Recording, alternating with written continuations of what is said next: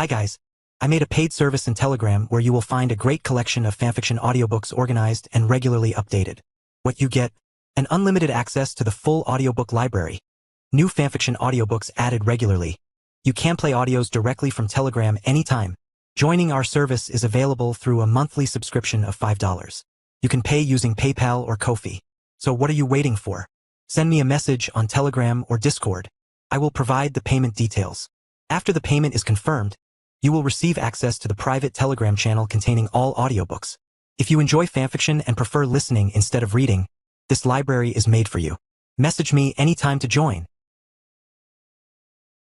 51. Level 3 Bond. After merging with the skin in Laura's nose and mouth, Alex could assist her breathing even in an oxygen-deprived environment. He would only have to complete the development of his matter transmission skill and it would be possible. He could do the same with her food-based sustenance. By manipulating and changing the saliva that she produces into a nutritious liquid, he could allow her to sustain herself without eating any food for any amount of time. After this initial merging process, Laura was lost in euphoria. If her body was completely healed, she'd have climaxed at least a few times by now. She had already experienced a few mental climaxes. Finally, Alex could start actively interacting with her healing factor and pushing it forward. Until now, he'd only been able to interact with the host's abilities passively, granting them a passive overall increase and benefit. But after this level 3 bond, he would be able to actively affect those abilities. For example, if he formed a level 3 bond with Spider-Gwen, he could complement her bioelectricity ability with much more proficiency and actively influence it through his lightning manipulation. It was the same with Laura. After initiating the level 3 bond with her, he could actively guide her healing factor to heal her quickly. There was another benefit to this. As her body regenerated, Alex was able to simultaneously merge with her skin. He wouldn't have to spend more time after she heals up to merge with her. But there was another consequence to Alex's actions. Laura, for the first time in her life, was feeling unprecedented euphoria as her healing factor worked its magic. Slowly, as her body formed up, Laura felt like she was on some sort of euphoric drug. Though one benefit to Laura's healing factor was that her mind was also protected. No matter how much pleasure she felt, she wouldn't go crazy or lose herself. Alex didn't have to actively act to protect her mind as he had to do with his other girls. Through the next euphoria-filled hour, Laura's body was completely regenerated and she was in perfect shape. It was as if she'd never gone through the harrowing experience of having her whole body destroyed. Though the same couldn't be said about her mental faculties. Her healing factor prevented her from going crazy, but that didn't mean that she wasn't affected by the mind-numbing pleasure. Each moment of the merger sent her into a crazy euphoric state, and she experienced an hour of that, especially after her lower half was formed. She came so many times that Alex had to actively force water down her throat since she wasn't in a coherent state to drink anything herself. He didn't stop the process in the middle since it would stagnate everything and it would take him more effort to get it back on track. Though there was a big consequence of Alex's forceful actions, Laura's healing factor would be going dormant for at least a week after this action. It made sense. Alex had overclocked her ability to an extreme level and it would go dormant after being overused in such a rough manner. Using the analogy of the healing factor being a muscle, after such intense use, it was now extremely sore and wouldn't function for a while. The situation wasn't completely without benefit though. After that period of dormancy, her healing factor would be reset and the negative effects on her ability due to her imprisonment would be completely gone. The ability would function perfectly normally after that. It would still take some time for it to reach the kind of level that it could regenerate her whole body instantly, but it would at least be possible, unlike when it had been artificially stunted by the Bastion. Sleep, Alex told Laura soothingly as he caressed her forehead with a gentle touch while providing her all the warmth that she required. As an empathetic species, Alex had felt all of the intense feelings that she was going through. With this level 3 bond, he also realized something else. Something that affected all of his thoughts and plans for the future. As I form a deeper bond with my hosts, I'll start truly caring for them, even the ones that I plan to use as no more than tools for me. Alex recalled his initial plans for Farm Earth. He'd planned on bonding with a large number of women to generate a huge amount of EP, but until now, he'd only bonded with MJ. He'd been training her to be nothing more than a sex slave to him, but he still hadn't bonded with anyone else yet. The main reason was that he instinctively felt that he couldn't maintain so many bonds. It just wasn't a feasible strategy. Especially since I need to bond with at least one person in each of the versions of Earth. I'd end up bonding with at least 40 different women. Alex knew that he needed to do something else. This wasn't a solution that would work. The deeper the bond with the host, the greater the connection and the more Alex would come to care for that host. Things would become extremely difficult with so many people and he might not even be able to go all the way to the final stage of the bond with all his hosts. So he would be limiting the girls that he bonds with from now on. It wasn't exactly a huge loss for him. Just because he wouldn't bond with the girls didn't mean that he couldn't have a relationship with them. So his inner horny pervert wasn't feeling any sense of loss. The only sore point was that he still couldn't understand where the bonding rate bullshit fits into all this. It was a completely different setting and its growth factored in everything: the bond level, his emotional connection with the hosts, everything was factored into the bonding rate. But Alex had no idea what its deal was. Forget it. I'll just see how it all goes. Alex decided to let things go with the flow, at least for now. Since he couldn't understand it in the short term, he would leave the problem to future Alex. Status, Host 7. Name, Laura Kinney, X, 23, Earthsea. Bonding rate, 7%. Bonding level, 3. Powers, superhuman physique, 5-10 tons, low cosmic healing factor, dormant, bone claws, vibranium adamantium alloy skeleton, melee mastery, weapons mastery, espionage mastery. Another thing was that after merging with Laura's skin, Alex enhanced quite a bit of her physical prowess, directly doubling her physical attributes. Alex looked at Laura's peacefully smiling face and felt that she looked so damn cute. She looks so cute. But we can't stay here for too long, Alex thought as he let Laura sleep peacefully and took control of her body. He then extended his mana sense outward to make sure that there wasn't anyone approaching them, but he wasn't sure if the Bastion had troops that could bypass his detection, so he wasn't going to risk staying here to be ambushed. He had to leave quickly. After the level 3 bond, the enhancement that he could provide her increased by another fold. So, Alex's host enhancement ability could increase her stats by 5 times. With this 5 times enhancement and the enhancement to her base stats, Laura's physical stats firmly surpassed the base stats of Alex's physique creation ability. So they would be able to get away from this general area much faster than if it was just Alex. Let's get going, Alex thought while leaving the bunker in which he'd been merging with Laura. Where do I go, though? Alex just now realized that he had no destination in mind. He and Laura were so focused on the whole escaping the Bastion thing that they had no idea about any other places. These abominations most probably also have their own territories. I hope I don't run into one of those, Alex thought. He stopped and was contemplating what he should do. Fuck, he had no idea what to do. And traveling without any direction might be even more dangerous. Should I wait for her to wake up? I'll see if she had some ideas, Alex decided. He then spread out his mana sense to look for another bunker close to them. He was still going to change their position every once in a while. Laura needed to get some rest after all that stimulation. He could have forcefully rejuvenated her, but he didn't want to do that kind of thing regularly. Unless the situation was actually dangerous, he would rather let his host sleep. This kind of forceful rejuvenation was similar to taking drugs. Although Alex's methods were nigh perfect with no side effects, real rest was still a better option in his opinion. An hour later, Alex was still in the middle of nowhere, realizing that there was a bunker present every couple tens of miles, which itself was unnatural. It seems that the long-term conflict in this world caused a lot of problems and the people decided to proactively take precautions, Alex thought when he noticed the unnaturally large number of bunkers that he detected with his mana sense. Laura moaned a little as she was waking up. Morning, Laura. Alex slowly freed her body from his control as she woke up. Morning, Alex. Laura took a few seconds to balance herself when she realized that she was standing. Why was I standing? She asked confusedly. She didn't mention the merging process since their current situation was a little dire. She was planning to talk to Alex about that stuff later when they found some shelter. During the time that you were asleep, I decided to cover some distance and get away from the Bastion. I'd rather not deal with any more of those overpowered robots. He told her. True, where are we going through? She asked him, thinking that he already has a plan. About that I have no idea. Alex was embarrassed when she asked him with a tone that conveyed her confidence in him. She'd expected too much from him. Oh, she said. Yeah, I got no clue. I've been trying to look for some sort of human settlement similar to the Bastion, but I haven't had any luck. He told her. What about the information that you took from their servers? Laura asked. No dice, they'd kept the higher secrets locked away behind a firewall. I had to cut my exploration short as the firewall started purging me out of the system. He told her. He'd only been able to get the local data and research that the facility had from that terminal. And none of the information he'd got was related to the inner workings of the Bastion. Nor was there any information about communications with other communities. Alex had some information about the Bastion's workings, but it wasn't useful for now. There was a public governor and management in the city, but they were all mostly figureheads. The city was run by a subtle dictatorial influence that was enforced through the central AI that runs the city. Alex's information wasn't of any substance other than the formula for extremis along with quite a bit of research that the facility had done on Laura. It was quite a large amount of stuff. They weren't only working with her bone marrow, they were also researching her flesh, blood, and even some organ tissues. Laura had gone through a very bad time there. 52, Abomination. So what now? She asked. She didn't have any ideas and her knowledge about the current scenario was too lacking to make an informed decision. We should prioritize finding some shelter. The sun is about to rise. We don't want to be here for the morning surge. Alex told her. Morning surge? Laura asked. She was confused. The abominations are the most active for 1 hour after the sun rises and spread out in search of prey. He told her. Wouldn't that mean that the Bastion has to fend off attacks daily?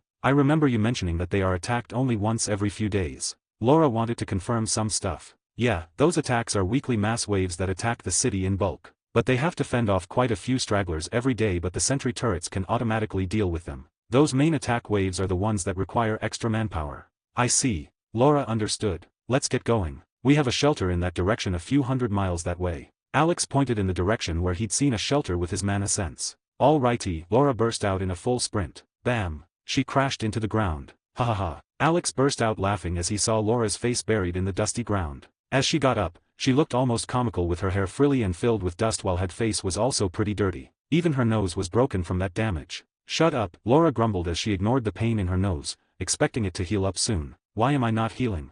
She thought to herself. Alex, she asked, and Alex understood her unspoken question. Ah, you see, regenerating your entire body so forcefully wasn't entirely without consequences. He stopped laughing and took a somber tone. Alex, what happened? Laura was getting an ominous feeling. Well, you still have your healing factor, but it's gone dormant for a while. Think of it like a muscle. It was overexerted, so it's unusable for now. He told her. Well, fuck, what do I do about this? She pointed to her nose. She wasn't too stuck up on not being able to heal for a week. It wasn't that big of a deal. I'll help out with that. Alex blocked the pain receptors in her skin and realigned her nose while fixing it there. It would heal up naturally in a while. I'm not as good as your healing factor at this stuff, but you'll be healed up soon. Thank you. Laura was a nice girl who knew to appreciate Alex for his help. You're welcome. Now try to go slowly. Your physical stats have increased by 5 times, it'll take some getting used to. 5 times? Wasn't it 3? She was confused as she thought that she would receive a 3-fold increase in her abilities. That was before our deeper bond. As we bond deeper and our connection gets stronger, the enhancement that I can provide to your physical stats will increase.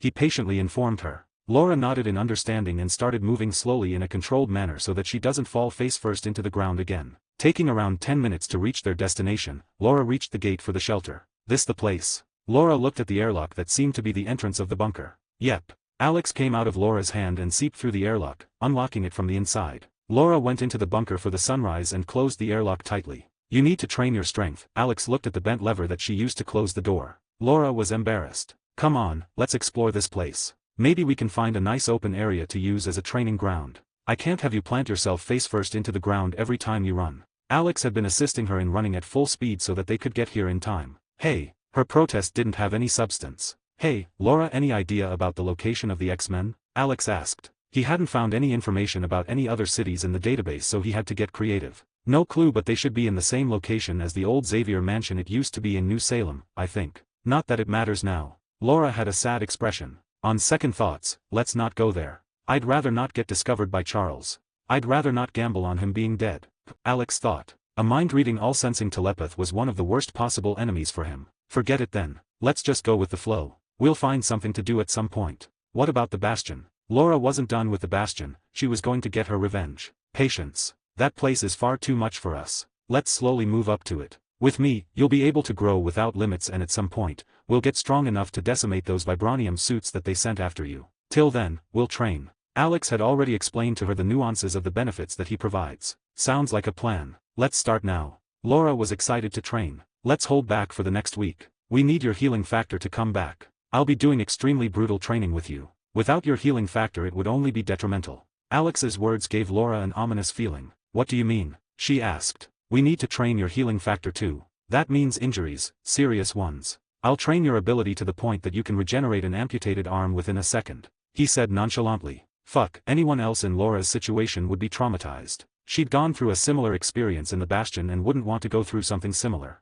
But just as her healing factor protected her mind, it also protected her from developing any true trauma about it. Her mind subconsciously suppressed the negative memories that would leave her traumatized with the help of her healing factor. They spent some time setting up this place as a temporary base of operations. They'd decided to stay here for the next few weeks, at least until Laura got strong enough to contend against the Abominations with relative ease. She could deal with the basic weakest Abominations with ease, but even the mid-tier ones would be a challenge for her. Not to mention the regenerative kind that must be killed within seconds, otherwise they'll regenerate perfectly. Every single one of those Abominations' regeneration dwarfs Laura's current regeneration. Then again, Laura's regeneration is an ability of her X gene and can be trained to get better. On the other hand, those Abominations are stuck with their regenerative factor that cannot get better. At least they don't have any intelligence and only run on instinct. Alex thought of the only consolation that he had. An hour later, they went out of the bunker to see the situation on the outside. Alex himself was pretty unclear about the situation, since all he'd gotten from the memories of that poor barista was some tidbits that she'd heard every once in a while. It's not like she'd seen something like this happen. and the information from the facility was severely lacking when it came to the abominations. He hadn't even run into any abominations till now. The airlock opened with a creak as Laura's head poked out of the hole in the ground. "Anything to worry about?" Laura asked Alex, since she knew that his senses were much better than hers. "On your 7, a few hundred meters away, there's a grunt class," Alex told her. He'd classified the abominations that he'd found out about in the memories of that girl into separate classes of abominations. Grunt class buff, grunt class regenerative, grunt class buff, regenerative, grunt class. These 4 were the most commonly found and were the only ones in the memories that he'd gotten from the barista. He was sure that there were stronger ones, but he couldn't find any information about them in her memories. "These are probably the ones that transform from humans. There should be some sort of animal class too, but I have too little information to classify it," Alex thought. On it, Laura noticed the Grund class abomination in the spot that Alex directed. She got out of the bunker and closed the airlock before moving toward the abomination. She finally got a close look at it. It was a huge 5-meter-tall humanoid entity that seemed to be walking in a certain direction. Laura could tell that it was being directed to walk in a certain direction. Mindless monsters don't have such a straight sense of direction. Grunt class, base level grunts. Common. Weakest abomination class. Superhuman physique and regeneration. Appearance, muddy green skin, 5 meters tall, skinny body build. "Is there some sort of controller for these abominations?" she asked in her head with a dreadful undertone. "There might be some leader class that can control these weaker grunts," he told her his assumption. "Should we kill it?" she asked. She understood that if there's a leader with some influence over these guys, then they would be compromising themselves by killing it. "Sorry about the inconsistent updates for the past week. I had exams and things were pretty hectic. But now, I have some time, so the chapters should get back to the regular daily schedule." 53. Killing an abomination. "Should we kill it?" she asked. She understood that if there's a leader with some influence over these guys, then they would be compromising themselves by killing it. "We should just kill it. We can just leave this area and move to some other area. It's not like we have a shortage of bunkers." He didn't care about leaving this place. "Works, I guess." Neither did Laura. Although they'd decided to spend some time in this bunker, the presence of this abomination changed their plans. Laura slowly sneaked up to the abomination as she got ready for an attack. Alex had stopped enhancing her stats, so she was able to have full control over her body and use her skills perfectly. Soon, Laura was right behind the abomination and was about to slice its neck with her claws, but it abruptly dodged her attack and moved to the side while swinging its arm at her. Laura was already prepared for something like this and swung her leg, which had a claw extending from it. Her foot claw sliced at the abomination's outstretched arm as it pulled back at the last moment. Though that action wasn't without any loss, it had lost half of its hand from Laura's attack. "Arg!" Its screech was loud as it seemed to enter an enraged state. "Is that normal?" Laura asked as she saw the eyes of the monster glow a crimson red. "I'm as clueless as you are here, babe. It's not like I've fought these guys before." Alex came clean with her at the worst possible time. "What? But I thought..." Laura wasn't able to finish her words as the abomination attacked her again with twice the speed. One good thing that she noticed was that it was only mindlessly attacking her. There was no strategy here. As Laura dodged another attack, she realized that she had to finish this quickly. No more probing. She decided that in its enraged status, which had doubled its stats, continuing the fight would get a little dangerous for her. Also, that screech might have attracted more of those guys here, she also realized. Laura's attacks got more aggressive and she swiped a claw close to the throat of the abomination, which only pulled back due to the fear of death that it felt. Laura growled in annoyance, especially since she wasn't able to fight as freely as she was used to. Due to her healing factor going dormant, Laura had to pay attention to dodge the attacks of the abomination. Otherwise, she'd have finished it by now. "Incoming. Behind you." Alex's words alarmed Laura as she used the momentary distraction of the abomination after its abrupt pullback to dodge her attack. She quickly jumped over to it and pushed her claws into its neck and through its head, finally killing her opponent. Though before she could take a breath of relief, she had to use the hand that was still stuck in that dead abomination's head to maneuver herself away from her current position. Using her acrobatics training, she jumped over the 5-meter-tall giant's head and went behind it as it was falling. Just as she jumped over, there was another claw that swiped the place where she was standing. It was an 8-meter-tall giant with a far more buff build than the one that Laura was just fighting. Buff grunt class, stronger than grunt class. Common. Peak superhuman physique. Appearance, muddy green skin, 8 meters tall, buff body build. "I don't think I can fight this dude," both Laura and Alex said at the same time. "I guess we have an agreement. Now allow me to control your body. You won't be able to outrun this dude without the enhancements. And your control over your base strength itself is also pretty lanky after the enhancement that came with my bonding with you." He was blunt with her. Geez, you could have sugar-coated it. She felt Alex taking control of her body and didn't resist. Though she felt that if she wanted, she could wrestle back the control from him easily. This wasn't because Alex was weaker than her or anything. It was because he was taking a more gentle approach with her. Alex didn't reply and within an instant, started running at Laura's top speed. He'd already left a part of his symbiote body on the dead abomination to devour it. After it was done devouring the dead abomination, the body was going to dissolve into nothingness after transferring all of its shared mass back to the main body. Fuck. This is how fast I am now. Laura had realized just how much of a boost her physical prowess had gotten. This is going to be a pain to train. She also realized that it is. But it's going to be fun. Alex told her. A few seconds later, they were already a few miles away from their spot. Weirdly enough, the abomination didn't actually follow them. But Alex wasn't going to be taking any chances. He had already camouflaged Laura on the way so that any other abominations that they run into wouldn't sense them. Soon he saw a notification that made him glad for the risk that he and Laura had just taken. EP plus 0.01. That's new, he thought as he looked at the notification for the tiny amount of EP that he received from that abomination. He usually never received notifications for increases in EP other than whole values. These abominations have an infinitely better efficiency in comparison to killing humans. He thought. I have to make her stronger.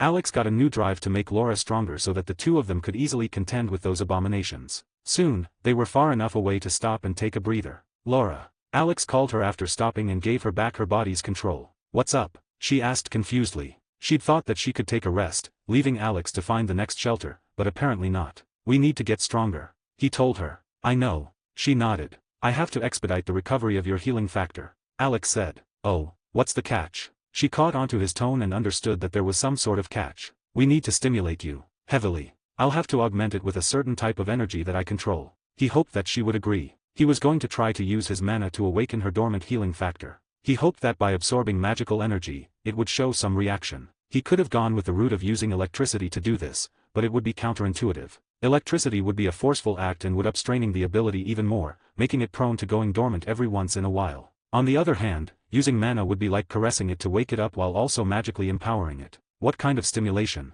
She asked with narrow eyes. Anything that would produce intense emotions while hyperactivating your body. Let's continue this talk after we go into a bunker. Keep going in the direction that I was going. Full speed. He would have to convince and appease her a little. But, she wanted to tell him that she didn't have any control over herself and might hurt herself again. Trust me. I'll be supporting you this time. If you fall and get hurt again, I'll be the one having to fix it anyway. He seemed to be grumbling. With slight hesitance, Laura ran at full speed. And she tripped. Though, this time, Alex supported her and controlled her legs to balance her again. Laura, who'd closed her eyes tightly in anticipation of pain, was pleasantly surprised that she didn't fall. I guess you weren't lying, she said. Of course not. Now keep moving. And if you stop again, I might just zap you with my electricity. She'd stopped after that trip and Alex didn't like that. Fine, fine. Geez. I feel like training with you is going to be hell. Laura felt that Alex was a trainer that was going to drill her to near death. I do more of a combination of hell and heaven combined. I'll make sure you get addicted to my training methods. Alex's tone sent shivers down Laura's spine. Yeah, I'm looking forward to it, Laura said with an anticipatory tone. She hadn't had a real life for years and even the prospect of hellish training to get stronger was seeming like a very pleasant thought compared to the monotonous stuff that she'd gone through during her imprisonment. You might not have come out of that facility completely sane, Alex deduced. I take offense to that, she said. Right there it is. You see that gate? It's one of the bigger bunkers which should have had quite a few facilities and housed a large number of people. He told her as he directed her to look at the bunker gate that seemed to be extending from the ground with only the gate being visible. 54, courting. Don't these bunkers have some people? Laura looked at the gate and was confused that they hadn't found any living beings yet. They had, but Alex ignored them when he saw the condition that those humans were in. It was exclusively cannibals that were left within the bunkers. Everyone else had disappeared, along with any possible resources that would have been left in the bunkers. I'm assuming that the Bastion has already swept a few thousand miles around their city to look for any and all bunkers with signs of life. This is why there are no leftovers in any of the bunkers that we passed. There are no signs of anyone leaving in a hurry either, which must be why there are no leftover resources. Alex told her his assumption. That makes sense. Laura agreed with Alex since his words made sense. Alex didn't mention the cannibals since he didn't want her to worry or feel bad for them unnecessarily. Their mental states were very volatile, which may have also been why the Bastion didn't integrate them within the outer city slums. They could have fixed the mental states, but it was probably an unnecessary use of resources for disposable people. She walked up to the sliding doors of the entrance to the bunker. It was like a half-tunnel extending from the ground that led into the bunker. They just had to open the gate. Do I cut through it? She didn't think that the bunker had any power. How barbaric. Allow me, Alex said with a mock condescending tone. Right? Laura rolled her eyes and put her hand on the external terminal of the gate. It was a sort of digital keypad that was powered down. Alex entered the cyberspace of that terminal and forcefully used his lightning manipulation to power the sliding mechanism of the doors to open them. Let's go, Alex told her. He was still connected to the cyberspace of the bunker. This was the first bunker that he'd found with advanced technology which didn't seem to be made by some overprepared homeowner.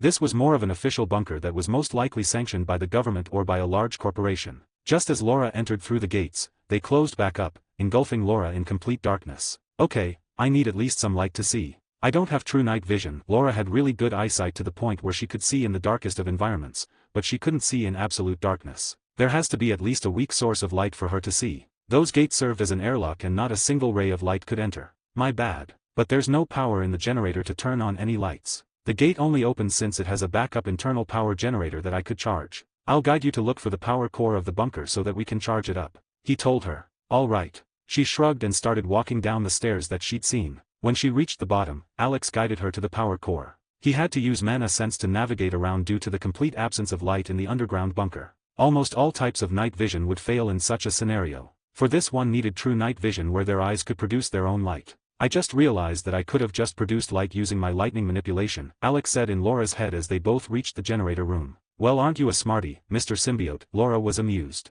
You do know that I have a lot of leverage over you, right? Alex wasn't amused. Oh yeah, whatcha gonna do? Spank my ass. She teased and even wiggled her butt in the darkness. I was planning something more intrusive, but yes, we could start with a light spanking. Alex agreed and didn't waste the opportunity to spank Laura's ass, making her butt jiggle with his hard spank. Hey, I was kidding. She jumped and looked behind after feeling the slap on her ass. You're the one who invited me so tantalizingly, Alex said as if it was a matter of fact. Now give me a moment, I'll bring back the power. Alex used his lightning manipulation to charge up the generator so that it could run for a while. He was already in the system, so the lights automatically started turning on at his behest just as the power was restored. Now this is a nuclear bunker, Laura commented as she looked around at the pristine condition of the bunker. That it is, Alex agreed. This place has a nice lounge. Let's go there. Alex started guiding Laura to the lounge. Neither of them mentioned the slight sexual banter they had just now. Laura was in the empty lounge of the bunker, lazily lying on a couch while talking to Alex in her head. Back to my healing factor. How do I get it back?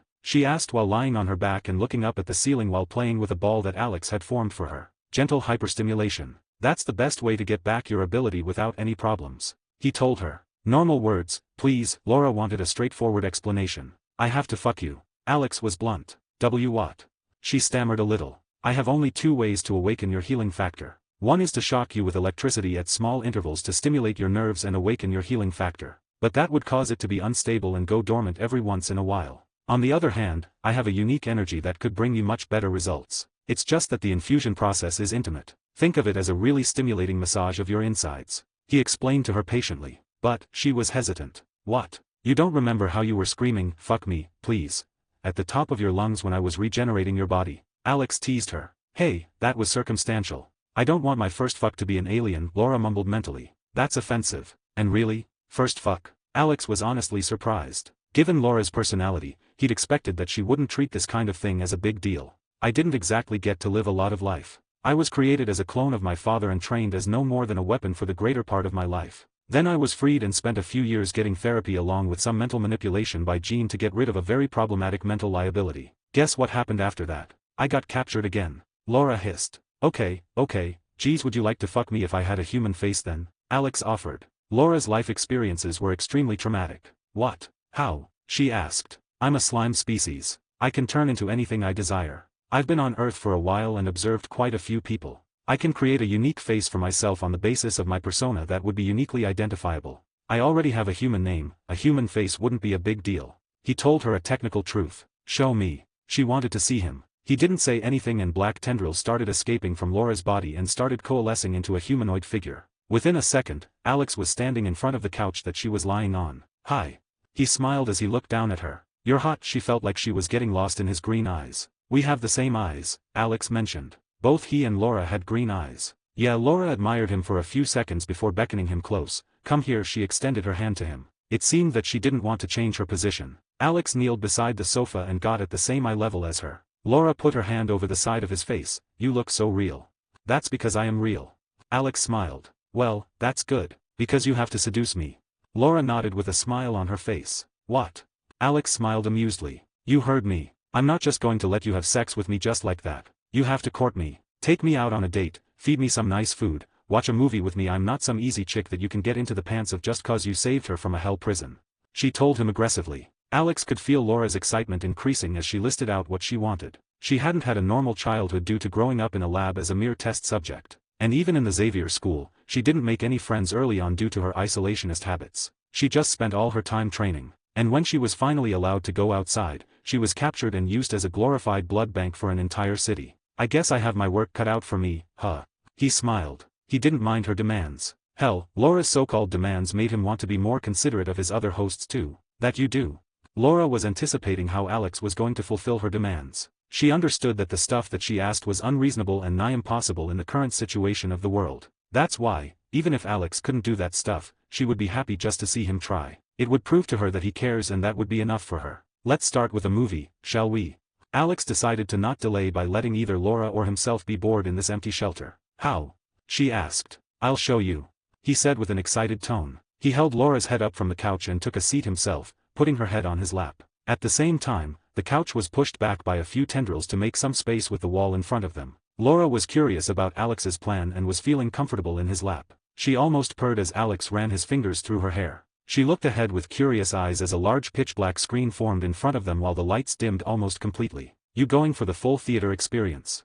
Laura asked. Only the best for my girl. One of his hands was caressing her hair and the other was resting on the side of her hip. Not your girl, yet. Laura shot back. Keep telling yourself that. Alex chuckled. You got any specific requests? He asked her. Anything but typical mushy romance shit. Laura didn't have any specific preference for now. Pulp Fiction it is then. Alex loved that movie and he was glad to have found that on Research Earth. He wanted to rewatch the movie again. Pulp Fiction? Really? She asked. She'd thought that he would find a movie with at least some romance so that it would set a nice mood. You know about it. He was surprised. I wasn't living in a hole. She was just about to say that but trailed off since she realized that she'd exactly been living in a hole. I just know. Okay, she snapped. Chill, girl, you're the one who didn't specify the kind of non-romance movie you wanted. Alex played with her hair as he enjoyed bantering with her. Fine. I guess we'll just watch the movie. She emphasized the just. Haha, you're so cute. Alex loved Laura's little nuances and nuzzled his face against her hair. Since he decided to seduce her, he was going to go the whole 9 yards. He wasn't planning on rushing anything with her. His actions may be the result of how he was connected with her on a much deeper level, and her horrible situation made him want to pamper and care for her a lot. Hey, she tried to struggle, but the movie soon started and they both got engrossed in it. 2,100 words. Longer than usual. I think I should get some extra stones. From the next chapter, we'll move back to the MCU for a mini-arc there. 55, Scarlet, 1/2. I wish we had popcorn, Laura absently thought. Here. Alex bought a bucket of popcorn in front of her face. She was still lying on the couch with her head in his lap. He'd made all the preparations for the movie. Using camouflage with extreme precision, he was able to project the pixel information that he was receiving from Research Earth server directly on the screen that he'd formed. And the sounds were easy to stimulate. Where did you get this? She asked as she grabbed the bucket and sat up, snuggling close to him. That's a secret. He looked at her with a cheeky smile. Tell me, she whined cutely while shaking his arm lightly. She knew how to get answers out of a guy. You'd rather not know. Trust me. Alex told her. Come on, how bad can it be? I'm not eating other people, am I? Laura joked as she grabbed a handful of popcorn and ate it. So good. Well, not exactly. Alex told her, and she froze with her hand midair, clutching the popcorn that she just grabbed again to stuff her face with. Alex, what is this? She asked seriously. Sigh, can't you just enjoy the movie without asking too many questions? I'll show you what it is.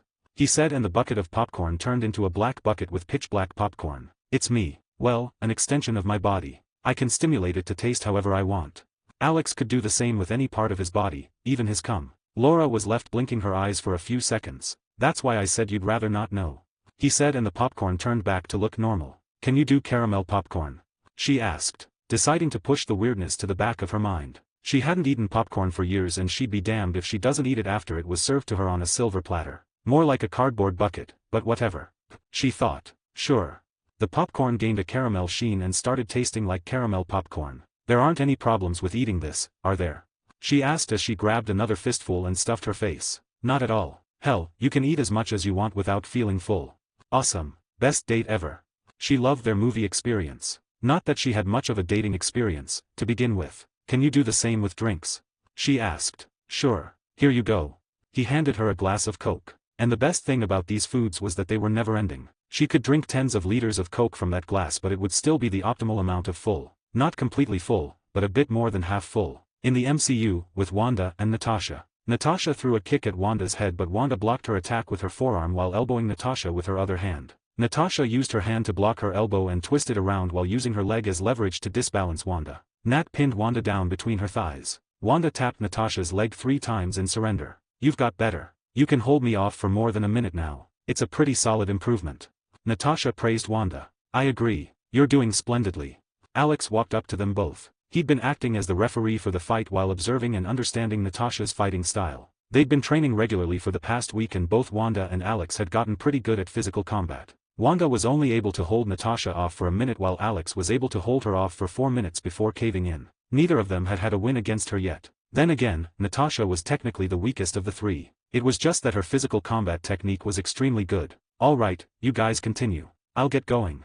Wanda said as she walked out of the gym of the mansion. Her training wasn't done, it was just the physical combat training that she was done with. Their daily training lasted for 8 hours each day. The first 2 hours were for general physique training for both Wanda and Natasha where Alex helped them both increase their strength, speed, and stamina. The next 2 hours were for combat training where Natasha trained both Alex and Wanda and sparred with them. Since Alex was far stronger than both Natasha and Wanda physically, he made sure to suppress his strength. If he just overpowered them with brute force, he wouldn't learn anything from Natasha. After that, they separated and Wanda went out of the mansion to train her chaos powers for the last 4 hours. Meanwhile, Alex and Natasha spent those 4 hours training their physical combat prowess. That training was much more intense than what they did with Wanda since Wanda's forte was magic and her physical prowess wasn't too important. And that intense training not only helped Alex refine his technique quickly, but it also helped Natasha grow with her own technique. The trio spent the rest of the 16 hours resting and enjoying their time in the mansion. Alex knew that doing nothing but training wasn't going to be beneficial for any of them and would be detrimental in the long run.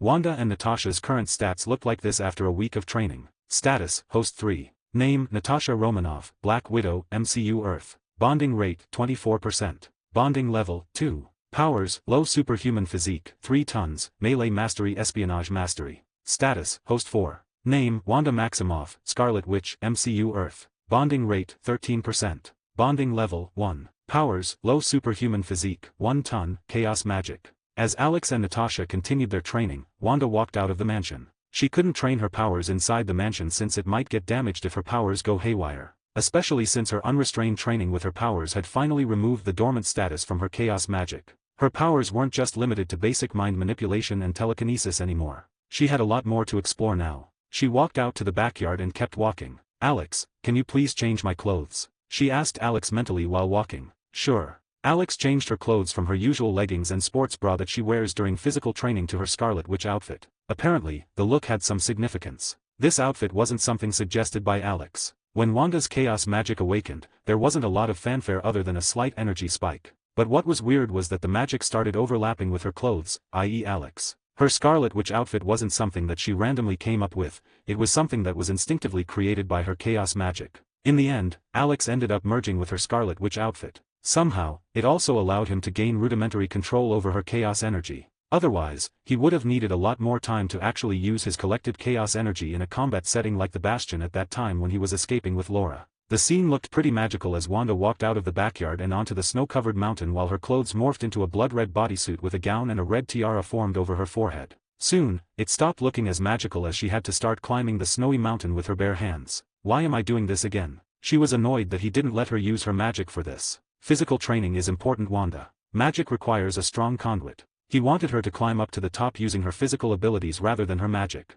It was sort of a ritualistic thing where Wanda follows the exact same process every time. Aren't I already doing it though? She grumbled. We've gone over this. The process is important. How about this for an incentive? I'll take you on a date after this. Just the 2 of us. He wanted to show some love to Wanda. Just the 2 of us? She asked with an anticipating undertone. She had volunteered as Hydra's test subject when she was just a teenager. She hadn't ever had the time or freedom to enjoy a normal romance, so Alex's proposal was bound to get her excited. Just the 2 of us. He whispered. With that, Wanda seemed to have gotten motivated as she easily agreed to the difficult climb. She'd been crushing on Alex for a while and all she'd gotten was some sensual massages from him that led her to orgasm after the training sessions. His offering to take her out was done at the perfect time. She'd been growing jealous of Natasha since she knew that he and Natasha were fucking like bunnies after every training session. Alex timed the invitation perfectly so that he could appease her jealousy while also making sure that she doesn't take his presence for granted. Soon, she was at the top, at her usual training spot for every day. She felt the cold snowy winds hitting her face,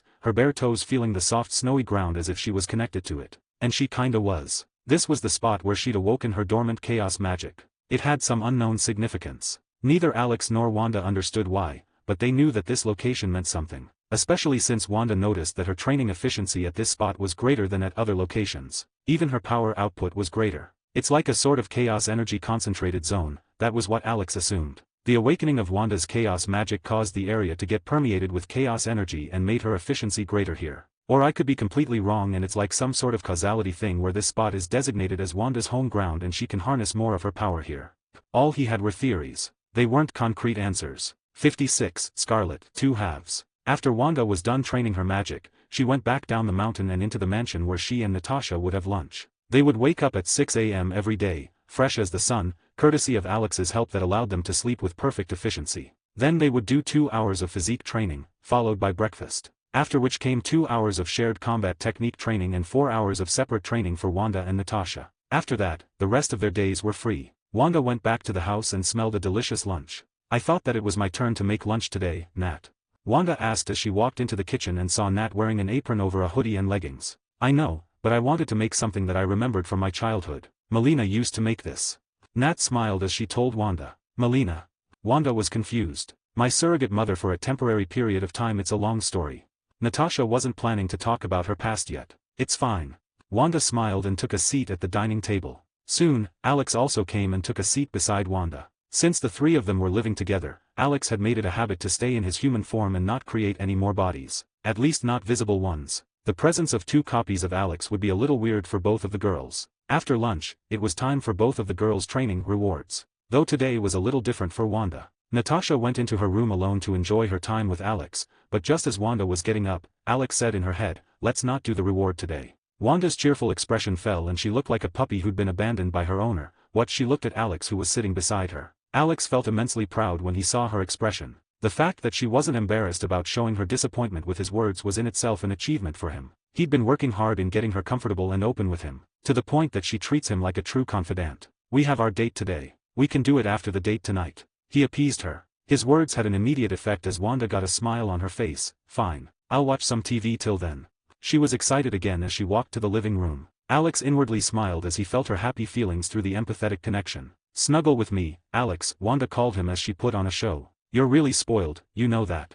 He told her as he followed her to the living room. What can I say, I'm a clingy girl. She looked at him with a cheeky smile, owning her clingy trait. Alex had a helpless smile on his face as he sat on the couch and opened his arms invitingly. Wanda practically jumped into his arms as she took a comfortable spot in his lap. At the same time, in Natasha's room, black tendrils extended from Natasha's body as Alex's body coalesced in front of her. Hi. He smiled. Hi, Natasha chuckled. There's something on your mind. Alex noticed Natasha's fluctuating mood. I'm worried about Steve, she said while holding her left arm with her right hand and looking to the side. You're lying. Alex caught the master spy's lie. She'd already contacted Steve and knew that he was safe in Wakanda. You're unfair. You're bonded to me and can tell. She tried to change the subject. Alex slowly brought his hand to the side of her face and trailed his fingers down to her chin. He made her look up at him by gently pulling her chin up. The truth, Natasha, Alex asked gently as he looked at her hesitant expression as bit her lips. As she kept hesitating, Alex brought his thumb to her lips and stopped her from biting them. I was thinking, she looked deeply into his emerald green eyes with her olive green eyes. Yeah. He was patient. She took a deep breath. We're bonded together, right? Right. And it's for life. She said questioningly. Right. And what are your views on me finding a partner? She asked. I'm your partner. He said with a flat tone, but there was an undertone of finality in his words. Yeah, but what if it's someone other than you? She tried to continue and was interrupted. We're bonded for life, babe. There is no other partner. And there will be no partner. You can think of it as marriage, just on a far deeper level. Alex had a dark look in his eyes. He wasn't going to entertain any such thought. If that's the case, then what about Wanda? She's immature and doesn't realize the implications of your words, but you know what you imply with those words. She said. Natasha, baby, he said gently, I'm bonded with you. And I'm bonded with Wanda. Both of you are equally important to me. And both of you are bonded to me for life. Period. Then she was again interrupted by Alex. I know what you're feeling right now. You feel that lack of a connection with me. You don't have any issue with our bond, but you want an emotional connection. Isn't that right? Alex understood what she wanted. Her thoughts were all over the place and she herself wasn't sure of what she wanted, but when Alex put it out like that, she realized that he was kind of right. I guess, yeah. We train, we fuck, and we eat. It just feels a little artificial, she said. How about this? Tomorrow, I'll take you out. We'll take the jet. I'll also pick up some parts that I need so that I can modify the jet and we can go on a superhero date. We'll take down a crime syndicate. I was thinking the Mexican cartel, then we could go watch a movie, and we'll get some dinner, what do you say? He asked her. He understood the problem that Nat had. When it came to a normal symbiotic connection, both the host and the symbiote shared each other's feelings on a very deep level. Alex's case was a little different. The empathetic connection that shares the feelings was only one way for Alex. He'd blocked his hosts from reading and understanding his feelings, but he was able to understand what his hosts feel. This was the reason that Nat felt this disconnect. And as the level of the bond increases, the blockage that Alex had set up would also naturally disappear. His words put a smile on Natasha's face. That sounds like a nice plan. They were both practically sticking to each other as they talked, and with Natasha's agreement for the date tomorrow, Alex sealed the deal with a kiss. He wasn't going to skip Natasha's reward session. As they hugged, Alex didn't notice the deep thoughtful look in Nat's eyes, nor did he realize that she had been masking her surface thoughts. She'd long realized he could read her surface thoughts whenever he wanted. She'd already come up with a countermeasure for his ability. That evening, "Where are you taking me?" Wanda asked with a smile on her face. Her eyes were covered by a silky red blindfold. She was wearing a classy red backless gown with matching red strappy heels. There was a slit running from the side below her thigh that revealed her leg as she walked. The dress had two thin spaghetti straps that went over her shoulders. She was holding Alex's hand as he guided her to their date spot. He was wearing a typical black suit along with a Rolex that he'd found in the mansion. He may be a symbiote now, but that didn't mean that he wasn't a fan of collecting material items. Not every desire can be fulfilled by creating it using his symbiote body, especially since he loved collecting watches in his original world too. "Shush, if I tell you, then it won't be a surprise," he told her. With the striking clothes that they were wearing, it would be impossible to get any peace in a public setting, especially with Wanda's popularity as an Avenger. The government and authority figures may not like her, but everyone was a sucker for a superhero. They both would have been swarmed the moment they stepped foot in public. Not to mention that Wanda was a wanted person. Wanda wasn't very used to wearing high heels, so she ended up stumbling once or twice due to the snowy ground, though Alex was there to support her. "All right, here we are," he said as he went behind her and took off the blindfold. What greeted Wanda was a snowy open dining area. The floor was snowy and there was a single table in the center with a white cloth covering it, with a candelabra illuminating the table. "Open dinner?" she asked rhetorically as she admired the clear view of the night sky as the stars shined upon them. "I thought that you'd like it." Alex walked ahead with her and pulled back the chair, letting her take a seat. "Where's the mansion?" Wanda didn't see the mansion. And they had only walked for a few minutes, so she expected to see the mansion in her view. "I camouflaged it. It gives the feel of us truly being in the middle of nowhere, with snowy mountains all around us." Alex took a seat in front of her. "It's amazing, Alex." Wanda held his hand over the table. "Only the best for my girl." "Waiter." Alex called the waiter. Wanda's question was left unspoken as a typical waiter with a thin mustache walked up to the table with a wine bottle in hand and two menus. "Some white wine, madam?" he asked with a slightly exaggeratedly pretentious expression on his face. Sure, Wanda was amused as she looked at the waiter, pouring the wine into hers and Alex's glasses. She understood that this was Alex utilizing his cloning ability. "What do you think?" Alex asked her. "Thank you for all the name suggestions. I appreciate it. I'll be deleting that chapter after reading through the comments and deciding on the name so that the story chapters stay in order. If you have any more suggestions, then you can put them in the paragraph comments for this paragraph." 57, host of the Scarlet Witch, 1/2. "What do you think?" Alex asked her. "Pretty cool, I have to admit," Wanda said and picked up the menu. "I can order anything." She confirmed. "Anything you want." Alex was completely prepared. He didn't tell her, but he'd made a trip to a close city to make the preparations for this date. Most of the preparation time today was taken by that round trip. "All right then, I won't hold back." Wanda indeed didn't hold back. Alex had told both her and Natasha that they could eat however much they want and it wouldn't have any negative effects on them after the metabolic enhancements that he'd given them. Needless to say, they'd been pretty unrestrained in their diet. Both of them had to micromanage what they ate for the longest time due to their own reasons. And having the liberty to stay as fit as always and to be able to eat anything they wanted was almost euphoric. She quickly ordered 10 different dishes. Alex had chosen a Sokovian-based menu since he felt that it would be a nice nostalgic trip down memory lane for her. And Wanda noticed his efforts as evidenced by the glances that she was stealing at his face. And by the looks of it, she really appreciated his efforts. Soon, when Alex noticed that Wanda was done with her choices, the waiter came to take their order. After that, "Hey, Alex," Wanda said. "What's up?" Alex took a sip of wine from his glass. "Can you tell me about your home planet?" she asked. "Oh, what do you want to know?" Alex asked. "Everything. What you did there, how life was there, what kind of culture you had, everything." Wanda was really curious about Alex's race and planet. "Well, to be honest, my memories of my home are pretty hazy. All I know is that it's called Clintar, and our race is also Clintar." Alex was sure that Clintar still existed since he could feel in the hive mind that there was a large concentration of symbiotes in a singular direction. He assumed that they were all in Clintar and Null hadn't awakened yet, though the situation was pretty unclear to him. So what he told Natasha was the truth. So there's not much to go there, but since we can survive in the vacuum of space, there are myriad hosts that we have throughout the universe. A lot of the symbiotes even serve as a peacekeeping force in the universe. He was just going by his recollection of the Marvel canon, which itself might be a little inaccurate in the current circumstances. He didn't actually know all this information since he didn't have any real memories of his time before waking up in the spaceship. How'd you end up on Earth then? Wanda asked. Honestly, no clue. One day, I just woke up in a shuttle that crashed on Earth. No clue how I got here or anything. That's also why my memories of my home world aren't exactly complete. I assume that whatever sent me to this world erased my memories from back then. Oh, you poor thing. Wanda frowned with worry marred all over her face. Hey now. His hand glided to her cheek and Wanda leaned her face into his warm palm, closing her eyes. It's not a big deal, after all, the only reason that I ran into you was that I was here, so I consider it a pretty nice boon. He said as he ran his hand over Wanda's cheek and hair. Wanda responded with a slight giggle, liking his cheesy flirting. The food's ready. Before they could continue, Alex told her that the food was ready. Following his words, the waiter came with a trolley with all the dishes they ordered. Dinner is served, he said in a pretentious accent and left. It left Wanda amused and chuckling at Alex's antics. Let's start eating. Alex was excited for Wanda to try the stuff that he'd made for her. He'd never eaten Sokovian food and was curious about whether or not she would like the food that he'd cooked for her. This is amazing. Wanda ate a bite of the paprikash and moaned at the taste. You like it? Alex asked. God, this is amazing, just like home. Before Wanda could get sad about her home and past, Alex cut up a bite of a different dish and put it in front of her mouth. Today was a happy date, they had all the time in the world to wallow in sadness later. Try this. He smiled at her as Wanda ate the bite from his fork. They spent the next hour feeding each other and enjoying each other's company while eating dinner. That one's Pisces, you see those stars forming a V shape with the two circles at the ends.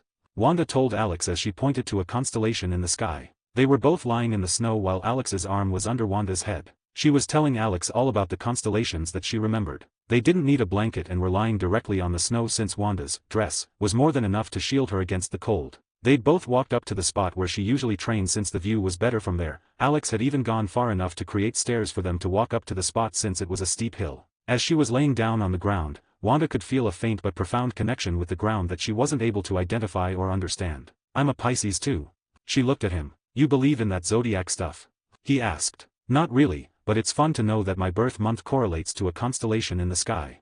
She smiled. You're so cute, Wanda. Alex bopped Wanda's nose as he pulled her just a bit closer to himself. I know. I wish we could just stop time at this spot, she said absently. Isn't a moment important because it's fleeting though? Alex said. That's profound. Wanda chuckled and snuggled even closer to him. Look at me. Alex pulled her closer as she turned to look at him. Their faces were barely an inch apart. How was the date? I hope it met your standards. He smiled as he felt himself getting lost in her fluttering eyes. It was the best. She said with shallow breaths as she gazed deep into his eyes. He didn't waste any more time and brought her in for a light peck before he pulled back. And just as Wanda was about to say something, he gave her a light peck again. With each peck, he kept pulling her in closer and closer until they were both stuck to each other's bodies without even an inch of distance between them. Then Alex turned, putting Wanda under him as he started kissing her with passion, pushing his tongue into her mouth. She moaned into his mouth at the sensations. Her back arched as she felt the cold snow directly touching her back, courtesy of her backless dress. Alex warmed her just enough that it was slightly uncomfortable but not too uncomfortable. He kept it at the exact point where she would feel an unsatisfied itch at the sensations of the cold snow on her back. Alex's hands weren't free either as one of his them went to the slit that was at the side of her dress below her thigh and started caressing the side of her bare thigh, lightly running his fingers up and down her thigh. Wanda felt light tingles wherever his fingers touched her. His other hand was on the side of her face, caressing her cheek and going down to her neck. Soon, he stopped kissing her lips and moved to her neck, kissing her erogenous spots there while planning to give her a hickey or two. Oh, Alex, she moaned his name as she ran her fingers through his hair. 2 hickeys later, Alex pulled back and looked into Wanda's eyes with a passionate look. The spaghetti straps that were holding her dress in place disappeared as Alex brought his mouth to the part that covered her cleavage, grabbing the dress with his teeth and pulling it down, revealing her glorious tits to the biting cold winds. Her little pink nubs were already perky due to her arousal and the cold. There was no bra since she was wearing a backless dress. So sexy, he brought his hand to the underside of her breast while putting his mouth on the other. Oh, Alex, she felt him nibble lightly on her nipple as he mauled her breasts. She was already feeling restless with this extended foreplay as she took shallow breaths and arched her back occasionally. Meanwhile, Alex's other hand was busy teasing her thighs as he trailed his finger to her inner thigh, getting dangerously close to her covered core before pulling back, leaving her hanging with anticipation. He repeated the process a few times as he switched between both breasts, giving both of her bunnies his equal attention. Alex, she whined as she tried to get him to stop teasing her. She was just so aroused at this point and Alex kept teasing her and going on with the foreplay. Hearing her pleas, Alex just gave her an infuriating grin that told her of his refusal. He was going to make sure that he was a writhing mess under him before giving her what she wants. Patience baby, he told her gently as he kissed her lips before pulling back again. The upload schedule for the next 2 days might get a little messed up. I'm traveling and it might affect the upload schedule for the chapters. 58, host of the Scarlet Witch, 2 halves. Patience baby, he told her gently as he kissed her lips before pulling back again. He got up a little and looked at her aroused expression that made him want to ravage her right at this moment. Patience, he told the same thing to himself. As he got up from his position, Wanda could see his shaft that was at full mast and seemed to be on the verge of tearing his pants. She gulped with desire as she saw the erection. She'd seen it before and even now, she was a little apprehensive about whether it would fit. Alex, oblivious to Wanda's dilemma, gently grabbed the leg that he was fondling just now. He trailed his fingers down her knee to her foot as he loosened the straps of her heel, pulling it away from her feet and tossing it to the side. Gently putting her foot down in the snow, he grabbed her other foot. At this side, there was no slit in the gown so it ended up getting pushed up, revealing her milky white thighs as he took off her heel and tossed it to the side. Each of his actions was making Wanda wetter as she just wanted to pounce on him but wasn't able to bring herself to. She had always been a recipient of his affection and it would take some time for her to act on her own. For now, she was just too overwhelmed by the sensations to do anything other than passively accept his affection. With each of his movements, the heat in her abdomen rose to a higher level. He trailed his fingers up her thighs as he finally grabbed her panties from under her dress. He took them off as Wanda stuck her legs together and brought them up to let him take them off. He got back on top of her and started making out with her again as he continued teasing her body. Soon he could literally feel Wanda squirming under his touch, every single action of his eliciting a cute yelp or moan from her. He could go on for hours just teasing her like that but even his patience had its limits. Alex's hand trailed to her thigh as he moved to her inner thigh, close to her core. She'd tightly closed her legs so Alex had to wait for a few seconds before she loosened up enough to let him bring his hand to her core. Wanda moaned into Alex's mouth as she felt a light caress from his fingers on her gushing wet pussy. When he'd taken off her panties, they were already drenched with her juices. Alex dissolved his suit jacket and shirt and took off the watch that he was wearing. He was left half naked as he was only wearing his pants. Meanwhile, he kept lightly teasing Wanda's entrance, priming it for his dick. Come on, Alex, Wanda was getting desperate. Alex pulled back from her lips just a little to show her a grin. You're mine. Forever.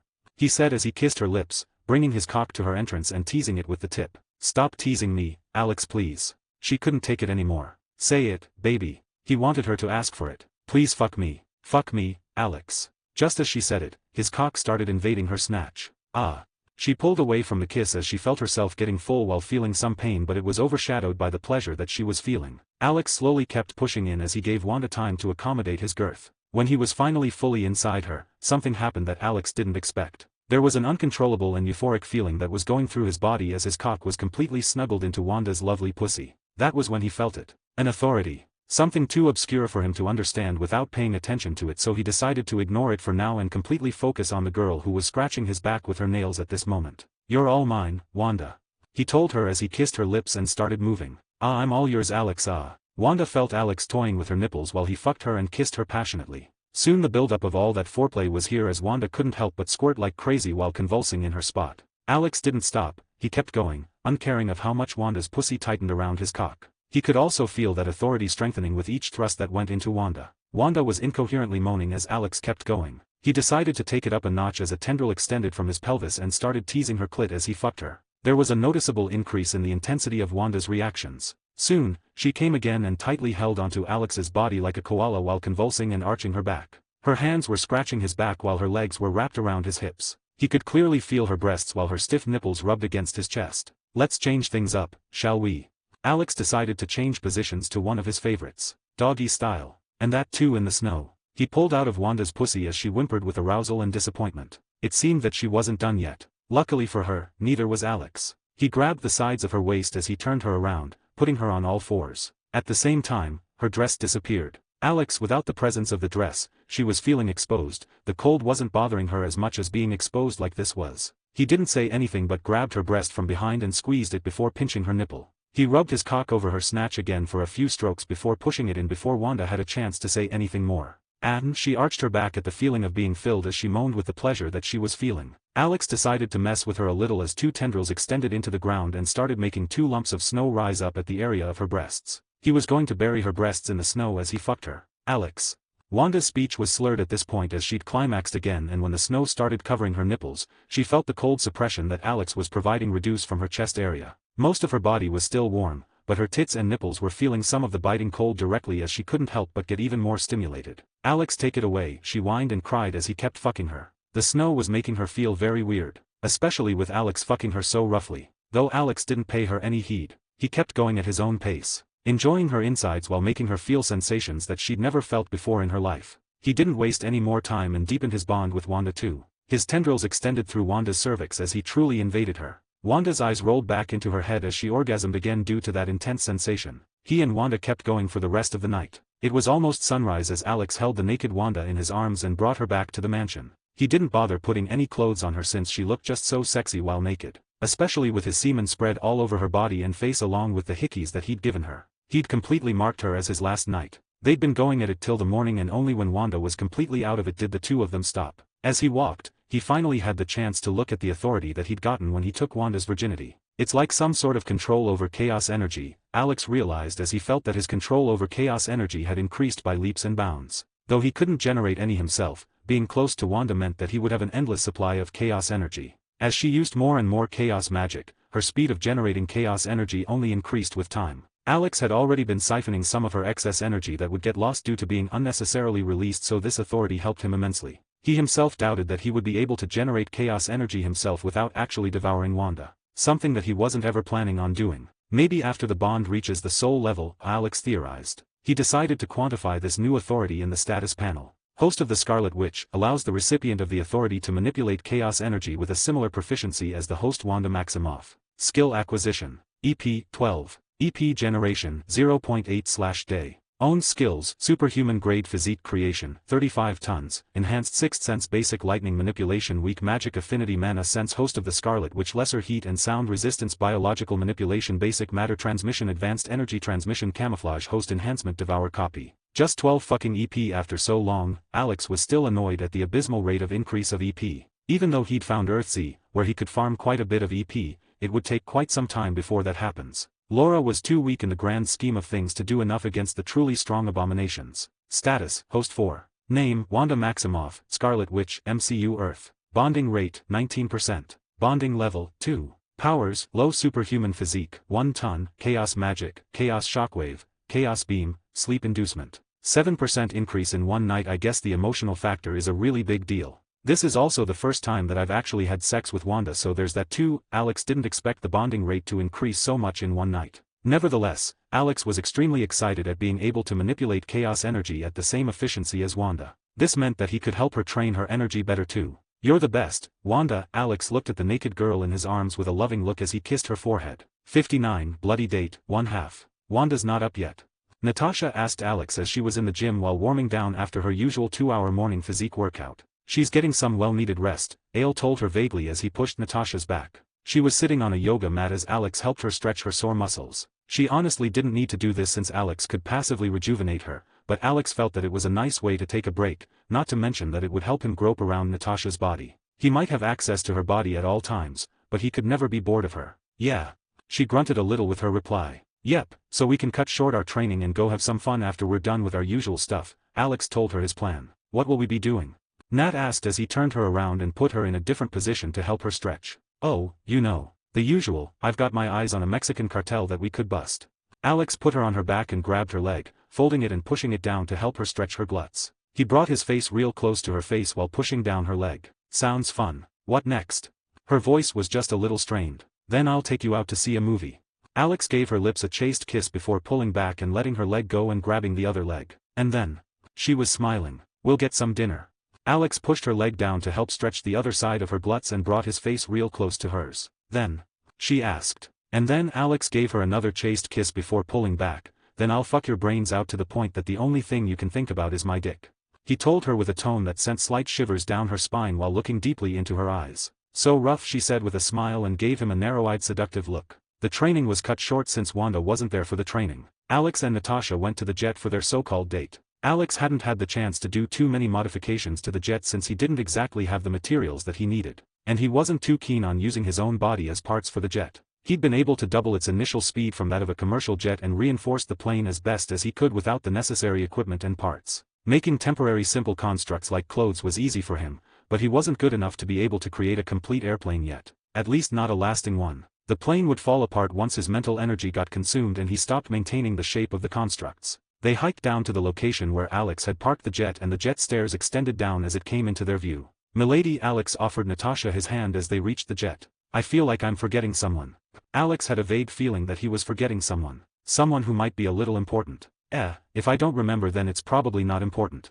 He concluded and stopped caring about it. "Thanks," she said as she held his hand and used his support to climb the stairs. She was wearing her usual combat suit since she knew they would fight the Mexican cartel. Also, Nat knew that it would be a matter of a second for her to change her outfit, courtesy of Alex. "Where are we going?" she asked Alex as she took a seat in the co-pilot's seat in the cockpit with Alex taking up the pilot's seat. "Juarez, Mexico. We'll scout out the place and get some nice authentic Mexican lunch at the same time. We should be there within a few hours," he told her. "Oh, I know this amazing place there. They have the best enchiladas. It's amazing," Nat told him with a smile on her face. "You've been there before?" he asked. "I've been almost all over the world actually," Nat told him. "Makes sense." Alex nodded and used the only method that he could think of to take off in this mountainous terrain. A huge hand formed under the plane and threw it into the air like some sort of paper airplane. "What the fuck?"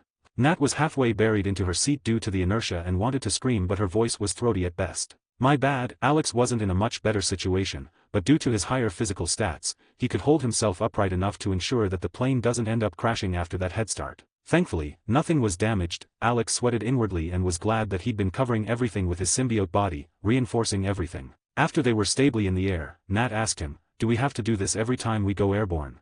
"Not really. I was just testing something. I had a better and safer way but it would take a while and this is better," he told her. He'd gone slow when he'd gone to get the specific ingredients for Wanda's Sokovian cuisine. "Please don't do this again. I think I'm going to hurl," she said while feeling nauseous. "Don't you travel a lot?"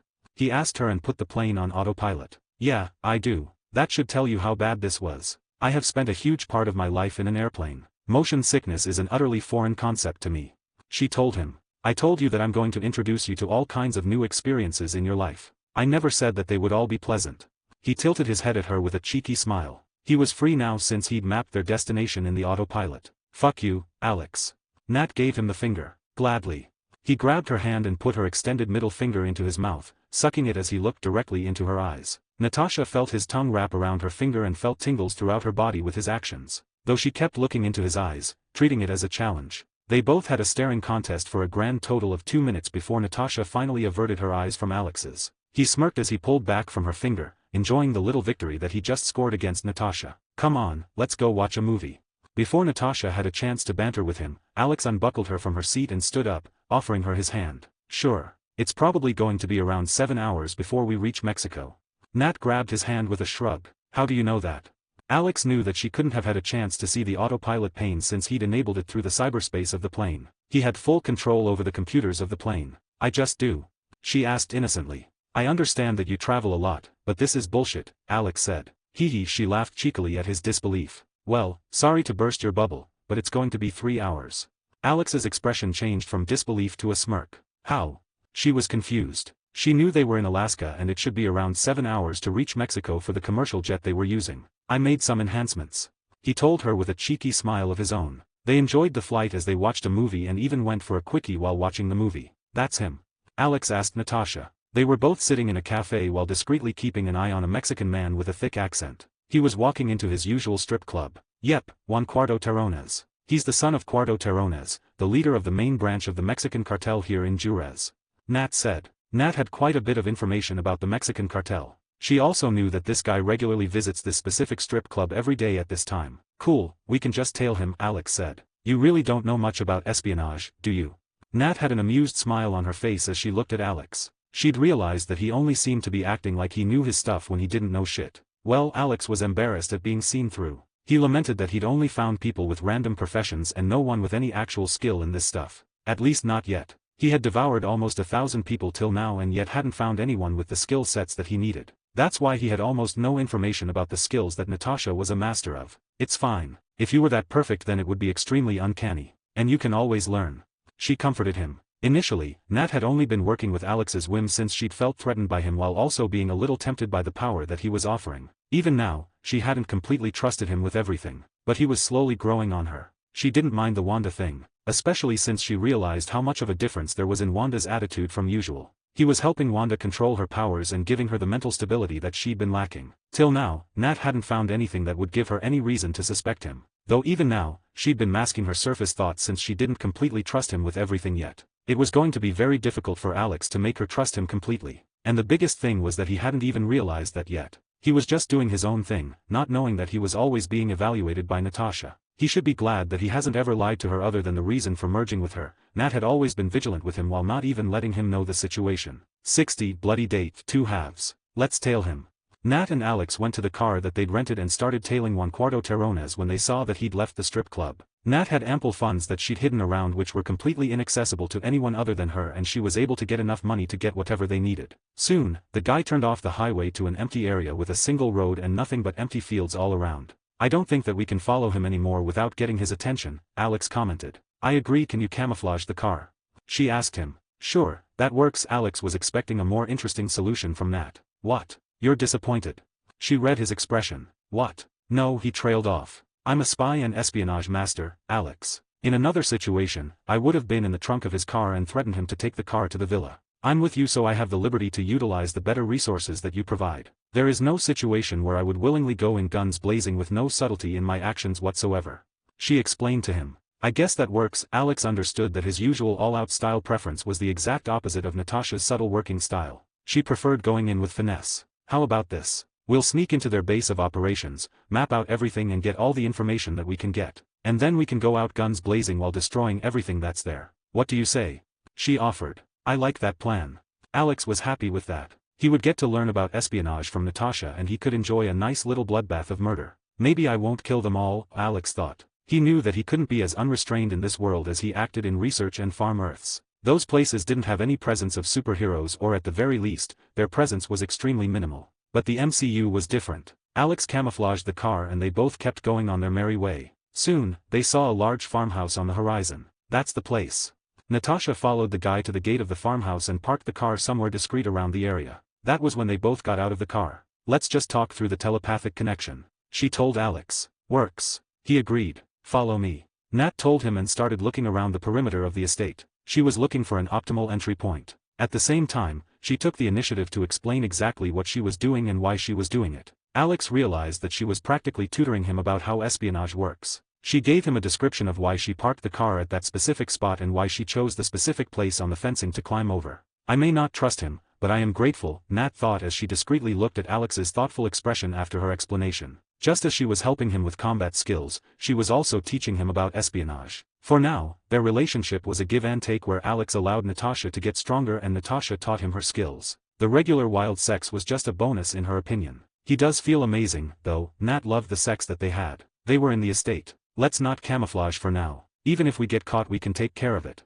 Also, if we camouflage then I won't be able to tell you about my infiltration process. Nat told him. She was practically using this as a training exercise for Alex. Damn, girl, even Alex was a little surprised by how confident she was. Alex followed her around stealthily as Natasha kept giving him little tips that she'd gained from her experience as a master assassin and spy. Alex learned quite a lot of information from her. If I had this information when I was sneaking around the bastion then it would have been so much easier, Alex thought as he digested all the information that Natasha was throwing his way. And he knew that what she was telling him was just the tip of the iceberg and she had a treasure trove of information in her head with this knowledge. Alex was almost tempted to directly read her memories but held himself back. I decided that I wasn't going to do that to my hosts. He had set some boundaries with his hosts. The reason for this wasn't anything moral, it was more that it was necessary for him to have a good relationship with his hosts. He was still exploring how his whole bonding levels system worked, but he was sure that at one point, the bonding would extend to a level beyond the physical and to the level of their souls. Alex couldn't just use his hosts and tools and had to treat them with his genuine feelings.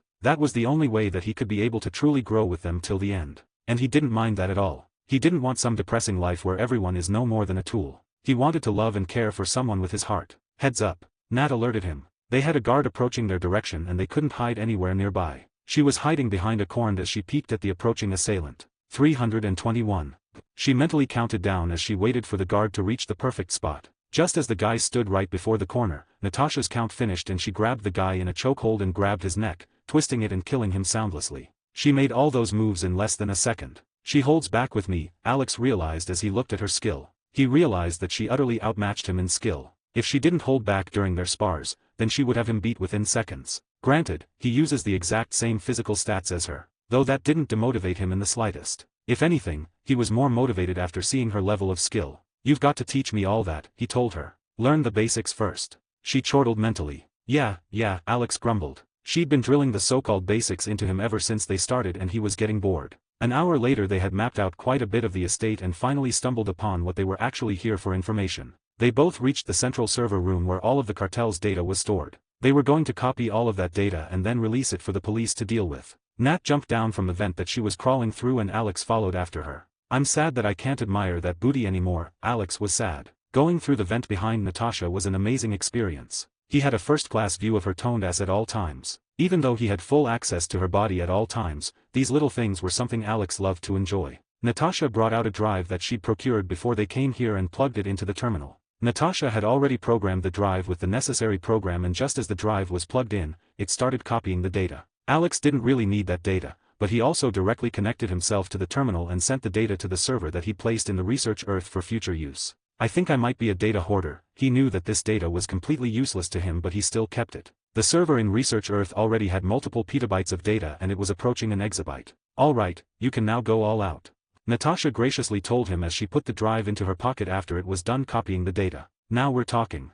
Alex had an excited smile on his face. "Keep in mind that you don't provoke unnecessary fights. We've already got what we came here for. Now we just need to get out of here," Nat reminded Alex. She didn't have any problems with killing, but that didn't mean she took joy in doing that. "I know," he said. This time Alex took the lead as Nat followed after him. He kicked open the main door that led to the server room and elbowed one of the guards in the throat, making him choke. Though in that time, the other guard at the door took action and sounded the alarm. Just as the alarm was sounding, Alex punched the guy in his stomach and grabbed his head before hitting it with his knee. There was a sick cracking sound as the guy fell to the floor with a bleeding skull. He also took care of the other guy after that. "I know I said that we don't have to be subtle, but you could have tried to not get the alarm sounded so quickly," Natasha grumbled. "Then how else would everyone know that we're here?" Alex asked with a genuinely confused tone. "Haha, whatever you say, Alex." Nat laughed at his innocent tone. Alex ignored her as two more people appeared through the corridor and started shooting at the duo of Alex and Natasha. They both took cover while letting the guys shoot at them. Soon, the guys ran out of bullets and that was when they both how out of the covers and tackled both of the assailants. Natasha took care of one guy, while Alex took care of the other. That was how the next 15 minutes went. Holy fuck, that was intense. Alex was slightly shaken as he sat in the passenger seat while Natasha drove away from the farmhouse. "Ha ha ha," she was laughing her ass off while driving. "Come on, how was I supposed to know that they would have an RPG?" Alex grumbled. "Come on, you have to admit. Your terrified girly scream was funny." "Ha ha ha." Natasha, who had just stopped laughing, started cracking up again when she remembered it again. "Whatever," Alex grumbled with an amused smile. His reaction was understandable. An RPG is a weapon that directly targets both his major weaknesses. "I had fun, quite a bit of it to be honest," Natasha told him her thoughts. "Well, that's what we're here for," he said. "They were here on a date. The Mexican cartel was just unlucky since they ended up becoming targets for fun for them. Let's go get some dinner. I'm starving," Nat told Alex. "Sure, we can go to that enchiladas place that you were talking about," he said. "Sure." Nat agreed. As they were eating their food at the restaurant, there was a banging sound coming from outside the restaurant. A few seconds later, a red and gold armored individual barged into the restaurant and pointed his hands at everyone in the restaurant. "Everybody out, now." There was the sound of his repulsors powering up. Tony, Natasha realized who it was. 61, meeting Tony. Tony, Natasha realized who it was. "Since your friend is finally here, I should make myself scarce," Alex said in her head, and Natasha noticed that everything on her table had been made to look like she was eating alone. Alex had disappeared before Tony had landed. He'd already sensed Tony's arrival beforehand. This was another reason that they had a public date and did such high-profile actions. Natasha wanted to draw out Tony to talk. Her face was constantly masked, but she knew that as long as Tony was using Friday, his AI, to keep track of her, she would be found. Within seconds, the restaurant started emptying out, and a minute later, the only people left in the place were Tony and Natasha. "Nat," Tony said through his mask as he looked at the only person that was left in the restaurant. "How'd you find me?" she asked, taking off her mask. It was one of the standard issue shield face masks that she always carried a few of. "You weren't exactly hiding. More like you wanted me to find you." He walked to her as the armor that he was wearing started morphing into the triangular arc reactor on his chest. "That's new," Nat noticed. "Nanotech. It's pretty fun," Tony commented as he took a seat in front of her. "You didn't use it when trying to stop Cap," she said. "I was trying to stop him, not kill him. And I'd rather not talk about it. Anyway, it's not like anyone died in that superhero street brawl because there was no point in anyone dying. Everyone was actively holding back." He offhandedly commented, but Nat noticed that he was sour about what happened in Siberia. "What happened in Siberia?"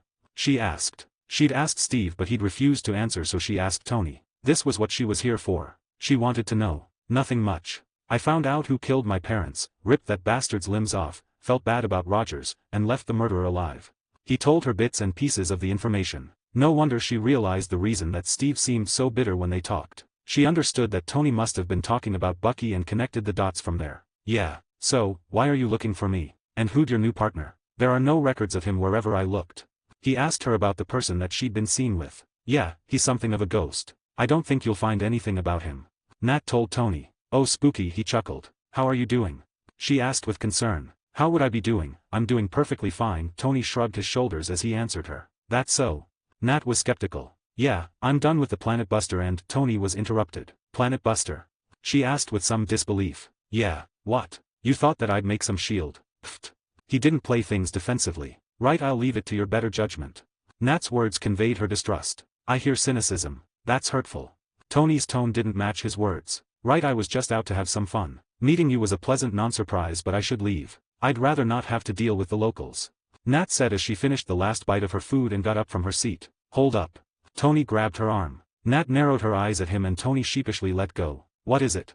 She asked while sitting back down. That white knight thing. What's the deal with that? He wanted to know. You know too, Natasha said, not surprised at Tony's revelation. I wanted to help Steve without getting on the radar of the government. Though that ended up being useless after all. Right, that's not what I'm talking about. And I don't snitch. It's hurtful to know how little you think of me. Tony said nonchalantly while looking around. My bad. Nat was hesitant about it. You want to tell me where you got enhanced? He asked. It's a long story. Let's just say I had some help. Nat didn't delve too deep into the origin of her newly received powers. You didn't become some test subject for Hydra, did you? It wasn't just your strength that was enhanced. You can literally shoot lightning and turn invisible. That stuff is well in the realm of superpowers if I have anything to say. He said. It's fine, Tony. You don't have to worry. I'm still working on learning more about those powers, so I'd rather stay out of the public eye for now. The Avengers will come together again when the world needs us.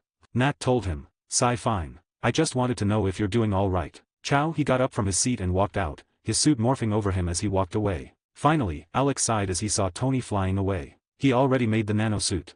Alex noted to himself. You still want to watch the movie? Alex asked. Nah, let's just go home. I have a feeling that things are about to get really hectic. Nat didn't know, but she was correct. That night, they had quite a bit of spicy fun before they got back on track with their usual routine. They spent the next week going back to their usual routine of training and lazing around. Earthsea. With Laura. Ha. Smack thump. Laura slammed Alex on the ground. Again. She told him. Yeah, Alex was tempted to use his full physical strength to pummel her to the ground. Never mind, he decided not to and got up, taking a fighting stance. A minute later, she slammed him on the ground again. This is infuriating. Alex looked at Laura's amused smile and knew that she was enjoying this. He still got up and continued their spar. And another minute later Laura used his own weight against him and slammed him on the ground, sitting on top of his chest with that infuriating smile. You gotta try harder, Alex, she taunted. Yeah. Alex had had enough. He smiled and leveraged his full strength to turn and pin Laura to the floor beneath him. Try not to taunt me so much. He told her. Yeah, what are you going to do?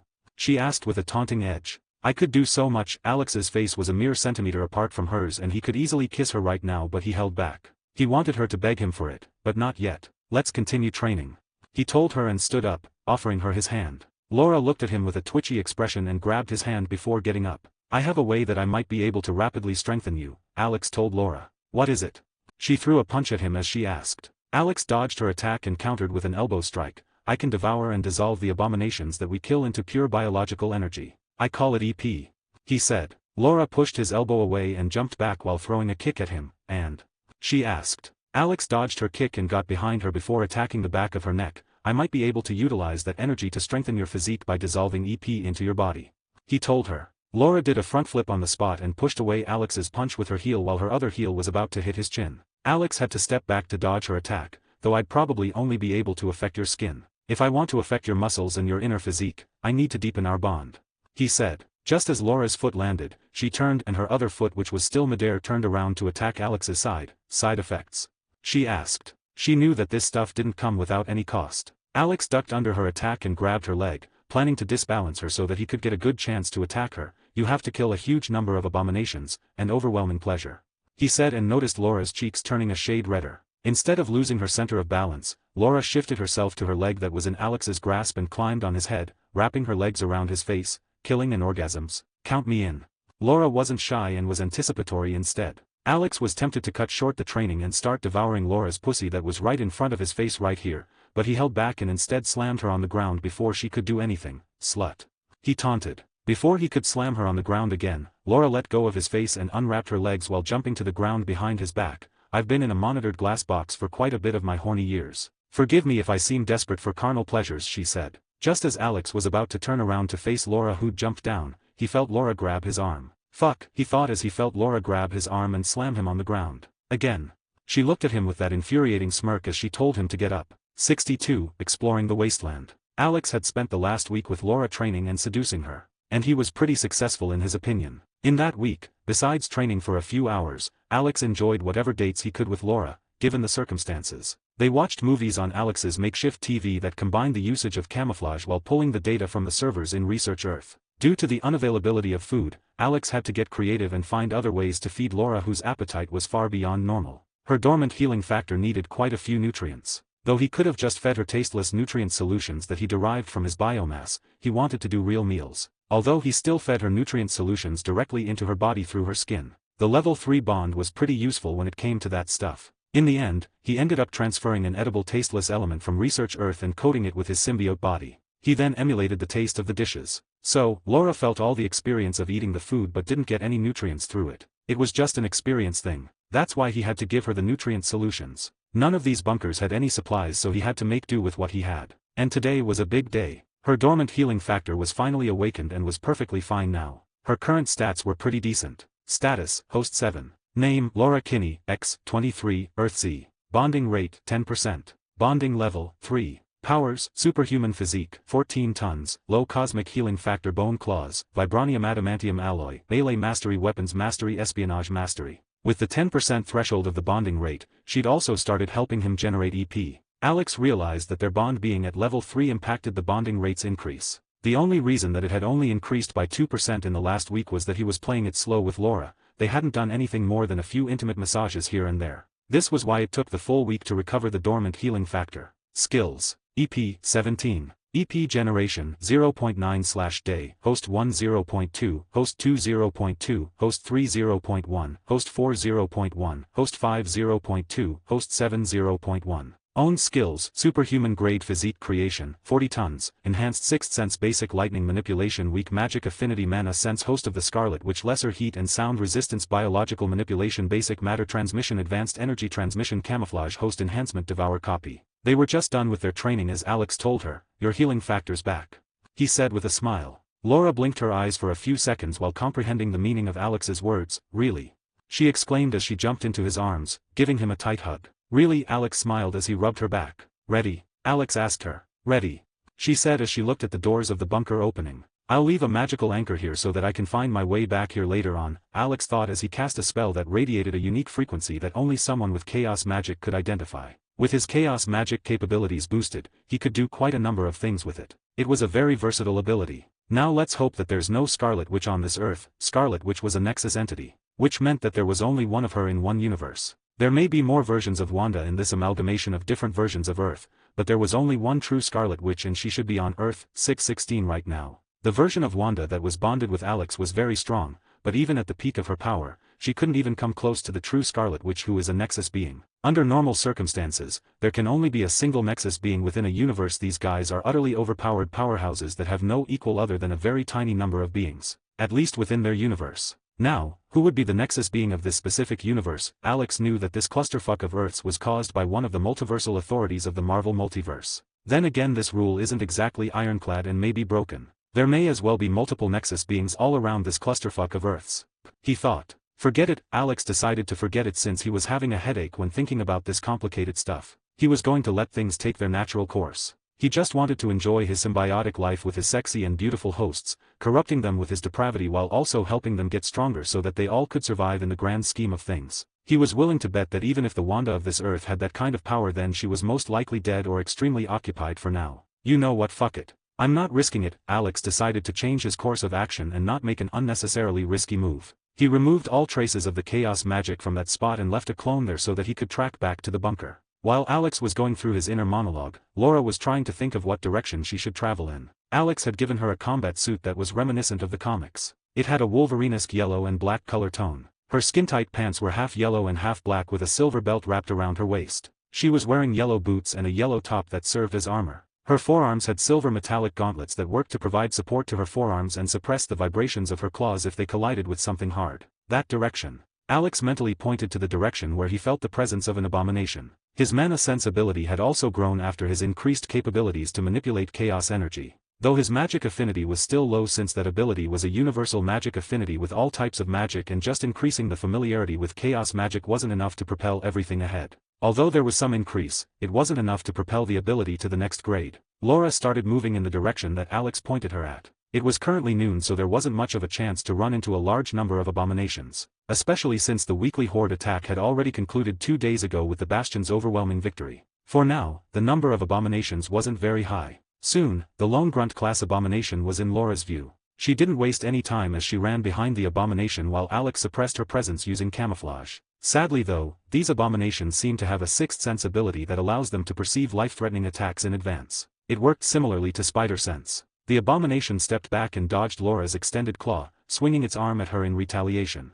Now that her healing factor was back, her fighting style took a radical shift. Laura let the abomination swing its arm at her and swiped her leg at its throat. Her foot claw slit the abomination's neck and it started bleeding, but at the same time, its swinging arm hit her side, flinging her away. Laura got up while expecting to see its falling body, on the verge of dying, but what she saw surprised her. It was practically unharmed as the wound on its neck rapidly closed. "How do I kill these dudes?" she asked Alex in disbelief as she dodged its tackle attack and swiped her claws at its back, only to see it heal up in the next second. "The brain, Laura. Have you never watched a zombie movie or show?" Alex asked with disappointment lacing his tone. "Oh, I'm sorry that my childhood was spent in a lab while being forced to endure torturous experiments while being called a fucking number for my entire childhood. I didn't have the time to enjoy movies before my so-called dad saved me. And after a few fucking years, I was captured again." She practically snarled as she got angry and started angrily attacking the abomination, swiping its calves before cutting off its arm that was swinging toward her to attack her, and then plunging her claw into the back of its neck, cutting off its brain stem and finally killing it. "I think I hit a nerve," Alex thought as he saw her aggressive actions. "My bad, Laura," he said with a guilty tone. "Yeah, whatever." She stabbed the abomination a few times to vent. "I'll show you all the movies that you missed. I'll let you live your entire missed childhood in this apocalyptic wasteland. I promise." The empathetic connection could be both a boon and a curse. Feeling her desolate feelings, Alex was a little overwhelmed and impulsively promised her. He said all that because he couldn't bear to see her sad like that. Yep, this is going to be the problem with higher level bonds, and it'll only get worse as the bond level increases.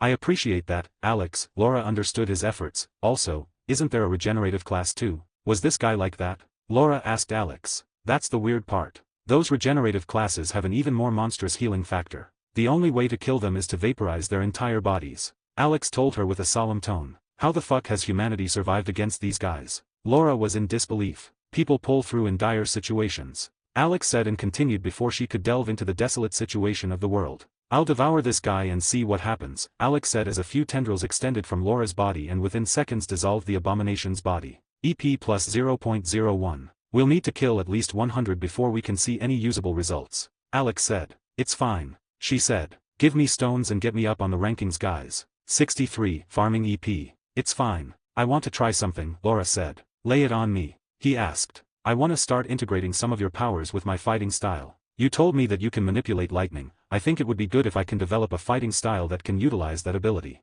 Laura told Alex. They had gotten pretty familiar with each other recently and she didn't need to beat around the bush before asking for something from Alex. She knew that he was a straightforward symbiote. "Bring your hand up and extend your claw." Alex told Laura to bring out her adamantium vibranium claw. He wanted to see how well her metallic skeleton could conduct lightning. Alex had noticed that her entire skeleton was made of the metal alloy of adamantium and vibranium, similar to Wolverine's. It would have probably caused a huge number of problems for her later in her life, but with Alex sustaining everything she wouldn't have to deal with what Logan did later in his life. Alex channeled his electricity through her skeleton in a completely controlled manner. He didn't want to shock her and extended it out through her knuckles and into her claws. "It's perfect," Alex thought as he looked at the sparks that were being generated from his extremely low output of energy. The efficiency of the ability was increased multifold with Laura. "This can work amazingly. I'll form a telepathic trigger that would allow you to use my lightning manipulation with ease without having to ask me all the time. I'll be acting as support for you to use it so you don't have to learn how it works and can focus on its applications," Alex told Laura happily. The only other person with whom his lightning manipulation was this good was Ghost Spider Gwen, and she had her own electricity ability. Wanda didn't need this since she had chaos magic, and nerdy Gwen in the research world also didn't need it since she wasn't a fighter. Natasha was trying to develop a fighting style that incorporated the ability, but its efficiency with her wasn't very good. Alex theorized that a higher level bond would allow his abilities to work better with his hosts. Alex finally felt like this ability might become a real fighting ability in Laura's hands. That works for me. Laura agreed. If she always had to ask Alex, then it would take too long, even with the telepathic connection allowing instant transmission of thoughts. A trigger would work better. That direction. Alex pointed her toward the next Abominations location. It was another lone grunt class. This was because he was focusing on looking for the grunt class ones. The main reason was that Laura had been confined for way too long and couldn't keep up with her regular training. She could attempt to fight the buff grunt class, but all that would happen was that she would get her ass handed to her. She would have to fight a couple of hundred grunt class abominations before she could even think to face the stronger ones. I'm not even going to think how we'll combat the regenerative ones. I might need to get my proficiency up in chaos magic for that, Alex thought as Laura ran to the next abomination. It was another lone abomination. He ignored the small groups for now since he didn't want her to get into a dangerous situation, especially since Alex wasn't sure if he could bail her out of such a dangerous situation. Even though he'd gotten quite a bit of control over chaos magic, it wasn't enough to combat the abominations on a large scale. At best, he could kill one buff grunt class before his reserves are finished. Soon, Laura reached her destination and killed the abomination with some effort. That was how their next hour went. By the time Laura was at her 63rd lone abomination, Alex's EP had finally increased by a point. He realized that killing normal people was completely meaningless. He'd killed and devoured tens of thousands of normal people till now, and all that translated to in terms of EP was less than half a unit. It was completely meaningless to kill normal people to get EP. One might ask how he ended up killing so many people. The answer to that was that he was currently the President of the United States in Farm Earth. At the same time, he'd taken over the entire European Union in Research Earth. He needed quite a large number of resources to develop tech like the arc reactor, and he had to pull a huge number of underhanded tricks to get those resources. The good thing though was that he had a sample of the Real arc reactor that he'd stolen from Tony's suits during the fight at the airport. So it should be marginally easier to create his own sustainable energy generator. Though it was probably going to take a month or so. It was the same with the planetary shield. He needed quite a bit of time. The main reason for the delay was that his scientist was learning on the job. She was a specialist in biochemical engineering and had to learn a lot of stuff on the go. Well, unless I devour an entire planet's worth of humans, there's no point. Alex was tempted, but he knew his limits. It wasn't physically possible for him to do that, at least not yet. Not to mention I'd drown in guilt if I killed an entire planet's worth of humans. It was so good when I didn't feel any of that shit. The level 3 bond was a big deal for not only Laura but also for Alex. Those feelings of guilt and morality that he'd completely lost after becoming a symbiote were slowly coming back to him. He was becoming more humane and he didn't know what to feel about it. Forget it, can't do anything. His inner musings were interrupted by his sixth sense flaring. Laura, dodge to the left, Alex shouted in her head telepathically. Without wasting a second, Laura ignored the abomination that she was attacking and leaped to the left. It was a buff grunt class that had ambushed her. Alex didn't realize its presence beforehand since this guy was supposed to be around 50 miles away from this spot when he last checked with his mana sense. He can't constantly keep the ability on since it consumes his mana, and he didn't exactly have an infinite amount of it. That was why he sends a pulse of mana every time Laura kills the abomination, which usually takes around 2 to 5 minutes. This guy crossed 50 miles in a minute. Alex realized that this guy's speed was way too much and he might even catch up with Laura if she ran away at full speed. Laura, run, she said to her as he camouflaged her to the best of his ability and used half of his current chaos energy reserves to immobilize the abomination on the spot. Alex knew that this guy was pretty strong even for a buff grunt class, and he probably wouldn't be able to kill it. He didn't risk it and had Laura run away at her full speed. Laura was a master tracker, so she was also able to cover her tracks as she ran away at full speed from the dangerous location. This one was the most dangerous one yet, Alex realized. They'd already had some ambushes when attacking the other abominations, but this guy was the strongest one yet. Usually, it's just another grunt class that they could kill, and even if Laura couldn't kill it, she could outrun it. 10 minutes later they were far enough away from that spot. I think we should go back. Alex's words lost their drive as he noticed something that terrified him in his mana senses pulse. Laura, stop. Alex stopped Laura from running. What is it? She asked. I'm not sure, Alex said in her head. He'd sensed a huge cluster of abominations with his mana sense. In normal circumstances, he would have told Laura to run like hell to get away, but he saw something that spooked him. New abominations were practically spawning in this location. This must be some kind of nest like I theorized, Alex thought. We need to do some spying. Turn right and move a mile in that direction, slowly. There's something that the both of us need to see. Alex told her. What did you see? She asked. She knew that he had a sensory ability that allowed him to see extremely far distances, and that was how he kept guiding her to the lone abominations. Something that would confirm some of my theories, he said cryptically. Stop being cryptic, you asshole, she said. You'll see it soon enough. He didn't tell her what he saw. Asshole, she mumbled. 64, Abomination Nest. Asshole, she mumbled. I could let you experience how I invade your asshole if you want. He liked being crass with her. She was really open about everything, and he usually made such jokes with her. Damn it, Alex, it's a serious situation. She clenched her butt after Alex's joke. She knew that she didn't have any semblance of privacy when it came to him, and he could really do whatever he wanted to her body whenever he wanted. She just ignored it most of the time, since otherwise she would always be conscious about it. Anal is just as serious to me, he said in a solemn tone. Laura was fed up and didn't say another word to him after that. After a minute of thick silence, Laura laughed. There's my crass host that loves my weird shit, Alex said to her. Whatever, she said while shaking her head. Where's this location that you're talking about? She asked. She'd been moving stealthily and felt like she'd covered a mile in the direction that he mentioned. You're looking at it, he told her. What? She was confused. Some kind of camouflage? She asked. Something much better, Alex told her as he cycled through the different types of visions that he could emulate. In every single version of those visions, nothing came up in front of Alex. But he could distinctly feel the life forces of each of the abominations in the nest as he swiped the location using his mana sense. Laura, I'm going to try something. Alex decided to try to give Laura something similar to mana sense by pouring trickles of mana into her eyes. Okay, hey, it's itchy. Laura brought her hands to her eyes as she felt them itching. Don't. Alex held her arms down. What are you doing, Alex? Laura was feeling very uncomfortable with whatever Alex was doing. I guess I'll have to increase the bond level to extend to her eyes. Do this without letting her feel uncomfortable like this, Alex thought as he stopped pouring mana into her eyes after he felt that she should be able to see differently. It's done. Open your eyes, he told her after a few more seconds. Laura fluttered her now bluish-green eyes open and was greeted with a wholly different sight. Instead of the same wasteland that she'd gotten used to seeing, she saw a bloody wall in front of her. Looking around, she realized that it was a dome that was surrounded by completely red walls. What the hell am I seeing? She asked Alex in her head. That's blood. Human blood to be precise. He told her the eeriest fact about the wall in front of her. What? She was just about to touch the wall, wanting to get a feel of what it was when she heard Alex's words. She abruptly pulled her hand back. Yep. Can you see through the blood dome? He asked. He wanted to know the limits of the mana-infused eyes. No, she told him. Makes sense. I'd have to pour in quite a bit of that energy to increase the capabilities of your eyes even further. A minute later, the bluish-green tint in her eyes disappeared, leaving the usual deep green color of her eyes. It's disappeared again, she told him as her view changed from the visible blood dome to the same wasteland. It was only a temporary enhancement anyway. I'll have to constantly infuse the energy into your eyes to make it work. Didn't you tell me that you can infuse my body with energy to strengthen me? Laura seemed to have gotten confused between the different energies that Alex used. You're thinking about the pure biological energy that I get from dissolving the abominations. I call it EP for short. I infused a different type of energy into your eyes to enhance them right now. That's why you felt so uncomfortable during the infusion process. EP infusion is going to be pleasurable all the way, he clarified for her. What energy did you infuse into my eyes? She asked. Mana. Magical energy. It's the only energy that these abominations can't resist, he told her. Like Doctor Strange? She asked. More like the Scarlet Witch, he asked. This version of Earth wasn't ever shown in the comics, so he had little to no information about this Earth.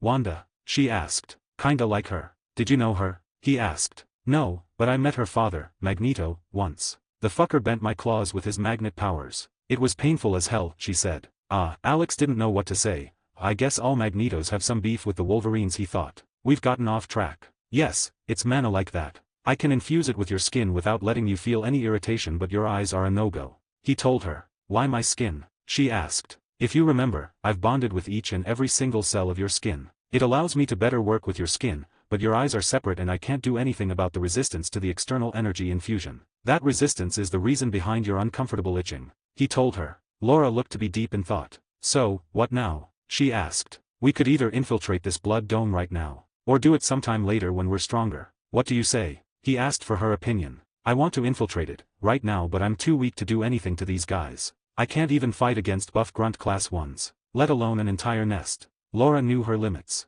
I agree. We can retreat for now and come back when we actually have the power to fight against them. Alex agreed with Laura. He didn't tell her, but this nest had beings far more powerful than the buff grunt class abominations. Separate from the 4 humanoid types that he'd classified, he'd felt another kind of abomination, animalistic. Animal class, animals transformed into abominations that take the shape of that animal and enhance their capabilities to monstrous levels. Strength and capabilities depend on the power of the animal that the abomination is transformed from. Lastly, he felt the aura of a being that seemed to be able to command the other abominations. Leader class, : He didn't have any information about it and didn't even know if there were different kinds of leader class abominations. My information about these beings is lacking. If only the abominations that I devoured had any memories other than their instincts. Alex lamented his lack of information about the abominations. Let's get back to hunting lone abominations. When we go back to the base, I'll infuse EP into your physique so that your physical stats can be enhanced. He told Laura and pointed in the direction of another abomination. Something that both Laura and Alex were ignorant about was a pair of eyes homed in on Laura's figure from the center of the nest.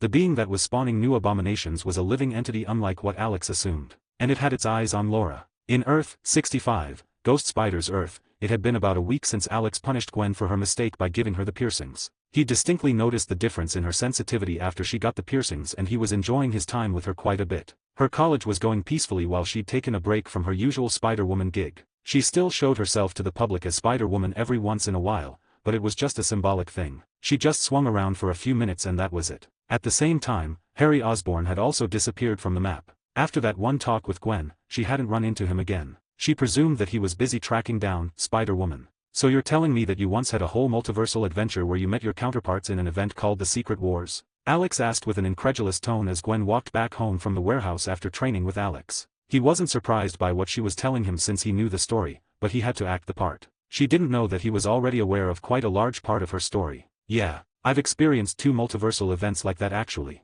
The other was even before Secret Wars. It was a great hunt where a bad guy was hunting down all of the spider totems in the universe. She informed him, expecting him to ask her about spider totems. Spider totems? He asked. He knew about it, but he understood that she wanted to show off to him how amazing of an adventure she had, so he decided to indulge her. I guess I should start from the beginning. There is the concept of a thing called the web of life and destiny. It is basically the glue that holds the structure of the multiverse together. It's also the thing from which all the spider people in the multiverse derive their powers. That's why we are connected to the totems of that web of life and destiny. We can also be sort of called the totems. She told Alex. I see. So that means that the powers that I've detected in your genome are actually all derived from the web of life and destiny? Alex played his part. 65, kidnapped. I see. So that means that the powers I've detected in your genome are derived from the web of life and destiny? Alex played his part. Yep. If you could get me bioelectricity, then it should be possible to awaken the other abilities that the others have. All spider people derive their powers from the web, so theoretically it should be possible. Gwen told him. I see. Can you travel to other universes whenever you want? He asked. He wanted to know the status of Gwen's multiversal portal device that she must have gotten during the original Secret Wars event. That event had nothing to do with the incursions and destruction of the Marvel multiverse. It was something that occurred on a much smaller scale and was initiated by the Beyonder alone. The Secret Wars event that initiated the incarnation of the 8th Cosmos was a wholly different thing. Well, Gwen was a little embarrassed. I used to have a portal device that allowed me to travel to other realities, but I lost it. She said. What do you mean you lost it? Alex asked incredulously. This time, his stupefied tone was as real as it could get. He would be extremely disappointed if she lost the device like some dumb klutz. I didn't exactly lose it was snatched from me by the woman that depowered me. She explained to Alex. Oh weakling. Alex was merciless, though he was glad that she didn't drop it in some sewer and lost it. Hey, that's hurtful, she told him. What exactly happened? Alex wanted a detailed situation from her about what happened with her power loss situation. Well, I was out with my friends, my multiversal friends, Jessica, and Cindy. They are both spider totems from 616, one of the other realities. We were hanging out here when we were ambushed by Silk. It's an organization. On the surface, it's an anti-Spider Woman organization that wants to combat me, but it's much more than that. Gwen didn't delve into the depths of Silk. Then, Alex asked. During that ambush, we found out that the leader of Silk was the Cindy Moon of this reality. She wanted my portal device to go to 616 to do whatever. It was a long fight and chase that ended with my friends returning to their reality with the help of Reed Richards. He's an unbelievably genius kid. And can you imagine, he's just 13 years old at this point in time. Anyway, after that I was then beaten up by Cindy, 65, who disabled my powers. She then took my portal device and left. I don't know what she did after that. Gwen left out quite a number of details, like how Jesse Drew played a big role in the loss of the 3 spider totems against Cindy, 65. Though those details weren't exactly very important in the current situation. So that's what happened, he said, and inwardly thought. Although this Earth is based on the Ghost Spider from the comics, there are variances from the actual story, which means that this isn't the exact same world as Earth, 65 whatever. I guess there are a few divergences. Alex didn't care much. He had more than enough of an idea about what kind of plots there are in a Spider-Man verse. Although he didn't know the complete and exact plot, what he knew was more than enough. Yep. Gwen told him as she opened the door to her house. "Dad, I'm home," she called out but didn't hear any response. "Dad," she called out again as she went into her dad's room. There were no signs of a struggle or anything anywhere in the house, so Gwen was hopeful that her dad was just out for groceries. It was already night, so he should be home right now. That was when she saw a note on her father's desk. No, she had a feeling of dread arising from within as she picked up the note. "Fuck you." As she was reading the note, she punched the wall in her house in her anger, which would have easily made a huge hole. Alex helped out by covering the wall and preventing her from damaging it. She had a tendency to lash out whenever she was put through a shocking experience. Alex knew this very well. "We should go there quickly, Gwen. He wants you. He doesn't care about Captain Stacy," Alex told her with a calm tone and also helped Gwen calm down. The note was written by Frank Castle the Punisher, who'd apparently found out Gwen's secret identity and threatened her to arrive at a specified location. Otherwise, he would kill her dad. "God damn it," Gwen cursed as she jumped out the window of her house. Alex automatically dressed her in her ghost spider suit and camouflaged her. I doubt that the Punisher would kill her father. Alex knew that the Frank Castle of this earth was a good guy and was just working for Matt Murdock on a contract. All for a fucking personality test. Alex didn't exactly like the Matt Murdock of this reality. The guy was basically doing a power-corrupt social experiment and treating Gwen as a lab rat. Gwen swung as fast as she could to reach the location that was specified by Frank in the note. "Pay attention to your surroundings. This might be a trap," Alex warned her. Yep, she nodded. Just because she was in a hurry, doesn't mean that she was going to get reckless. Soon, Gwen reached an abandoned warehouse in what seemed like the middle of nowhere. She didn't waste any time before kicking open the door to the warehouse and entering. "Punisher, get out here," she shouted, wanting to draw him out. "Alex, can you sense him?" she asked Alex. She knew that he had a much better sensory ability than her spider sense. He extended his mana sense. "It's not just the Punisher that I'm sensing, I sense a total of 8 people in this warehouse. You, your father, the Punisher, Harry, and 4 unfamiliar presences," he told her with a sense of amusement. As Alex had expected, her father was perfectly fine and was just kept in a room that was isolated. Alex was interested in the development of the current situation. Just as he told her about the situation within the building, Gwen tensed up and got ready for the fight of her life, knowing that she might have to combat 6 people simultaneously. The next moment, a dense mist started filling the area around Gwen, and within a second it surrounded everything around her. Gwen didn't waste any time and turned around to leave the building. She knew that if the mist had any harmful effects then she had to escape it. But as she turned around to leave the building, she collided face first with a wall. Ouch. Her skull wasn't thick enough to break through a wall. Ha ha ha. Alex started laughing in her head, which she promptly ignored in lieu of her current situation. "This mist is messing with my perception," she instantly realized. She tried to focus all her senses on trying to understand her surroundings. At the next moment, a steel beam fell from the roof right onto Gwen's head. Just as she was about to dodge, "Stay here, Gwen." Gwen heard Alex's voice in her head. Though hesitant, she came to trust him enough to know that he wouldn't let her get hurt. She stayed on her spot and let the beam fall on her head. "It didn't activate my spider sense," she realized just as the beam was about to hit her head. She heard a noise to her side. The real beam had fallen on the exact location that she would have dodged at. "This enemy has studied my movements," she realized. Just as she was musing, 5 more beams fell from the roof. "Dodge." These ones were all real. Gwen listened to Alex's instructions and slipped in between the beams, dodging them. At that moment, her spider sense started flaring. She shot a web at seemingly empty air and grabbed a flying drone and used it to maneuver away from her spot. 3 other drones had shot sharp knife-like projectiles at her location.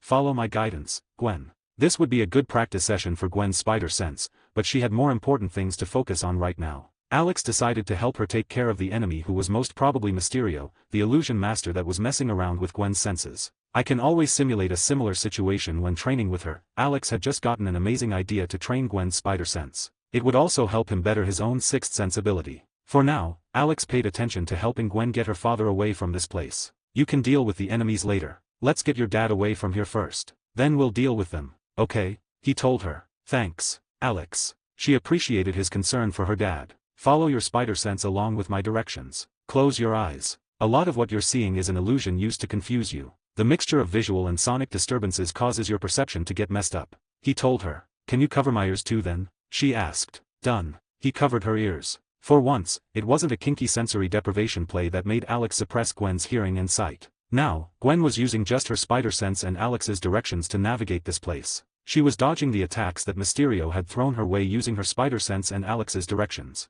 "You're now camouflaged." At the right moment, when she wasn't in Mysterio's view, Alex camouflaged Gwen so that she wouldn't be visible to Mysterio. It wouldn't work forever but should be enough to stall for some time, which was all Gwen needed to rescue her father. Hearing Alex's words, Gwen ran like hell according to Alex's directions and reached the room where her father was being held. "I'll get him away from here. You can focus on the fighting." Alex told her as he split a part of his body from Gwen and slithered through the walls and into the room where George Stacy was held. Thanks Alex, Gwen thanked him again. Stop thanking me all the time and focus on your fight. Alex told her. He'd already reached the knocked-out Captain Stacy and taken control of his body. Alex was going to get him away under camouflage when he gets the chance. You really are useless, aren't you, Quentin? There was another voice that mocked Mysterio. That was when Gwen's spider sense started flaring crazily. 66, Sinister Six. You really are useless, aren't you, Quentin? There was another voice that mocked Mysterio. That was when Gwen's spider sense started flaring crazily. Gwen didn't hear anything since her hearing was suppressed, but she reacted and dodged whatever was about to attack her. Though it was useless, her spider sense was still flaring with danger signals all around her. Alex, what's going on? She asked Alex. She'd come to rely pretty heavily on his advice whenever something became too difficult or confusing for her to manage. There's another guy. He's doing something that's making all extrasensory abilities useless. Even my sixth sense is going haywire. Alex told her. Shouldn't rely too much on a single ability. Alex's belief was reinforced. He never wanted to completely rely on a single ability, which was why he went for multiple hosts with a separate repertoire of abilities as he got the chance. He wanted to master multiple abilities and methods so that he can take care of himself no matter the situation. Jump up. Alex was glad that he had magic. He was constantly using mana sense to feel his surroundings and understand what was going on. Gwen instantly followed his words and something metallic scraped the ground beneath her. This was such a good workout for your spider sense, Alex lamented. Whatever the new guy used to take care of Gwen's spider sense, made it go haywire. Now Gwen can't train it anymore. I don't think that the situation is as light as you're treating, Alex. Gwen felt like panicking. Her only reliable sense was her spider sense, and now even that was going haywire and giving her the wrong signals. She would have been completely helpless had it not been for Alex. It's fine. Let them all show themselves. No point in beating up one of them and letting the rest get a chance to gang up on you. Alex told her calmly. His own senses weren't exactly working as expected, but he had mana sense, so he wasn't as helpless as Gwen. Don't you think that it was cowardly for you to drag a civilian in this fight, Frank? Gwen tried to taunt the Punisher to draw him out. She also had Alex remove the sense suppressors. There was no point in having her senses blocked when her spider sense was also useless. You think that you can appeal to a sense of justice after your actions, Menace? She heard Frank's voice from above her. He's above me. Well, just as she was about to jump back from her spot, Alex stopped her. Don't. Gwen stayed on her spot and replied, you know what actually happened. And what's with you ganging up on me with this overpaid VFX artist? She didn't forget to mock Mysterio while trying to fist for information. How dare you? Apparently, Gwen had hit a nerve. There was an instant burst of projectiles at her. Bullets, knives, scrap metal, everything. It was practically impossible for Gwen to completely dodge the projectiles. Give me control for a moment, and start charging up your bioelectricity. Alex said, and Gwen didn't hesitate before feeling like she wasn't in control of her body anymore. Alex perfectly dodged all the real projectiles while letting the fakes pass through. Just as he landed, he gave back control over her body to Gwen. It was done perfectly and seamlessly. Otto, your machine is useless. Mysterio spilled the beans about another member that was present here. You really are a dumbass, aren't you, Quentin? The same voice that had mocked Mysterio said again. Apparently, it was Dr. Octopus. Doc Ock, Mysterio, Green Goblin, Punisher. Who are the other two? Alex was deep in thought. This was a classic Sinister Six lineup with the Punisher added in the middle. Dr. Otto. Gwen was surprised by his presence. What's up? Alex asked. He wanted to know the reason behind Gwen's surprise. He's a good guy. Hell, he's a good friend of mine. Or I guess used to be. Gwen didn't know what to think. Hello, my pretence to imagine how shocked I was to realize that you were the one behind the death of Peter Parker. Otto brought out his professor's voice and had a disappointed edge to his tone, as if he was disappointed in Gwen. You don't know anything. Gwen shouted. I know enough to know that you killed the person that had gotten my internship before you. Was it really all jealousy? Otto riled up Gwen. He's just riling you up, Gwen. Alex made sure that she was able to act with a calm and rational mind in this situation. The last thing he needed in this current situation was to deal with an out-of-control spider. I'm gonna fucking kill him. Gwen was mad but was still rational. Discharge, now. Alex told her. This was a perfect moment to immobilize 4 of the 6 assailants, and Alex took it. Suddenly, there was a huge blast of energy. Alex had also conjoined his lightning manipulation with Gwen's bioelectricity to release a truly deadly blast. There were 4 distinct sounds of grunts and the sound of sparks. A lot of the VFX drones that Mysterio was using were damaged. Finally, Gwen was about to move to Doc Ock to incapacitate him, but Alex stopped her. I know that you're mad at him, but Mysterio takes priority here. He is the most troublesome of this lot. That device that was messing with your spider sense was burnt out, so you have all your senses back. Alex was the voice of reason in her head. Gwen didn't waste another second before moving to Mysterio and completely incapacitating him with her bioelectricity. She made sure that he wouldn't wake up for at least a few days. None of the leftover people were able to react to the current situation in time before Gwen moved to Mysterio's fallen body. Spider-Woman. There was a deep growling voice as a blue blur appeared in front of Gwen. Sonic. Alex felt nostalgic all of a sudden, though within the next instant, that blue blur took a human shape in front of Gwen and grabbed at her. It was Electro, and he'd realized that Gwen had some sort of electric ability. His instincts were screaming at him to devour all the electricity in Gwen's body. Come to pop a little Sparky, Alex was both surprised and happy at Electro's presence. His lightning manipulation had been stuck at the basic level for quite a while and he was sure that devouring Electro was going to at least get the ability to an intermediate level. He'd been training the ability for quite a while. Don't resist. Alex told Gwen to let Electro grab her. She understood that he would probably have a way to take care of Electro and let Electro grab her arm. Ah, it's all mine. All mine. His mind was a little delirious. I think that your electricity hit him and he overdosed on it like a drug, Alex commented when he realized Electro's state. Isn't he made of electricity? Gwen didn't get what Alex meant. The electricity that was discharged by you was augmented by both your own bioelectricity and my own lightning manipulation, which translates to real fucking lightning, combined with electricity generated by a genome derived by a multiversal entity. The guy basically got a dose of the highest concentration of electricity. He's high and wants more. Alex explained to Gwen. Electro was rambling meaninglessly while trying to extract the electricity from Gwen but to no avail. Although he was basically an electricity being, his mental strength was laughable. It was impossible to wrestle control over electricity from someone like Alex who could simultaneously control almost 150 bodies at the same time. Alex was glad for devouring venom. He got an instant 50% increase in his mental strength after completely digesting the guy. What's going? Electro couldn't even complete his question before he instantly got sucked into Gwen's body. Or to be more precise, Alex's body. Alex, what did you do? Gwen asked, creeped out.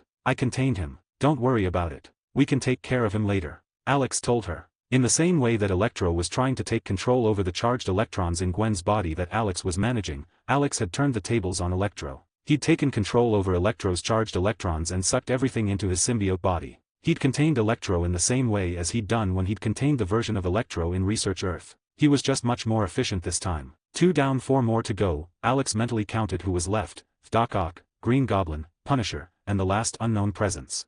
Alex counted. Gwen didn't waste any more time before moving to Dr. Octopus. She wanted to get rid of this troublesome guy first. Your biases are getting to you, Gwen, Alex told her. She could have gone for anyone else, but she was mad at Doc Ock and went to take care of him first. I don't care, she said. Just try not to get into a dangerous situation if you're mad at someone. Alex knew that she was determined, so he didn't persuade her. Just as Gwen's hand was about to reach Doc Ock, her spider sense flared momentarily and a metallic claw grabbed her wrist before she could react. Although her reaction time was really good, Doc Ock's metal arms were even faster. 67, Sacred 6, 1/2. The claw that was grabbing her wrist held her up and brought her into the air before another claw grabbed her throat and slammed her body onto the ground. Arg. Even with Alex protecting Gwen, there were limits to how much of an impact he could cushion. Gwen coughed out blood after that impact, staining the front of her mask. Seeing Gwen getting beat up, Alex decided to help out a bit. Just as the arm was moving to slam her on the ground again, it was immobilized by the presence of a weak red glow surrounding it. Free yourself, Gwen. Alex told her as he used chaos energy to immobilize it. Gwen didn't waste any time before grabbing the metal arm that was holding her neck with her free hand and sending a burst of electricity through it. Alex made sure to augment the shock to the best of his ability. The electric shock made the grip of the claw falter for a moment before it tightened up again, but that was all the time that Gwen needed to pull away from the arm that was grabbing her neck. She quickly shot a few webs at the other 2 arms that were moving to grab her limbs and at the arm that she just freed herself from. Taking advantage of the momentary immobility of the 3 arms, Gwen sent a similar shock through the arm that was grabbing her wrist and freed herself from it. This was when things took a turn. There was a weak whoosh sound and Gwen, with her super senses, noticed a dart flying into Doc Ock's neck. The 6th unknown, she realized and looked up at the area of origin of that dart.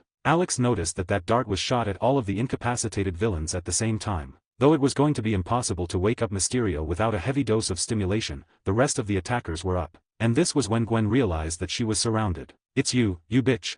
Gwen shouted when she realized the identity of the 6th person in the warehouse. Did you miss me, darling? Cindy asked Gwen in a flirtatious tone that sent shivers down Gwen's spine. Ain't that a fuckable piece? Alex's inner pervert was stuck admiring Cindy's beauty. She was wearing the typical silk one-piece spandex costume with gray tones and a red spider forming in the center of her suit. I see that you stole my friend's suit design. Gwen taunted. She knew that Cindy was obsessed with her counterpart from Earth 616. It was just so good that I couldn't resist. Cindy didn't react as Gwen expected. Worth a try.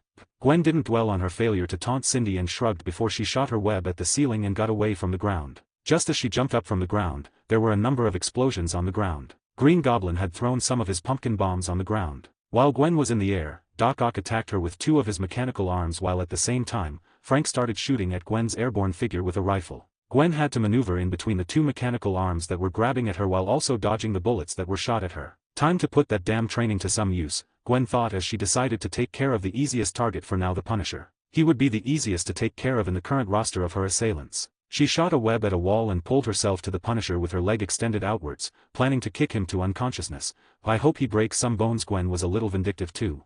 Just then, her spider sense flared, and she had to shoot a web in another direction to change her trajectory. At that moment, there were 2 mechanical arms hitting the spot where she would have been at this moment, while there were a large number of webs being shot from the ceiling toward that spot. Fucking Cindy. Gwen was annoyed that Cindy wasn't joining in the fight and was looking for chances to just snipe her. Do a feint. Act like you're attacking Punisher but target Harry. He's the one that you don't want to hurt, so use this method to take care of him quickly. Alex told her. You wanted me to prioritize taking care of Harry before going for Otto? Gwen remembered how Alex didn't want her to incapacitate Otto at that time. Yeah, but it's fine. You're your own person. You can make your own decisions. My job is to give you advice and to fuck you into oblivion before completely rejuvenating you and then repeating the cycle all over again. Alex said in her head as she web-slung around the warehouse while trying to reach the Punisher. Gwen made sure to keep messing with the 4 people that were ganging up on her with fun little quips while mostly targeting Cindy. Though she didn't succeed in riling up Cindy. Though she kept getting intercepted, she'd gotten a nice little hit on Doc Ock, hitting him in the chin before his mechanical arms flung her away. Even in the pain, Gwen was immensely satisfied. Why are you doing this, Cindy? Didn't you already get the portal device from me? Gwen asked. Yeah, but I came across a nice little tidbit of information that your powers are perfectly fine and I just had to see for myself. She said, indulging Gwen. I don't think that's it, Silk, 65, Gwen said. Don't call me that. Cindy growled and shot a large number of webs all over the warehouse while Gwen did her best to dodge while moving toward the Punisher. She looked as if she was going to look for the right moment to strike and incapacitate him. Well, that got to her, Gwen thought while feeling sad. Of all her smart-ass quips, that simple one's what managed to rile up Cindy. I'm the true Silk. Cindy lashed out. Damn, talk about testy, Alex thought, well, also much less composed than I expected. I guess she went crazy after failing to use the portal device to get to 616. And by the looks of it, there's no Jesse Drew here, which means that he actually ended up going to 616, leaving her stranded here. Alex was lost in his inner musings about the comics, which didn't exactly matter in the current situation. There is no true Silk, Cindy. That's the point of the multiverse. Gwen kept her engaged while moving toward her target, Punisher, amidst the combined attacks of Doc Ock, Cindy, and Punisher's bullets. It doesn't matter. Since we'll be getting rid of the Spider Menace once and for all, I'll know in due time how you got back your powers. Cindy's mood suddenly swung from unstable to composed as she said to Gwen, right, you and your merry band of the Sinister Six. So goddamn original. Gwen ended up name-dropping the Sinister Six. What? Alex asked. He wanted to know how she knew about the Sinister Six since as far as he could tell, there was no mention of the Sinister Six in this world. The 616 Peter Spider-Man told me about his run-in with the combined forces of 6 of his foes. They'd joined up to form the Sinister Six. It included Doc Ock, Electro, Green Goblin, and Mysterio along with 2 other people. I think it was Kraven and Sandman. Gwen informed Alex. Sinister Six? That sounds so negative, Doc Ock commented from the side. Right. I don't like it. How about we change things up? We can call ourselves the Sacred Six since we're fighting the good fight by detaining Spider-Woman. Cindy had a eureka moment. How in the world does that matter? Punisher let out a frustrated growl from the side. Both Cindy and Doc Ock had stopped attacking Gwen during the time they changed the name and she had already reached him. Fuck off, Frank. Gwen shouted as she was about to throw a punch at Frank's face, but just then, her spider sense flared. Harry had come to attack her. Got you. Gwen smiled under her mask and jumped up before webbing the back of Green Goblin's glider and pulling herself to his back. Hey, go away. Harry screamed and tried to shake her off, but Gwen was unrelenting. Within a second she was on Harry's back and grabbed the back of his neck. Nighty-night, she said before a discharge of electricity left her palm and put Harry out of commission for the rest of the fight. Just 3 left now, she counted mentally. Just as she shocked Harry, she had to jump away since Doc Ock's mechanical arms had already reached her. Both Cindy and Doc Ock's lapse was no more than 2 seconds and they were already focusing on her again. But it was enough. Gwen had already done what she wanted. She'd taken care of another member of their group. The so-called Sacred Six. Sacred my ass. Gwen was annoyed. New week. Some extra stones would go a long way in motivating me. 68, Sacred Six, 2 halves. Sacred my ass. Gwen was annoyed. Your ass is sacred, Alex said as if it was a matter of fact. I'm in the middle of a fight, Alex. And please don't read my surface thoughts. It's eerie, Gwen said. She was busy dodging and trying to come up with a plan to take care of another of them when she heard Alex's voice in her head again, feigned tiredness at this point. You've been fighting a high-intensity fight for so long. You should be tired by now. It'll get them to drop their guard a little. He told her his next idea. I like that, she said in an energetic tone. A tone that didn't match her following actions. After a few minutes of dodging their attacks, Gwen's movements started getting a little sluggish. This was easily noticed by the 3 conscious people in the room as they increased the intensity of their attacks. Seeing Gwen's slower movements, Cindy decided to become an active participant in the fight and jumped down from the ceiling. She'd spent her time throwing distracting shots from the ceiling and not actually doing anything more. You seem to be getting tired, Miss Spider-Woman. Cindy taunted. It's more than enough to deal with you. Gwen acted as if she was wound up. Tone down on the heavy breaths. It's a little exaggerated. Alex informed her with schadenfreude.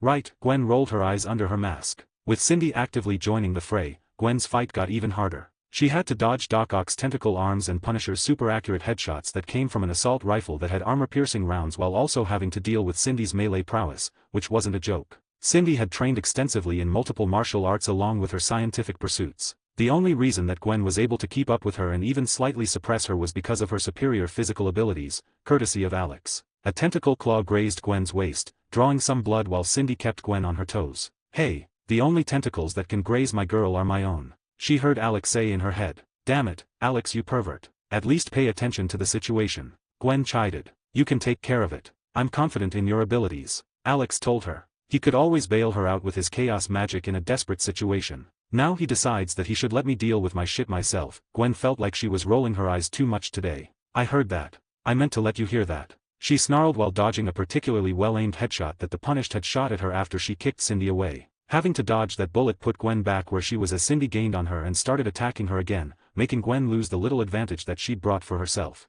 Gwen was starting to get annoyed with their persistent attacks while also having to act like she was tired. These guys weren't letting her find a single opening. And to think this is when they don't have any coordination, Alex told Gwen. What do you mean? Gwen felt like these guys were plenty coordinated. Their attacks aren't truly coordinated. It's just Punisher who's trying to coordinate with the other two. Both Otto and Cindy are attacking you on their own terms. If they were actually cooperating, you would be writhing in pain on the ground by now as Cindy extracted your blood or whatever she wants to do with you this time, Alex said the brutal truth. Gwen wasn't really strong enough to fend off the combined forces of these guys yet. Whatever. Gwen was getting lightly hurt repeatedly. She was acting sluggish, which meant that she couldn't make too complicated movements too quickly. This allowed the leftover trio of the Sinister Six to get some hits on her, though she still wasn't able to find any openings. I should teach her to use some weapon, Alex mused as he saw Gwen fight barehanded while leveraging her webs to get some hits on her opponents. After what felt like a lifetime of fighting, Gwen finally saw an opening. Her entire body was riddled with cuts and bruises, though they were tiny and had no real effect individually. Combined, even Gwen was starting to feel the effects of her multiple injuries.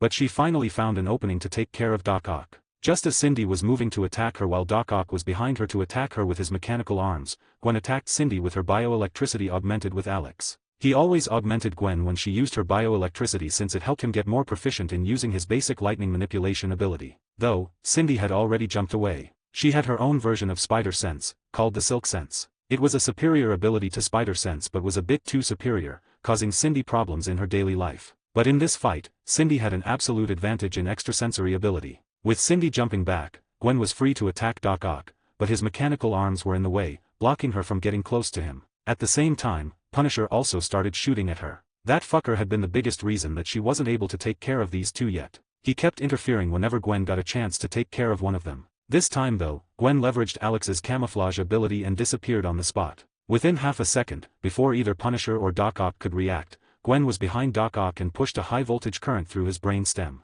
At the spot where his arm's core chipset was. Not only did she stun him to unconsciousness, but also fried the intelligence chip of the arms. Alex made sure to supplement the current so that the arms actually power down and don't end up taking control over Doc Ock's body like that other time. He used a mix of lightning manipulation and cyberspace manipulation for his. He made sure that those arms would stay powered down until a new chip was created. After shocking Doc Ock into unconsciousness and turning his arms into a glorified paperweight, Gwen jumped away. The Punisher had already worn a heat vision device and detected her. Cindy did the same and jumped to her. Thanks, Alex, Gwen inwardly thanked Alex. She knew that without him augmenting and controlling the shock, Doc Ock's arms wouldn't have gone out of commission. Webbing the top of the warehouse, Gwen jumped away from her spot. Both Punisher and Cindy had arrived to attack her. Alex got rid of the camouflage since these guys were already wearing heat vision goggles and it wasn't any use. When Gwen used it before when dealing with Mysterio and freeing her father, they didn't realize that it was a camouflage ability that she had. Mysterio's drones had automatically detected her at that time and they didn't pay attention to it at that time. I really need a better camouflaging ability, Alex thought. It was useless when it came to anyone with even the most basic resources. At this point, it was just Cindy that Gwen was worried about. Frank was no more than a nuisance. Although he was troublesome, she could take care of him. You're just full of surprises, aren't you, little ghost?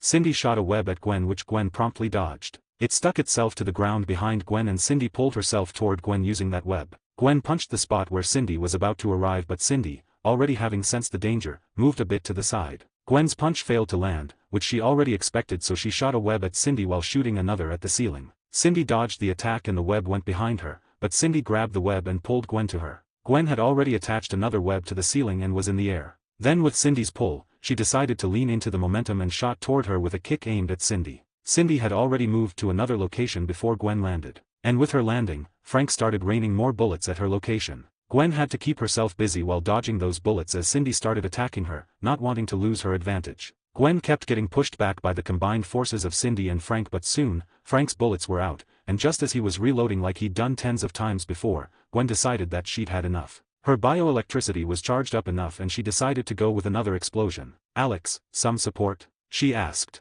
"You don't need to ask this stuff, Gwen. I automatically augment whatever moves of yours I can. It's sort of a passive thing. You can just tell me when you don't need me to augment your moves," Alex told her. "Okay." She didn't say anything else before she exploded with another burst of electricity. Sadly though, Cindy's silk sense was annoyingly good and she'd already jumped away from the blast radius of the electric burst. But Gwen's blast had already achieved its purpose. She'd made quite a bit of distance from Cindy and incapacitated the Punisher. Gwen quickly moved to Frank and sent a controlled electric shock into his head, knocking him out for good. "It's just you and me now, Cindy," Gwen said as she dodged Cindy's kick and grabbed her outstretched leg. Cindy had already anticipated Gwen's move and shot a web at her hand before pulling the web. Gwen's hand was pulled away as Cindy brought her leg back down and stood her ground in front of Gwen. "I guess it is, isn't it?" Cindy said as she grinned. Gwen could see her malevolent grin even through the mask that Cindy was wearing. 69, rounding them up. "Why are you even after me? Going so far as to kidnap my father? You already took my dimensional traveler. What else do you want from me?" Gwen still didn't get Cindy's reasoning behind this. Cindy had revealed Gwen's identity to these people, kidnapped her father to bring her here, and even teamed up with them to attack her. Gwen couldn't understand the reasoning behind Cindy's actions. "Should I do it?" Alex just had an idea and was contemplating whether he wanted to follow through with it or not. Not telling, Cindy teased Gwen in an infuriating sing-song voice. "Well, fuck you then." Gwen punched her in the gut while Cindy promptly dodged and shot a web at Gwen's outstretched hand. Just as the web touched Gwen's hand, it disintegrated. Gwen just now had an idea about how she could use her bioelectricity and she utilized it to send out a weak shockwave of electricity and ruin the web that was shot toward her hand. "How did you get this electricity ability?" Cindy mused out loud. "None of your business." Gwen was unrelenting and shot a web at Cindy, which was promptly dodged. Each attack that Gwen sent her way was dodged by Cindy and it was starting to get annoying. "Stay still, goddammit." Gwen's physical stats were superior to Cindy's, but Cindy had silk sense, which was better than spider sense, and she was also a better combatant than Gwen. Though Cindy was on the back foot for the fight, one could tell that she was calmly looking for an opening. "Hey, Gwen, what do you think about me bonding with Cindy?" Alex asked Gwen out of the blue. "What?" Gwen was a little shocked and missed her attack, which Cindy didn't hesitate to take advantage of. She moved close to Gwen and webbed her stomach before pulling her off of the ground. Or at least she tried. Gwen had her feet attached to the ground through her wall-crawling ability and Cindy's attack was of no use. "What do you mean, Alex?" Gwen asked Alex with a furious undertone. She thought that Alex was planning to abandon her for Cindy. "I mean, what if I separate a part of my body and let that body bond with Cindy? She might be pretty useful," Alex explained. "And what happened to all that marriage bullshit that you said back then?" Gwen questioned him with a slightly colder tone. "I could also just steal her power from her genome and leave her to stay as a normal human for the rest of her life," Alex mused. He was mostly lost in his own thoughts and didn't pay attention to Gwen's passive-aggressive question. "Fuck off, Alex," Gwen cursed at him while focusing on her fight with Cindy. "Fine, fine. You'll be my only host on this earth," Alex told Gwen. She was focused on the fight, so she didn't notice Alex's subtle wordplay. His decision was made by factoring in quite a few things. Gwen treating him as a true life partner was a big factor, but there was another reason. Alex didn't know if he had a limit to the number of hosts that he could bond with. He didn't want to end up getting fucked over later down the line. He also didn't exactly see any real benefit in bonding with Cindy. He already had access to the Spider Powers roster from Gwen. He'd rather bond with someone like Jean Grey or Susan Storm next. One is the literal embodiment of the Phoenix Force, and the other can directly manipulate the cosmic energies of the universe. At this point, just as Gwen sent a controlled electric bolt at Cindy, which was dodged again as usual, Alex instantly extended out from Gwen's body and covered Cindy before she could even react. "Thank fuck I can make these extrasensory abilities like Silk Sense useless." Alex was glad that his opponents couldn't sense his actions with extrasensory abilities as long as he didn't want them to. The instant that he started covering Cindy's body, Alex injected a sleeping drug into her body to make her go to sleep. Gwen had a betrayed frown on her face. She thought that he was going to abandon her and bond with Cindy. "What's up?" he asked happily. "You did amazingly today. I'm proud of you." Alex's body formed in front of Gwen and he pulled her in for a hug. She hummed and leaned into the hug with a desperate edge. "Please don't leave me," Gwen pleaded with a weak voice. "What?" Alex asked dumbfoundedly. "Where'd that thought come from?" "Aren't you bonding with Cindy and leaving me?" she said in a small voice. "You dumbfuck." Alex flicked her forehead with his full strength. "Ouch." Gwen put both her hands on her forehead and crouched down due to the pain. "Did you not listen to what I'm doing? I'm planning to do to her what she did to you. I'm going to remove her powers and make her no more than a normal human. She put my girl through so much pain and suffering. The least I can do is to avenge you." Alex told her with a loving tone as he crouched down in front of her crouched figure and pulled her in for another hug. Alex also pulled her mask off of her head and threw it to the side. He gently held the sides of her face with both his hands and looked into her eyes. "Didn't I tell you that our bond is practically unbreakable? I can't leave you even if I want to. Not that I would ever want to leave you in the first place." "Promise?" she asked with a muffled voice since Alex had squeezed her face with both his hands. "I promise." Alex shook his head with a gentle smile on his face and brought his face closer to Gwen's. "I'm never breaking my bond with you. Even if you someday try to run, it's going to be impossible to get rid of me," he said before passionately kissing Gwen. She couldn't help but moan a little when she felt his tongue caress hers while he toyed with her tongue piercing. A few minutes later, when Alex pulled back, Gwen was huffing with both arousal and breathlessness. "Let's take care of things here and leave. What do you want to do with the others?" "I'll be taking away Cindy's and Electro's powers since they'll help me get stronger. The others don't really matter to me. All of these guys know about my identity now, Alex. It'll be very troublesome if they reveal it," she said. "I could alter their memories to make them think that Cindy didn't tell any of them anything about your identity," he offered. "I don't know, Alex. I feel like if I agree to this then I'll become a hypocrite." Gwen was hesitant. She wanted to agree but the solution wasn't ethical. "That's your only choice, Gwen. And your identity getting revealed will be a huge problem. In the eyes of the world, you are a criminal. There's even a warrant out for your arrest." "I know." Gwen was deep in thought. Alex didn't interfere since he knew that this was a decision that she should make by herself. "Do it. Manipulate their memories. But don't read their memories. Can you do that? For me, please?" Gwen pleaded with Alex with a genuine plea. "Fine, but just because you asked nicely."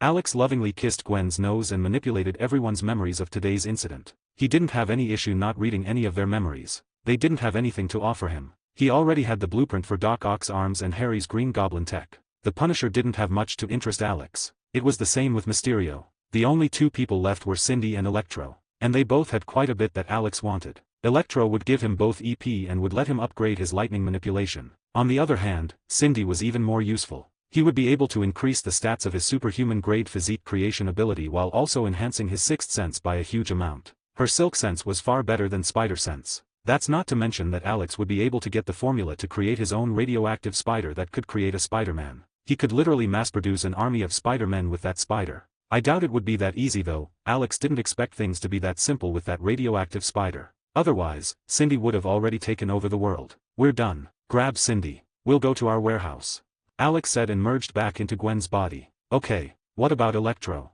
she asked. "He's contained. I'll see what I can do about him when we get to the warehouse," he told her. "Let's get going." Gwen walked out of the door while having Cindy's unconscious body slung over her shoulder. Oh, Alex had just noticed something in Cindy's head. He hadn't read her memories but was just looking to read her surface thoughts so that he could understand her motivation for targeting Gwen. "What is it?" Gwen asked. "I just noticed something interesting," Alex said. "Are you reading Cindy's memories?" she asked calmly. She'd been desensitized to Alex's mind manipulation stuff at this point, and he'd just helped her out with that. She didn't want to be even more of a hypocrite by overreacting. "Not her memories," he said. "Her surface thoughts then." Gwen was rolling her eyes under her mask. She understood him well enough. "Yep," he agreed. "Well, don't. It's an invasion of privacy, and we'll be interrogating her soon enough." Gwen didn't like being so invasive with other people. "I was curious, and I found some very interesting information," Alex said. 70, Cindy Moon, 1/3. Cindy woke up feeling groggy as she tried to stretch her limbs.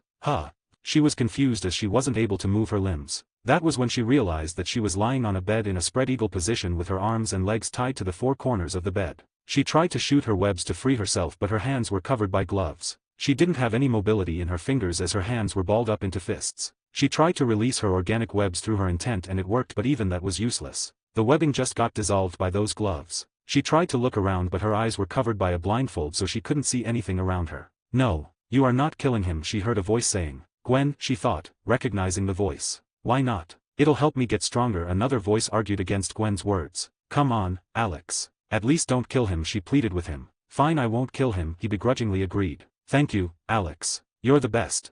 Gwen gave him a tight hug. Meanwhile, Cindy was feeling a bubbling irritation from within her as she heard Gwen talk so intimately with a man. She tried to speak but her mouth was gagged by a cloth that was taped to her face so she was only able to hear how Gwen generously thanked some unknown man. I think I'd like my reward to be a more physical kind, Alex said with a husky voice. I'll kill you, you fucker.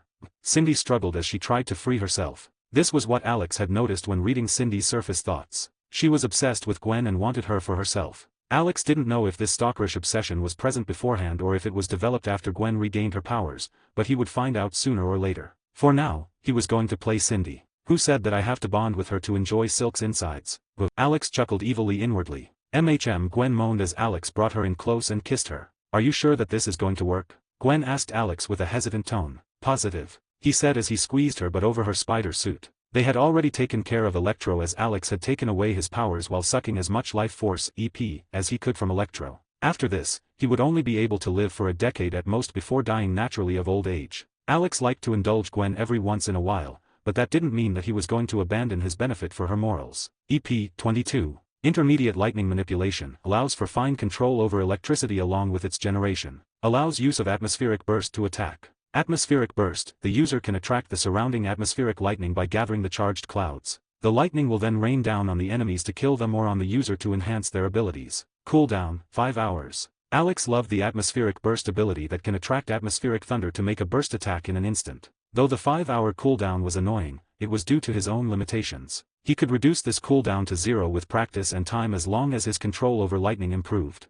I really should find a Thor to devour or maybe bond with a version of Jane Foster's The Mighty Thor. Alex wanted to strengthen his lightning abilities even more. Not right now, you can do whatever you want to. Tonight, Gwen said in a sultry tone while weakly pushing him away as her words brought him back from his musings. Imagining yourself being fucked by me while Cindy watches from the side, powerless to do anything, turns you on, doesn't it? He accurately understood her mood. Gwen suppressed a moan as she felt Alex's hand caressing her already dripping core from over her suit. Meanwhile, Cindy was trying to free herself from her bonds. She didn't want to hear Gwen's mewls and moans, at least not when I'm not the reason for them.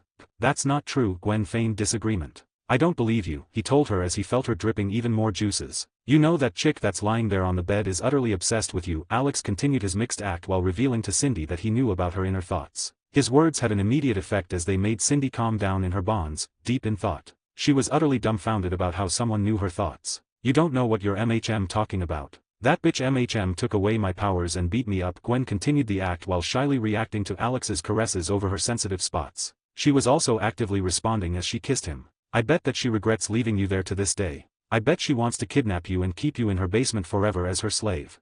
Alex kept revealing Cindy's true thoughts. It had an immediate effect as Cindy realized that her plans were being revealed one by one. At the same time, Gwen was mewling under his touch and getting more and more turned on by the current situation. Alex had told Gwen how much Cindy wanted her. And she was all for doing this to make Cindy jealous and mad. Gwen may be a moral goody two-shoes who was bordering on naivete, but she was still human, and a bit of harmless vengeance was acceptable. I think that Alex has already destroyed my innocence. Gwen inwardly lamented the loss of her innocent mind. Cindy had started thrashing in her bonds again as she tried to speak through the gag, but she could only make incoherent noises. Noises that only served to give a sort of twisted satisfaction to Gwen's arousal. I think our guest is up. We should greet her, Alex said, making Cindy the center of attention. Gwen looked at Alex with a little smile. She knew what he was planning and didn't mind messing with Cindy like this. Though she didn't know that Alex's plans were a lot more than just messing with Cindy a little. Alex and Gwen walked to Cindy's bed and Alex grabbed the blindfold before pulling it away. Hi, Cindy, Gwen said with a cheery voice.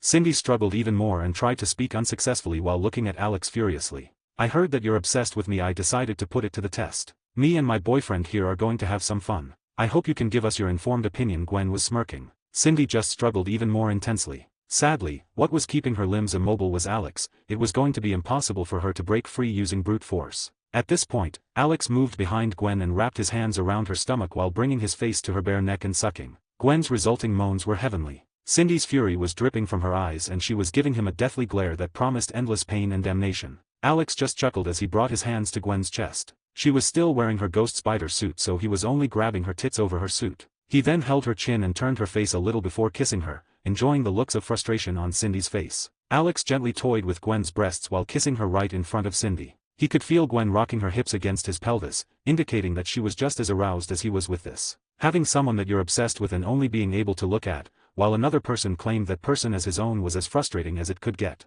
And Cindy was feeling the full brunt of that frustration while looking at Gwen and Alex making out as he fondled Gwen's body. As he was kissing Gwen, he brought his hand to her thighs and trailed his fingers up to her core, slowly teasing her while toying with her breasts over her suit. At this point, Alex started altering Cindy's hormones, just a bit. He couldn't do a lot without bonding with her, so he would make do with what he had. Alex had a choker that was wrapped around Cindy's neck that served as the connection point. Cindy, who was already feeling a frustrated kind of arousal due to seeing another man toy with Gwen's body, started feeling aroused as she saw him toy with Gwen's body. Even though Gwen's suit was covering her body, leaving almost everything to the imagination, Cindy's arousal only kept increasing with her frustration. She especially hated Alex's infuriating expression that seemed to be treating her as mere air, uncaring of her presence as he toyed with Gwen's body. Gwen was getting more and more aroused with Alex's caresses and was completely indulging in her desires. He decided to take things further and ripped away a part of her suit, specifically, the part above her chest, freeing her breasts of their confines. As her tits jumped out of her suit, Alex grabbed both of them while mauling them into different shapes. Gwen's aroused moans became more pronounced and Cindy's frustrated protests grew louder, serving only to make Alex want to push things further.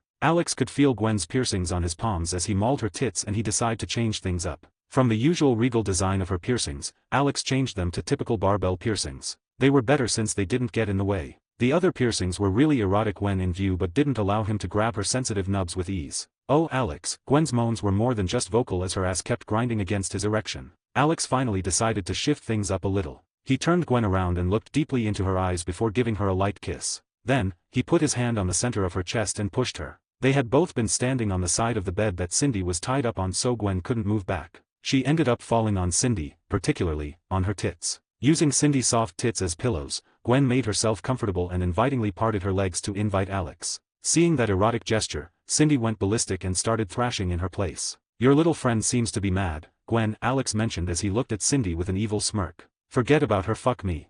Gwen was unbelievably aroused right now and she wanted nothing more than Alex's cock. 71, Cindy Moon, 2/3. Alex wanted to tease Gwen even more but he was also incredibly turned on by the current situation. So he didn't waste any time before the part of her suit that was covering her crotch suddenly disappeared. He brought out his cock and started rubbing it over her wet and inviting core. Alex enjoyed Cindy's wide-eyed look when she saw his exposed cock. He felt incredibly proud as he kept teasing Gwen until she gave in. Please, Alex. Stop teasing me and just fuck me already.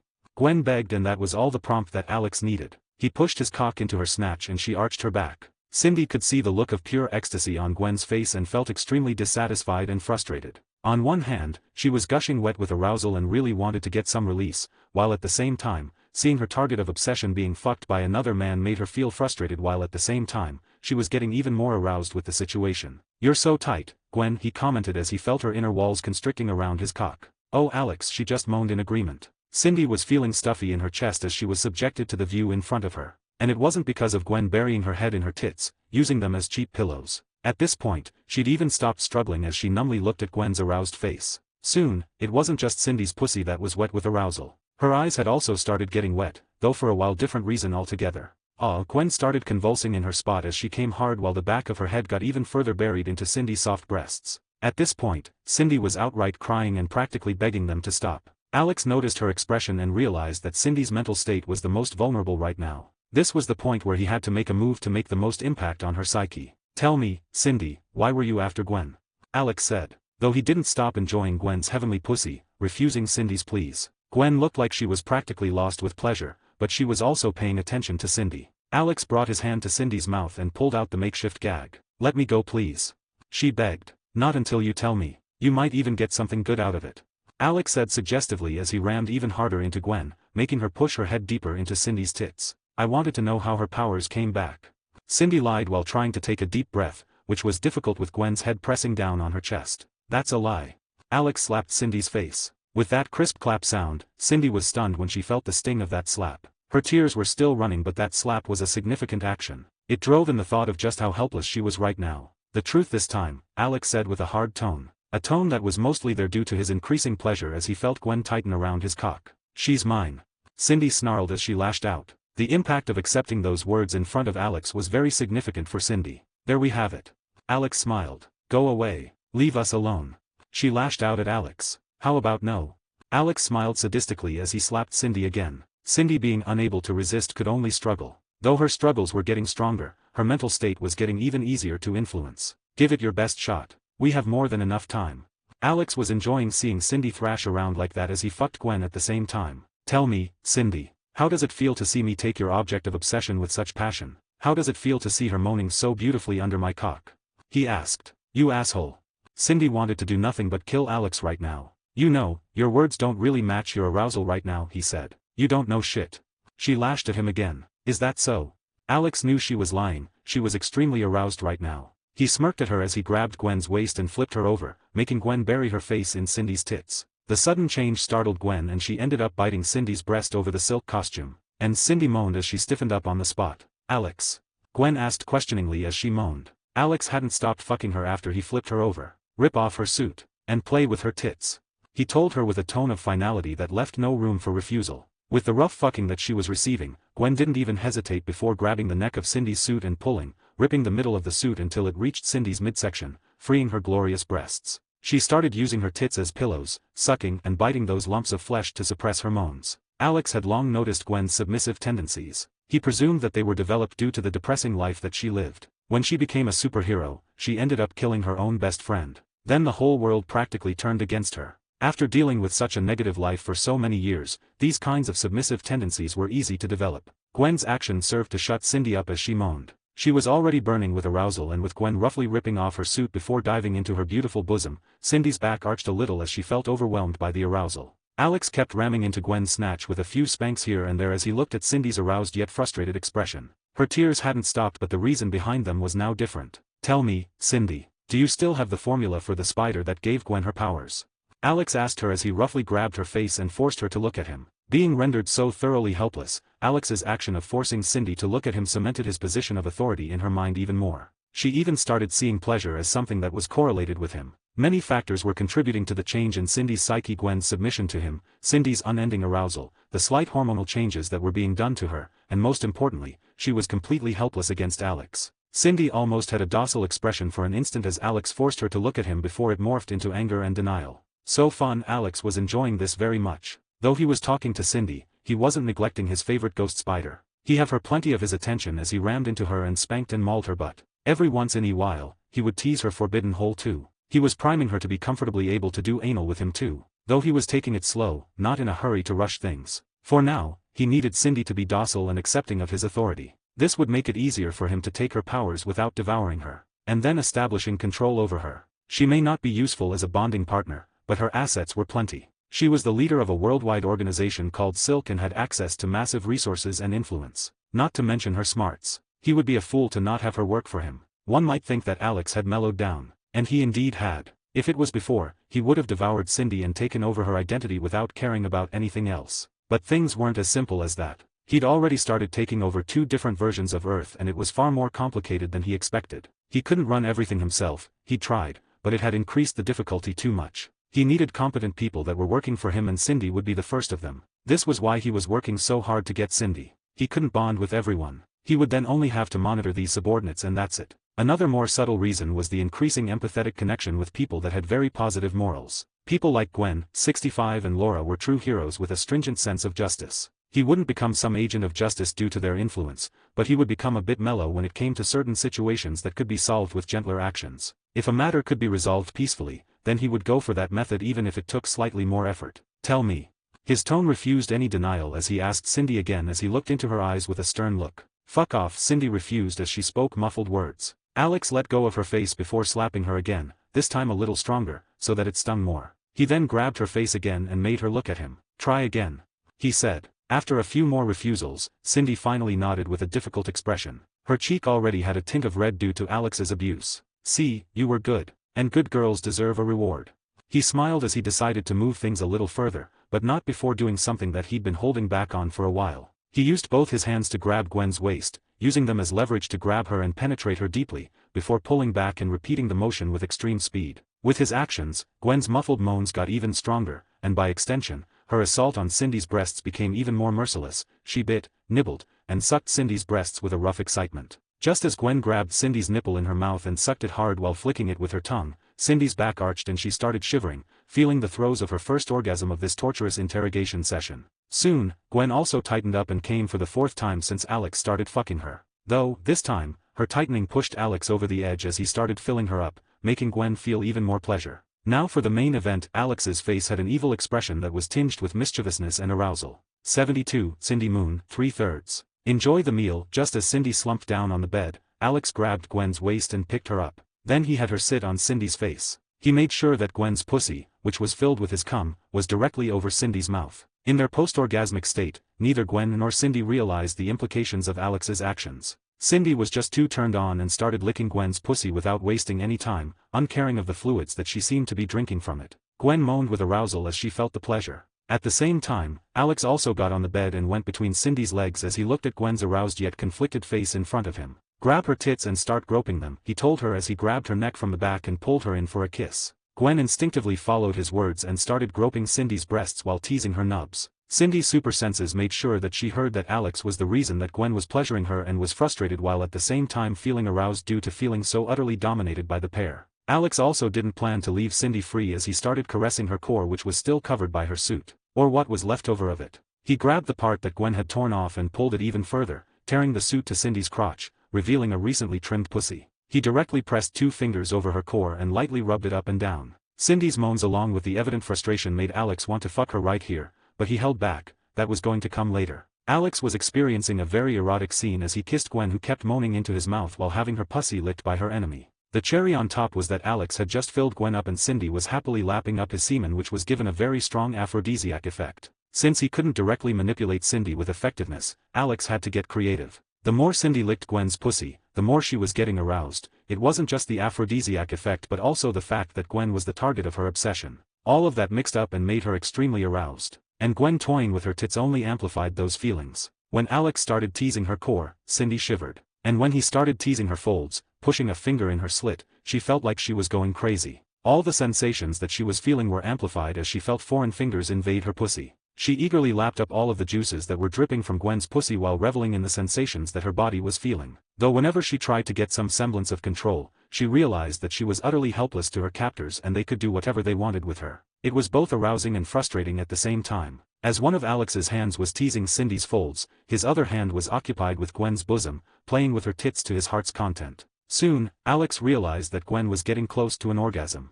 He wasn't planning on giving Cindy the satisfaction of bringing his girl to a climax, so he grabbed Gwen's waist and picked her up from Cindy's face, ignoring the unsatisfied moan from Gwen and the frustrated moan from Cindy. Without further ado, he skewered Gwen on his cock as he let her body rest on top of Cindy while ramming into her. "Fuck you," Cindy moaned while cursing Alex. He ignored her while giving all his attention to the lovely girl whose walls were tightening around his shaft. "I'm coming, Alex," Gwen moaned as her body shook and she came. Alex didn't plan to stop until he came to, so he kept going, but changed something. He turned Gwen around so that she could face her hated foe. "I think you girls should have a little heart-to-heart talk. You can just ignore me," he said as he paid attention to Gwen's lovely bottom that jiggled with each thrust. "What?" Gwen's question was slurred as she was still recovering from her post-orgasmic bliss. It was especially since Alex hadn't stopped his actions for more than a second. He'd only pulled out for a moment before thrusting back into her after flipping her around. Gwen was looking at her hated enemy's frustrated and aroused expression while being fucked by Alex and feeling her tits rubbing against Cindy's. She came to the realization of just how unrestrained she'd been acting, though that realization was buried under a deep pit that was filled with pleasure and arousal as well as a vindictive streak. Gwen suddenly smiled a smile that gave Cindy shivers, though that expression only lasted a moment before it contorted into an expression filled with ecstasy as she moaned like a bitch in heat. Although Alex said that the girls could ignore him while having a heart-to-heart talk, it wasn't possible, and he knew it. He just wanted to enjoy both of them struggling to keep their dignity in front of each other as he toyed with their bodies. Soon, Alex came again as he filled up Gwen's snatch to the brim. At the same time, he noticed that Cindy's expression was unnaturally frustrated as she tried to rub her body against Gwen's with desperation, all in an attempt to receive some much-needed stimulation, something that Alex had been denying her. It wasn't just a physical frustration, it was also a mental kind of frustration as she was getting ingrained with the thought of Gwen being pleasured by Alex. With Gwen's increasingly intense reactions as Alex fucked her and seeing those expressions firsthand, the impact on Cindy was very high. Gwen had bitten her neck, drooled on her face, and practically mauled her tits, leaving red marks all over. Not to mention that Cindy's arousal was at an all-time high right now. By this point, Cindy wasn't even struggling in her restraints. She'd practically accepted her helpless state and was only begging to be given some release with a teary face. Though a lot of this was because of Alex's subtle mental manipulations that he was doing. This kind of thing was going to take a lot of time otherwise. After filling Gwen up, it was time for the main act of the evening. Gwen was going to be resting for a while, so Alex decided to put her to the side of the bed and focus on Cindy for a while. Cindy. Alex gently held the side of her face and looked into her eyes. Cindy's hateful look was nowhere to be seen and she was looking at him with a confused and slightly docile expression. "Please," she begged. "Will you tell me the formula to create more of those spiders?" he asked as he gently caressed her face. Cindy hesitated for a while before nodding her head, agreeing to Alex's demand. "It doesn't work. Gwen was a single case out of thousands," Cindy divulged. "It's fine. I appreciate your honesty," he told her as he started rubbing his cock over her gushing wet pussy. Her extreme arousal had made her pussy extremely sensitive. "Will you be hurting my Gwen after today, Cindy?" he asked as he looked over at Gwen's peaceful face and Cindy followed his gaze to look at her. "No," she shook her head. "Good, girl. I want to work with you, Cindy. So, after I'm sure that I can trust you, I'll free you and you can focus on expanding your power base." He told her some of his plans for her. She nodded gladly as she moaned from the teasing that she was feeling on her snatch. She tried to move her pelvis ahead to get more stimulation but Alex just pulled back. "Please," she begged. "Please what?" Alex asked. "Please let me feel it," she asked. "Be more specific, Cindy." Alex was having fun teasing her. "Please let me feel your cock, please fuck me," she finally gave in. Alex was glad that she was more of a bi than a lesbian. Otherwise, this would have been a bit more difficult. He pushed his cock into her dripping snatch. As Alex completely sheathed himself in Cindy, her body started convulsing violently as she arched her back. She squirted a huge amount of juices on the bed and on Alex's midsection. "Damn, girl," Alex was surprised by the amount of fluid that she just discharged. "Hope she doesn't get dehydrated by the end of this session," Alex thought, though he had the perfect remedy for dehydration. He started moving within her tight pussy that was clinging to its new invader as Cindy came. His actions only prolonged her orgasm. Alex kept going as he gave her all of the pleasure that he denied her for the past few hours. At one point, Gwen also woke up and Alex decided that he wanted to have her participate too. What did he do? He put Gwen on Cindy's face again, letting Cindy clean out his cum from her snatch. The rest of the night passed by in a blur as Alex enjoyed his threesome with the two spiders. 73. Aftermath and plans for Cindy. By the time morning came along, Cindy was left restrained in the warehouse covered with both Alex's and Gwen's juices as Alex and Gwen went back to her house to meet with her dad. The guy had been unconscious since Cindy's group had kidnapped him and he'd finally started waking up. On the way, "What have I done?" Gwen was embarrassed to death when she recalled her actions from the previous night. "You did everything perfectly. I'm proud of you," Alex told her. "Shut it, pervert. You just wanted to have a threesome," Gwen snapped at Alex. "It got results. Cindy has already agreed to help us out with everything." Alex wasn't going to admit it. "Whatever. At least we don't have to do it anymore." Although Gwen enjoyed last night very much, she was embarrassed to death when morning came. "Who told you that? It's not as simple as a one-time thing. Cindy's going to be in the warehouse for the rest of the week, minimum. We'll only release her after I'm sure that she's completely on our side," Alex told her. "You just want threesomes for the week," Gwen said with a flat tone. "You're damn right I do. It's not like you'll be comfortable with me fucking her alone." Alex understood Gwen's thought process. Having sex with Cindy alone was going to be an intimate process, something she wasn't comfortable with. On the other hand, indulging in carnal pleasures was much easier to accept. "I hate you," she grumbled. "I love you too," Alex laughed in her head. "Hey, Dad, you okay?" Gwen was with George in his bedroom as he rested on the bed. "Thanks, Gwenny, I'm fine." He took the glass of water from her and slowly sipped it. "What happened?" he asked. "Some people found out about my secret." Gwen doesn't usually talk to George about her superhero adventures. He supports her, but it's a sensitive topic since she's the reason that he had to retire from his job. "Is that so? I hope my Gwenny showed them who's boss," he chuckled. Just because the topic was sensitive didn't mean that he wasn't proud of his daughter. "I did, Dad, I did." Gwen's voice started getting choked up as she was speaking. "Honey, come here." George pulled Gwen in for a hug as she cried in his chest. I thought that I'd lost you." Gwen hugged her father as she let out all the pressure that she'd been feeling. Although she knew that Alex had brought him to safety, she'd still been worried. All of those worries burst out when she saw her father and talked to him. "I should have brought her to meet her father first." Alex felt like it wasn't the best idea to have a debauched night while her father was unconscious. "I guess I could form a wristwatch or something and monitor the guy. I don't want Gwen to be unnecessarily heartbroken over the loss of her father if something happens. Especially if I can prevent it with ease." Alex decided on protecting Gwen's father from now on. Seeing the impact of her father's kidnapping on Gwen, Alex wasn't feeling much better either, courtesy of the empathetic connection. "So what do you plan to do with Cindy?" Gwen was in her room, eating lunch, or more precisely being fed lunch by Alex as she made herself comfortable in his lap. "What do you mean?" He feigned ignorance as he fed her a bite. "Don't mess with me. You clearly have some plans with Cindy. You're doing so much work to bring her to your side." she said. Our side. Alex corrected Gwen. Yeah, our side. Why though? She felt a little warm feeling in her chest from his words. Cindy is the leader of Silk, right? He asked. Yep. Gwen agreed. Cindy was the owner of the terrorist organization called Silk. That means she's extremely competent and useful when it comes to managing an organization. He said. I agree. Gwen seemed to understand where Alex going with this. And she's extremely smart, considering that she was able to create the spider that gave you your powers. I'm sure that she has quite a few assets that would be extremely useful. He continued. I see. Gwen understood. So we're going to set up an organization that's going to take in some of the good aspects and people from Silk and rebrand it in your name. It'll help us get whatever resources we might need and would also enable you to better do what you want. He said. You want to build something like Parker Industries, Gwen realized. Parker Industries was a company that was set up by the Peter Parker of Earth 616. Gwen understood that Alex wanted to do something similar. Parker Industries?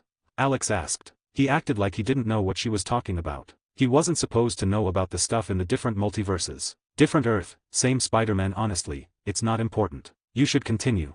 Midway through, Gwen realized that the information didn't have much relevance right now. Such a cutie. Alex bopped her nose as he fed her. Why are you pampering me so much? She asked with a smile. I don't know, just felt like it. He acted nonchalant. Though he was pampering her right now because he felt really bad when he saw her bawl her eyes out like that. He'd made her cry before too, but those tears were there due to extreme pleasure. This time, it was just her overwhelming sadness. Gwen's smile widened as she hugged him tighter. You're the best. Yeah, where was I? Yes, Stacy Industries. Cindy will be managing the place for you and start releasing some of her obscure technologies so that we can get more channels to gain money and resources. I'm planning to get something that will really boost our training speed, but it needs a large number of resources. He told her his plan. More training? Gwen asked with dread marring her tone. She was sure that she loathed training at this point. Yes, there's no question. We'll be training today too. And for the reward session, we can include Cindy. He said cheerfully. You're loving this, aren't you? She said with a deadpan tone. So much.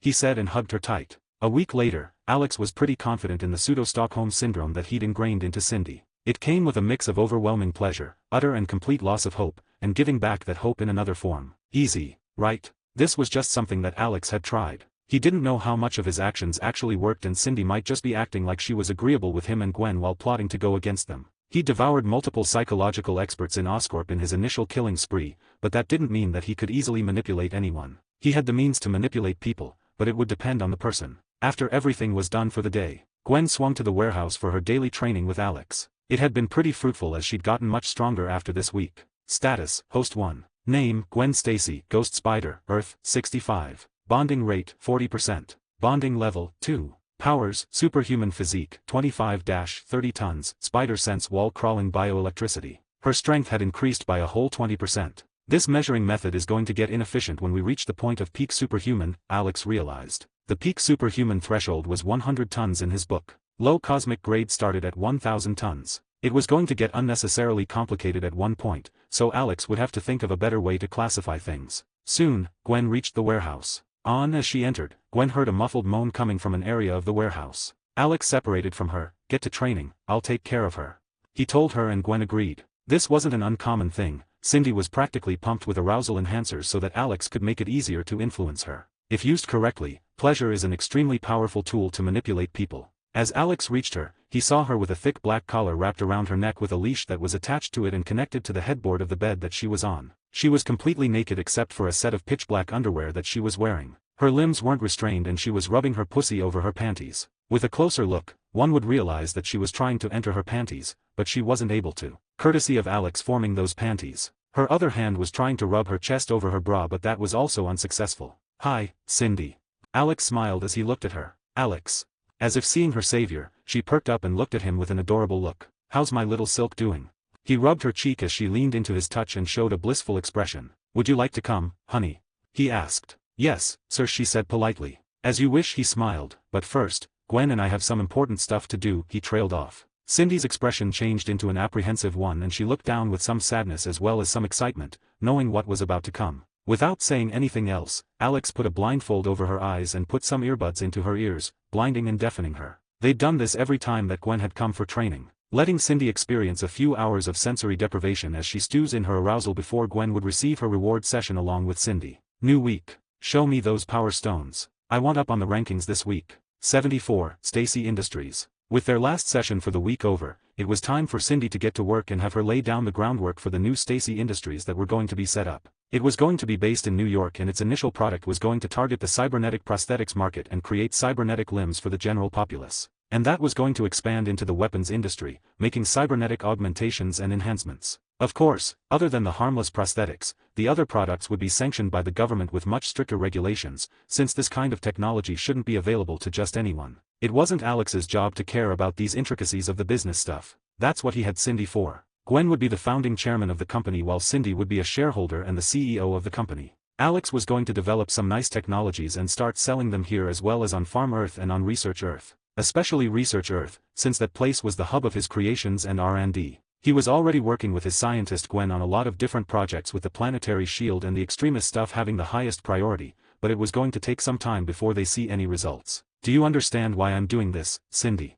Alex asked Cindy, who was standing in front of a fully clothed Cindy. I understand, Alex. As long as I can be with you and Gwen I will do anything. Cindy's eyes had a momentary faint hollow obsessive look which turned back to normal within a moment. I might have gone too far, Alex shuddered when thinking about the traits of a specific character type that Cindy was showing, though he didn't show anything outwardly. He hooked his finger through the pitch-black choker that was on her neck and forced Cindy to look deep into his eyes. This will monitor your actions at all times, and if I feel that you're doing something that may be detrimental to mine and Gwen's goals. Alex trailed off as he looked at Gwen's peacefully sleeping face. They'd just finished Cindy's last training session and Gwen was extremely tired. She'd gone through the rough training and then the rough threesome that they'd had. Cindy faintly nodded in understanding. You'll feel a mild shock that will serve as a warning beacon. Alex released a mild shock through her collar to let her understand what it would be. She squirmed in her spot as she looked at Alex's face with a thirsty look. He ignored her look and kept going. If you keep going even after that warning shock, it will immobilize and incapacitate you. At that point, I or Gwen will come to collect you. Understood? He confirmed with her. She nodded while taking hurried breaths. Alex hadn't cared for her arousal when training her. He wasn't going to do anything about it now either. You understand what has to be done? Alex questioned Cindy. I understand. She said. Give me a brief. He said. I'll be coordinating with my people in Silk to systematically and subtly transfer all our resources to an overseas shell corporation within the week, and when everything's done, I'll disappear and disband Silk. She said. During this same time, Gwen will be establishing Stacy Industries. When I'm done with Silk, I'll be coming over to the company as the new CEO while Gwen will take the seat of chairman. Cindy finished. Well, that's the gist of it. Good work, Cindy. Alex gently smiled at her and ran his fingers through her hair. Thank you, master. Cindy quivered and looked down shyly as her legs lightly rubbed together. Alex smiled, seeing that his conditioning was working. Cindy would always love getting praised by him. Good. You can get going now. Alex told her. Cindy had a hesitant look on her face. What is it? He asked. How will I be contacting you? She asked. What? Did you think I would be abandoning you? Hell no. You can come to this warehouse during the evening. Gwen's training is usually finished by then. You can join in the fun at that time. Alex smirked as he saw through Cindy's thoughts. After the week of unending and mind-melting pleasure that she'd experienced, it would be impossible to go back to normal for her. This was also the only reason that Gwen was so willing to let Cindy join in. Cindy's presence made things more fun for Gwen too. Though a greater reason for that is because Alex hadn't ever gone full tentacle monster on Gwen. Alex hadn't gone all tentacle with any of the girls that he's bonded with, except for Mary Jane, but she's a different case. He'd always taken a human form and done things within certain bounds. It was sort of because of the same reason that he'd been using his original name with everyone. He didn't want to lose his sense of self. He'd gone from being a normal human with a normal life to being a sociopathic murderer who wouldn't blink an eye before devouring or killing someone to further his goals. Hell, he'd even killed and devoured his favorite Spider-Man. Alex used to be a big fan of Andrew Garfield's rendition of Spider-Man. Yet he'd killed the guy just because he wanted some minor power-up. Initially, when he started doing these things, he was completely impulsive and didn't care for the consequences of his actions. But he'd started paying attention to his actions at this point. I guess I'm also being influenced by Laura and Gwen's sense of heroism and good-naturedness. Both Laura and Gwen, 65, are people with very strong positive morals. Gwen was a bit more on the naive side, but Laura understood the world, yet still wanted to help everyone. Though he was still willing to commit mass genocide, he would give some more thought to whether it was actually necessary. Master. Cindy's words brought him out of his reverie. My bad, you should get going. You can come back whenever you want. He told her before she could ask anything more. Okay. Cindy didn't say anything and gave Alex a light hug before leaving. Let's see if I can actually trust whether she's actually going to be helpful or if she's just going to waste my time, Alex thought as he looked at Cindy's departing back. Her ass swayed from left to right as she walked away. Alex had also taken away her powers completely. She wasn't completely powerless though. She still had an enhanced physique and a weakened version of spider sense. Though those powers weren't her own, they were the effect of the choker that she was wearing. Her current genome was as normal as it could get. Alex had formed that choker to monitor her while also making sure that she wasn't completely powerless so that she could deal with what needed to be dealt with on her own. It was a really difficult process to devour her mutation without affecting her, but after a week of very invasive work, he was successful. And he had quite a few benefits for it. Skill acquisition. EP 30. EP generation 0.9/day. Own skills, superhuman grade physique creation, 40-50 tons, true sixth sense intermediate lightning manipulation weak magic affinity mana sense host of the Scarlet Witch lesser heat and sound resistance biological manipulation basic matter transmission advanced energy transmission camouflage host enhancement devour copy. The true sixth sense was something that he really liked. Cindy's silk sense was an overpowered ability, but it wasn't able to be correctly utilized in her hands since she wasn't able to maintain multiple thought streams at the same time. Her silk sense would mostly get in the way of her daily activities and her normal work. But Alex could easily deal with a sixth sense that constantly gives him some sort of signal. His consciousness was like a supercomputer. That isn't an exaggeration. He was capable of extremely fast thought processing. That's the reason he could maintain up to 160 bodies simultaneously without feeling strained. It had gone up from 150 to 160 since his consciousness was also naturally getting stronger with time. After the week, Gwen had also gotten much stronger. Status, Host 1. Name, Gwen Stacy, Ghost Spider, Earth, 65. Bonding rate, 44%. Bonding level, 2. Powers, superhuman physique, 40 tons, spider sense wall crawling bioelectricity. All in all, the week was very productive. Alex got a cool new stronger sixth sense ability, his physique got stronger and he also got a very competent subordinate. Though it was to be determined whether she would be useful or if she would be no more than a liability.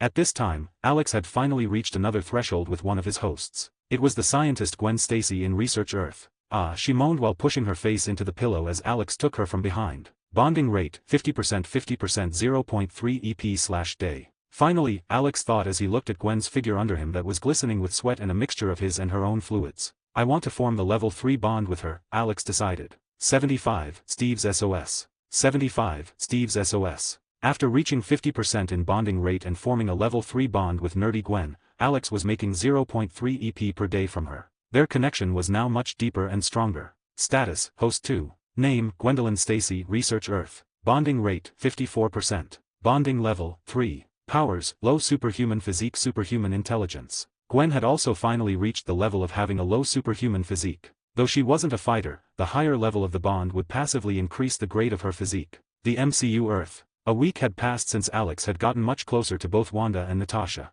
Status, Host 3. Name, Natasha Romanoff, Black Widow, MCU Earth. Bonding rate, 28%. Bonding level, 2. Powers, low superhuman physique, 6 tons, melee mastery espionage mastery. Status, Host 4. Name, Wanda Maximoff, Scarlet Witch, MCU Earth. Bonding rate, 30%. Bonding level, 2. Powers, low superhuman physique, 3 tons, chaos magic. After the first time when Alex had sex with Wanda, her bonding rate progress skyrocketed within the week, surpassing even Natasha's, with whom he'd been physically intimate much sooner. It was direct proof that the emotional connection was a big factor when it came to bonding rate. The trio's training was going pretty well and they'd all grown quite a bit stronger. Wanda's raw magic output had increased along with her physique and her control had grown more precise. Natasha's physical strength had increased even more and her technique had also gotten much better. She'd also started working very well with Alex's lightning manipulation. She'd gotten proficient enough with it to use the ability in regular combat. Alex's physical combat techniques had also gotten a much-needed boost. At this point, he was able to stand toe-to-toe with Natasha without being beaten for around 15 minutes. But now, the MCU might be going through a major shift. I might need some help, Nat, Steve said. Natasha was lazing around in the snowy backyard and had just received an emergency call from Steve. What do you need?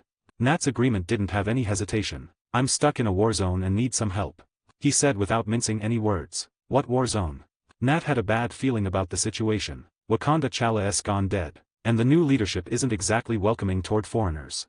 He told her. Well, this is an interesting development, Alex thought. In the original storyline, Chala was supposed to just have disappeared but going by Steve's tone, Chala definitely dead. Send me your coordinates. We'll be there soon. With that, Natasha hung up. What do you think, Alex? She asked in her head as she got up and went to meet up with Wanda. We should go. I'll see if I can get some vibranium for us to play around with. I'm especially curious about that shockwave release attack that Chala used during the battle at the airport. He told her his thoughts. Going to Wakanda would most likely be a very profitable trip for Alex. He could get access to both their technology and their vibranium. Great. I'll get Wanda. Nat talked about the situation with Wanda. So we just barge in? Alex asked Nat. The trio was already on the plane and the three of them were discussing what they would do. Of course not. We just have to get close to the border. Steve told me about a secret passageway into the country. We can't just breach Wakandan airspace like that. Especially if what Steve told us is true, Natasha said. Steve had given them quite a bit of information about Wakanda along with a passage that would lead directly into the country. He was stuck in a bad location and couldn't get to the exit, otherwise he would have already left. Well, a mountain of vibranium seems like sufficient payment for our efforts, Alex said. Like you're gonna be able to steal all of it. Nat didn't believe that he could steal a literal mountain. You underestimate my power.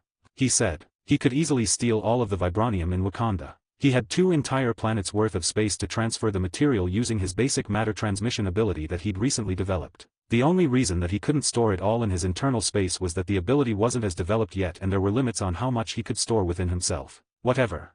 Natasha proceeded to ignore him and went to the cockpit to set the coordinates for their destination. She seems anxious, Wanda commented. She could faintly feel Nat's emotions. Well, her spy friend is stuck in the middle of a civil war in a country that could theoretically blow up the entire world twice over, Alex said. It can't be that exaggerated. Wanda didn't believe Alex's words. Wakanda was a small country with a tiny population. In her eyes, it was impossible for them to truly affect the world in the grand scheme of things. All it takes is one well-camouflaged troop to invade a country before killing all of the leadership and taking control. If executed well, it can be done overnight. Alex told her. He knew firsthand how easy this was if one had the right tools. He'd done this exact thing in 2 different versions of Earth and taken over the majority of the leadership of world-leading countries. Hell, in one of the countries, he was in control of half an entire continent. Wanda got silent at his words. Alex understood her worries and went over to her to envelop her in a hug. Don't worry too much. We'll be fine. Wakanda may be the strongest country in the world, but we aren't here to fight a war. We're here to go in stealthily, bring Steve and his friend away, and then get the hell out of there. She buried her face in his chest and agreed with his words. These past couple of weeks since you've bonded with me have been the best ones for a very long time. I just don't want to see all this crumble. Wanda told him. She was insecure. And after how much she's lost in her life, it's understandable that she is insecure about anything good in her life staying like that without crumbling apart. Alex ran his fingers through her hair and held her tightly without saying anything. He didn't want to raise an unnecessary flag. Soon, Wanda was softly snoring as she felt really comfortable in Alex's embrace while he played with her hair. We'll be there in a couple hours. Nat's words trailed off as she came back and noticed Wanda being snuggled into Alex's embrace. She's been worried about you, he told Natasha. I understand. Nat wasn't new to this scene of seeing Wanda using Alex as her body pillow. She would regularly sleep while hugging him tightly like this. Wanda was a little starved for warmth and she loved cuddling with Alex since it made her feel extremely warm in her heart. And Alex also encouraged her actions. He didn't want Wanda to repress her feelings. One reason was that her feelings were directly related to her chaos magic. Repressing her feelings would make her magic go berserk. But the main reason was that if she held back on expressing herself all the time, her mental state wouldn't ever be stable. And her unstable mental state would affect Alex more than anyone due to his empathetic nature. There was one more tiny reason, but it was also very important to Alex. He loved the feeling of Wanda's but rubbing on his crotch every once in a while as she rested on his lap every time. You sure about this, Nat? We'll be infiltrating the most advanced country in the world. There's bound to be difficulties. Alex wanted to be sure that Nat was willing to go through with this. My friend needs my help, Alex. I can't turn my back on him. She'd already decided. It's good that you're motivated. Alex told her. I thought that you'd need some more convincing. She didn't expect Alex to agree so easily. Alex just lightly shrugged his shoulders, indicating that he was already all in. Take a seat. I'll manage the plane. Alex patted the couch on his side. He'd already made quite a few modifications to the jet and it had already become a pretty comfortable luxury jet with quite a few amenities. It's gonna be a few hours anyway, Nat mumbled as she took a seat at his side and rested her eyes. She didn't react when she felt Alex's arm wrap around her shoulder and pull her into his embrace. A couple of hours later, the three of them were at the secret entrance mentioned by Steve. This is supposed to be a secret entrance? Wanda asked as she looked at the flamboyant entrance of what was supposed to be an underground cave. There was a gray metallic archway with circuit lines at the entrance of the so-called cave. It led to a tunnel with a weak bluish light that was being emitted by the circuit-like line pattern that was going all over the inside of the tunnel as well as the archway. Apparently, Nat said, anyone who could come down this path would be able to enter Wakanda if this was all there was to the secret entrance. This is certainly a surprise, Alex thought. This kind of entrance was never mentioned in the movies. 76. Infiltration. I think we'll have a surprise waiting for us if we walk in through that entrance. Both Wanda and Natasha heard Alex's amused voice. He'd already disappeared into the girls when they landed and didn't plan to come out anytime soon. He would only come out in a necessary situation, or if he wanted to have fun, but he was more interested in focusing on how this vibranium tunnel works. At this point, his inner explorer geek had awakened and he was intent on studying the technology of Wakanda. He wanted all of the information and all of the intricacies of how vibranium is used by Wakandans. Whatever. We'll only know whether or not this is a secret entrance once we go through it. Stay on guard, Wanda. Nat told Wanda as she steadily moved closer to the gate. Wanda silently agreed to Nat's order. This kind of infiltration is Natasha's domain and Wanda trusted Nat to know what she was doing. Alex was paying attention to the metal arch that was present at the entrance. It's all fucking vibranium, he noticed as he paid close attention to the structure of the metal. The archway at the entrance, the inner walls of the so-called cave, everything was made of vibranium. And the usage was much more refined than the crude usage of it in Captain America's shield. The way vibranium worked is that it absorbs all of the kinetic energy or force that it receives and it can either store that energy or distribute it all over its structure to negate most of that energy. The way Captain America's shield works is that when some large force hits his shield, it absorbs all of that force and distributes it over the surface of the shield. That's how he's able to tank light blows from beings with cosmic-level strength like Thor. On the other hand, the storage mechanism is something that is used in T'Challa's Black Panther suit. It stores all the kinetic energy that is received and then releases it all in one big burst. These tunnel walls have the same mechanism. If someone attacks these walls, that kinetic energy would be stored to be utilized later. Though it could also be directed somewhere else, Alex didn't know what the point of doing this with a mere secret entryway was and had many theories. But that's all they were. Theories. Don't you think that this tunnel is going on for way too long? Natasha commented. They'd already walked for about a couple of miles through the tunnel but it was all the same. You noticed soon enough, she and Wanda heard Alex's amused voice in their head. You noticed something? Wanda asked. This tunnel is only around 100 meters long. You've been walking in circles for the past half hour. Alex said. He'd focused very intently on these walls for a while and he'd noticed that the girls were going around in circles after their second lap. And you didn't tell us earlier because? Nat asked with scrutiny in her tone. I wanted Wanda to naturally realize something on her own without my input. But she didn't get the idea. Alex said. He wanted Wanda to instinctively rely on her powers in a sticky situation. Even now, even though she uses her powers more freely, she doesn't naturally use them unless they're necessary. She could have easily spread out her chaos magic through the tunnel to map out the terrain. They'd already trained this before and Alex was waiting for Wanda to utilize her powers for this. Hearing his words, Nat's gaze went to Wanda with a slight questioning look. And seeing Nat's expression, Wanda was embarrassed and looked down guiltily. I'm sorry guys. I don't have a habit of using my powers regularly.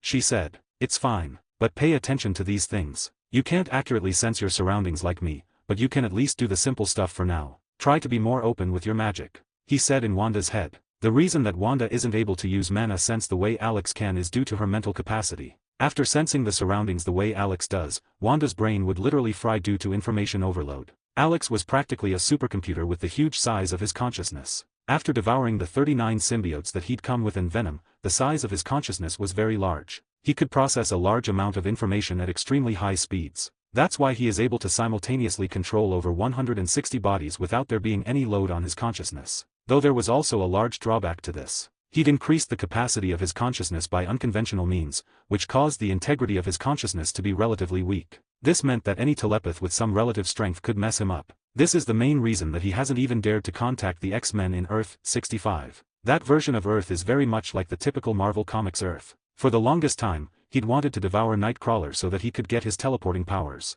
That would open up so many avenues for him in the current situation. He would be able to switch between two bodies so that he could bring his hosts to the other versions of Earth. It would solve the problem of necessarily having 40 different hosts for him easily. But he hadn't done that yet because he was terrified of both Jean and Charles. They would be easily able to effortlessly whoop his ass telepathically and he wouldn't even know what hit him. He would need to make a lot of preparations before he could contact any X-Men. Wanda herself was an exception because she wasn't proficient with her mind manipulation abilities and she was very afraid of using her abilities. He'd taken a gamble when bonding with Wanda in the MCU and he was glad that he did. It opened up quite a few avenues for him. Meanwhile, Wanda realized what she should do and let out a controlled burst of chaos energy and released it outward, mapping out the terrain. Let's keep going.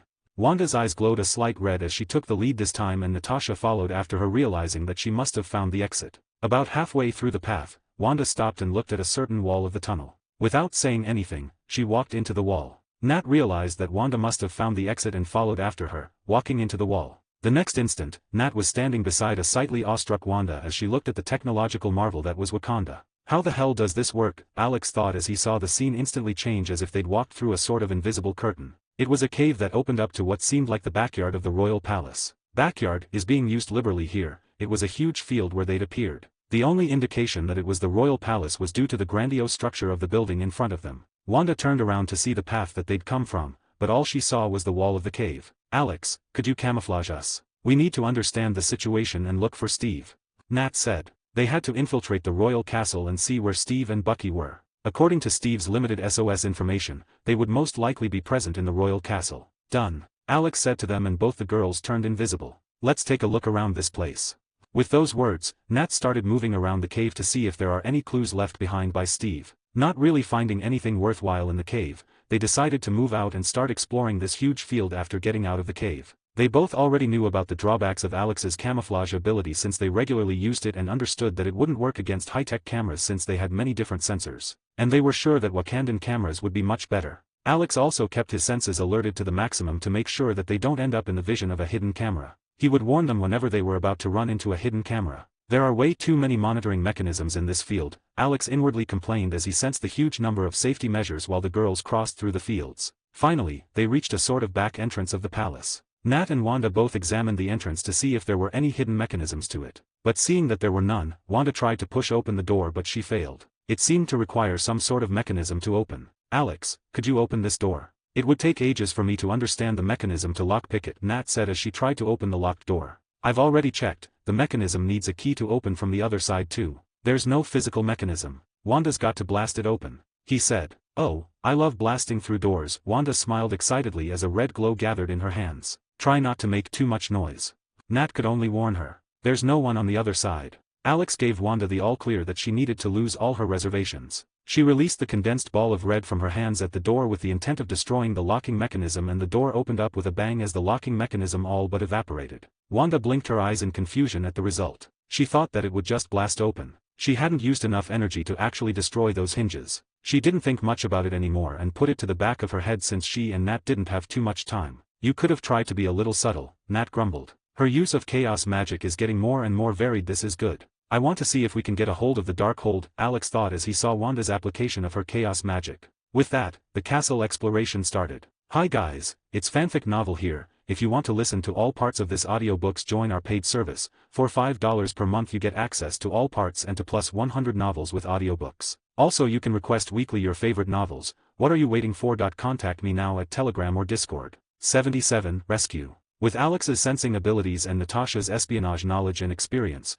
the girls were able to explore the palace easily without getting detected by the security measures. Finally, they found a place where they could get quite a bit of information. The kitchen. Some random careless gossip could easily reveal some very important information. An hour later, they didn't get much information other than some information about a change in leadership where the previous King Chala was usurped by the outsider King Enyadaka and murdered by him. They also learned that most of the nation was in mourning over Chala's death and the queen and princess were occupied with that. Fuck, he's really dead. I had some hope that Chala could come back and take over Wakanda, but this seems pretty unlikely, Alex thought. Wait, couldn't I? Alex had an amazing idea. It could change everything about the MCU if he could actually execute it well. In that instant, he decided to do something that would be game-changing. I have to plan things out. He'd made his decision, but he had to plan the execution and look for the right opportunity. Soon, Nat and Wanda heard something that had them perking up their ears. They heard where Steve and Bucky were. They were in the dungeon below the castle. It's not surprising that the Wakandan royal castle has a dungeon underneath it. They were a semi-medieval society, so it made sense to keep their most wanted people right under their noses. Both girls started following one of the servants. He was the one taking the food down to the cells of the prisoners below the castle. In the dungeon, Steve was brooding as he stared at the wall while glancing over to Bucky, who was in the adjacent cell every once in a while. The vibranium prosthetics that Chala had given Bucky were gone and he was armless while his left leg was gone below the kneecap. He was just lying on the ground while staring at the ceiling. Any plans? He asked Steve without turning his head. Maybe. I don't know how long it would take for them to arrive. Steve said. You sure they're coming? Bucky was skeptical. I trust her. She'll be here. Steve trusted his comrades. And if they can't, Bucky said. Then we'll think about it when it happens, Steve continued. How long before we think about it? Bucky had asked the same question multiple times and they'd had this exact conversation tens of times. Soon. It's not like I can just bend these vibranium cell bars. Steve said. It's not that he wasn't thinking of solutions, it's just that there were no solutions. There was a sliding noise as someone called out, food, in the native Wakandan tongue. Steve looked over and saw a plate of food being slid into his cell. At least we're still getting food. He said to Bucky. Yeah, right. Bucky said as he got up and looked to his left and then his right where his arms should have been before looking over at the plate of food. Steve, acting oblivious to Bucky's dilemma, continued while he ate, I'm sure that when that Killmonger guy is done with solidifying his regime, he's going to come after us. We have to get out by then. Steve kept talking. The situation with Killmonger was slightly complicated. On one hand, he was the king of Wakanda, but he didn't have the full support of all of the tribes, and Wakanda wasn't a dictatorship based solely on military power. It was a monarchy, though the current situation was awfully close to a dictatorship. Killmonger had the support of a couple of the militaristic tribes, while most of the royal family's true supporters weren't very welcoming toward him, and neither were the people of Wakanda. T'Challa, however short-lived, was a very loved ruler. Even as the crown prince, he was loved by the Wakandan masses. He had won the support of both the people and the royal family's vassals. Now, a random dude comes to Wakanda, claims to be of royal blood, and proceeds to kill their king. So, things were very unstable right now, and he had to do quite a bit of work to stabilize his regime in Wakanda. Killmonger couldn't just go and declare an all-out war on the world the moment he became king. That would have been an extremely stupid decision. And this was something that N'Yadaka aka Killmonger had been preparing for throughout his whole life. He wasn't going to make such a fatal mistake. N'Yadaka was the son of the late king's brother, T'Chaka's blood brother. T'Challa was N'Yadaka's first cousin. And from the very day that T'Chaka had killed N'Yadaka's father for committing treason, N'Yadaka had been preparing for his comeback. He knew what it took to be a leader. If he just declared war on the world at the moment he became a king, he wouldn't be able to sustain his regime and Wakanda itself would go to shit. Thump. Steve's head perked up as he heard the sound of a muffled scream before hearing a light thump, signifying someone falling on the ground. You're looking pretty good. He saw Nat's smiling face looking down at him through the bars of the cell. Nat. Steve was happy to see his friend. How are you? He asked. You're polite as always, Nat chuckled. How is he? She gestured to Bucky by tilting her head in his direction. Better. T'Challa helped get rid of whatever Hydra had put into his head. Steve commented. I remember him having just one fake limb. What's with the other lost limbs? Nat asked. Can you guys stop acting as if I'm not there? Bucky finally commented. He was still sore about losing his limbs, though he wasn't going to go against Tony. Bucky felt like he deserved to die after all he'd done. He knew that he'd brutally killed Tony's parents and didn't deserve to live after having done a similar thing to so many other people. Steve ignored Bucky's words and said one word with a complicated expression. On one hand, he was angry with Tony, and on the other, he was also grateful to him for sparing Bucky. Nat understood and didn't comment further on it. The guards and the prisoners on this floor are done, along with the cameras. There was another voice beside Nat as Wanda appeared beside her. That's new, Steve commented as he saw Wanda's sudden appearance. How are you doing, Cap? Wanda didn't say anything about Alex. I'm loving it here. Pretty fun. I missed my shield so much that now I'm living inside vibranium. I'd still prefer to get out of here though. He said with a joking tone. We're working on it. These doors aren't automated so we have to do some work. Nat said. She'd already hacked into the camera mainframe of the prison system and set it to a looping video so that their actions aren't detected. But the cell doors weren't connected to the mainframe and worked on manual locking mechanisms. Wanda, if you will, Nat said as she stepped back from the door. You should step back, Nat warned Steve. Wanda smiled excitedly before gathering a red glow in her hands. She was really enjoying blowing open the doors here. Try to have the intent to make the door disappear when you cast your attack, Alex said in her head. Wanda didn't question him and did exactly that. He would regularly give her tips on the usage of her powers. Let's see if this works. Disappear.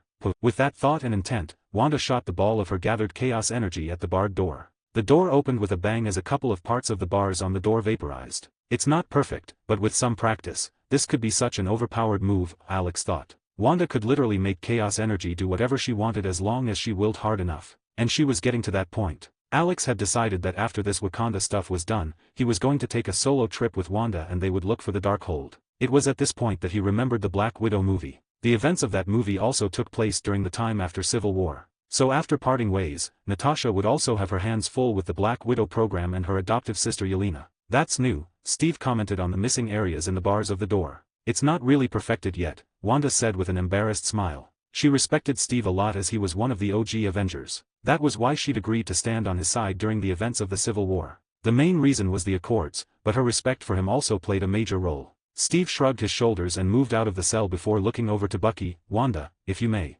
Steve asked. Wanda nodded and gathered up another ball of energy in her hands before letting it loose with the same disappear intent. This time, the door flew open and a bit more of the bars got disintegrated than when she opened Steve's cell. I just realized these are vibranium bars that she just destroyed, Alex realized. Forget it, I can get the entire mountain to myself later if everything goes to plan.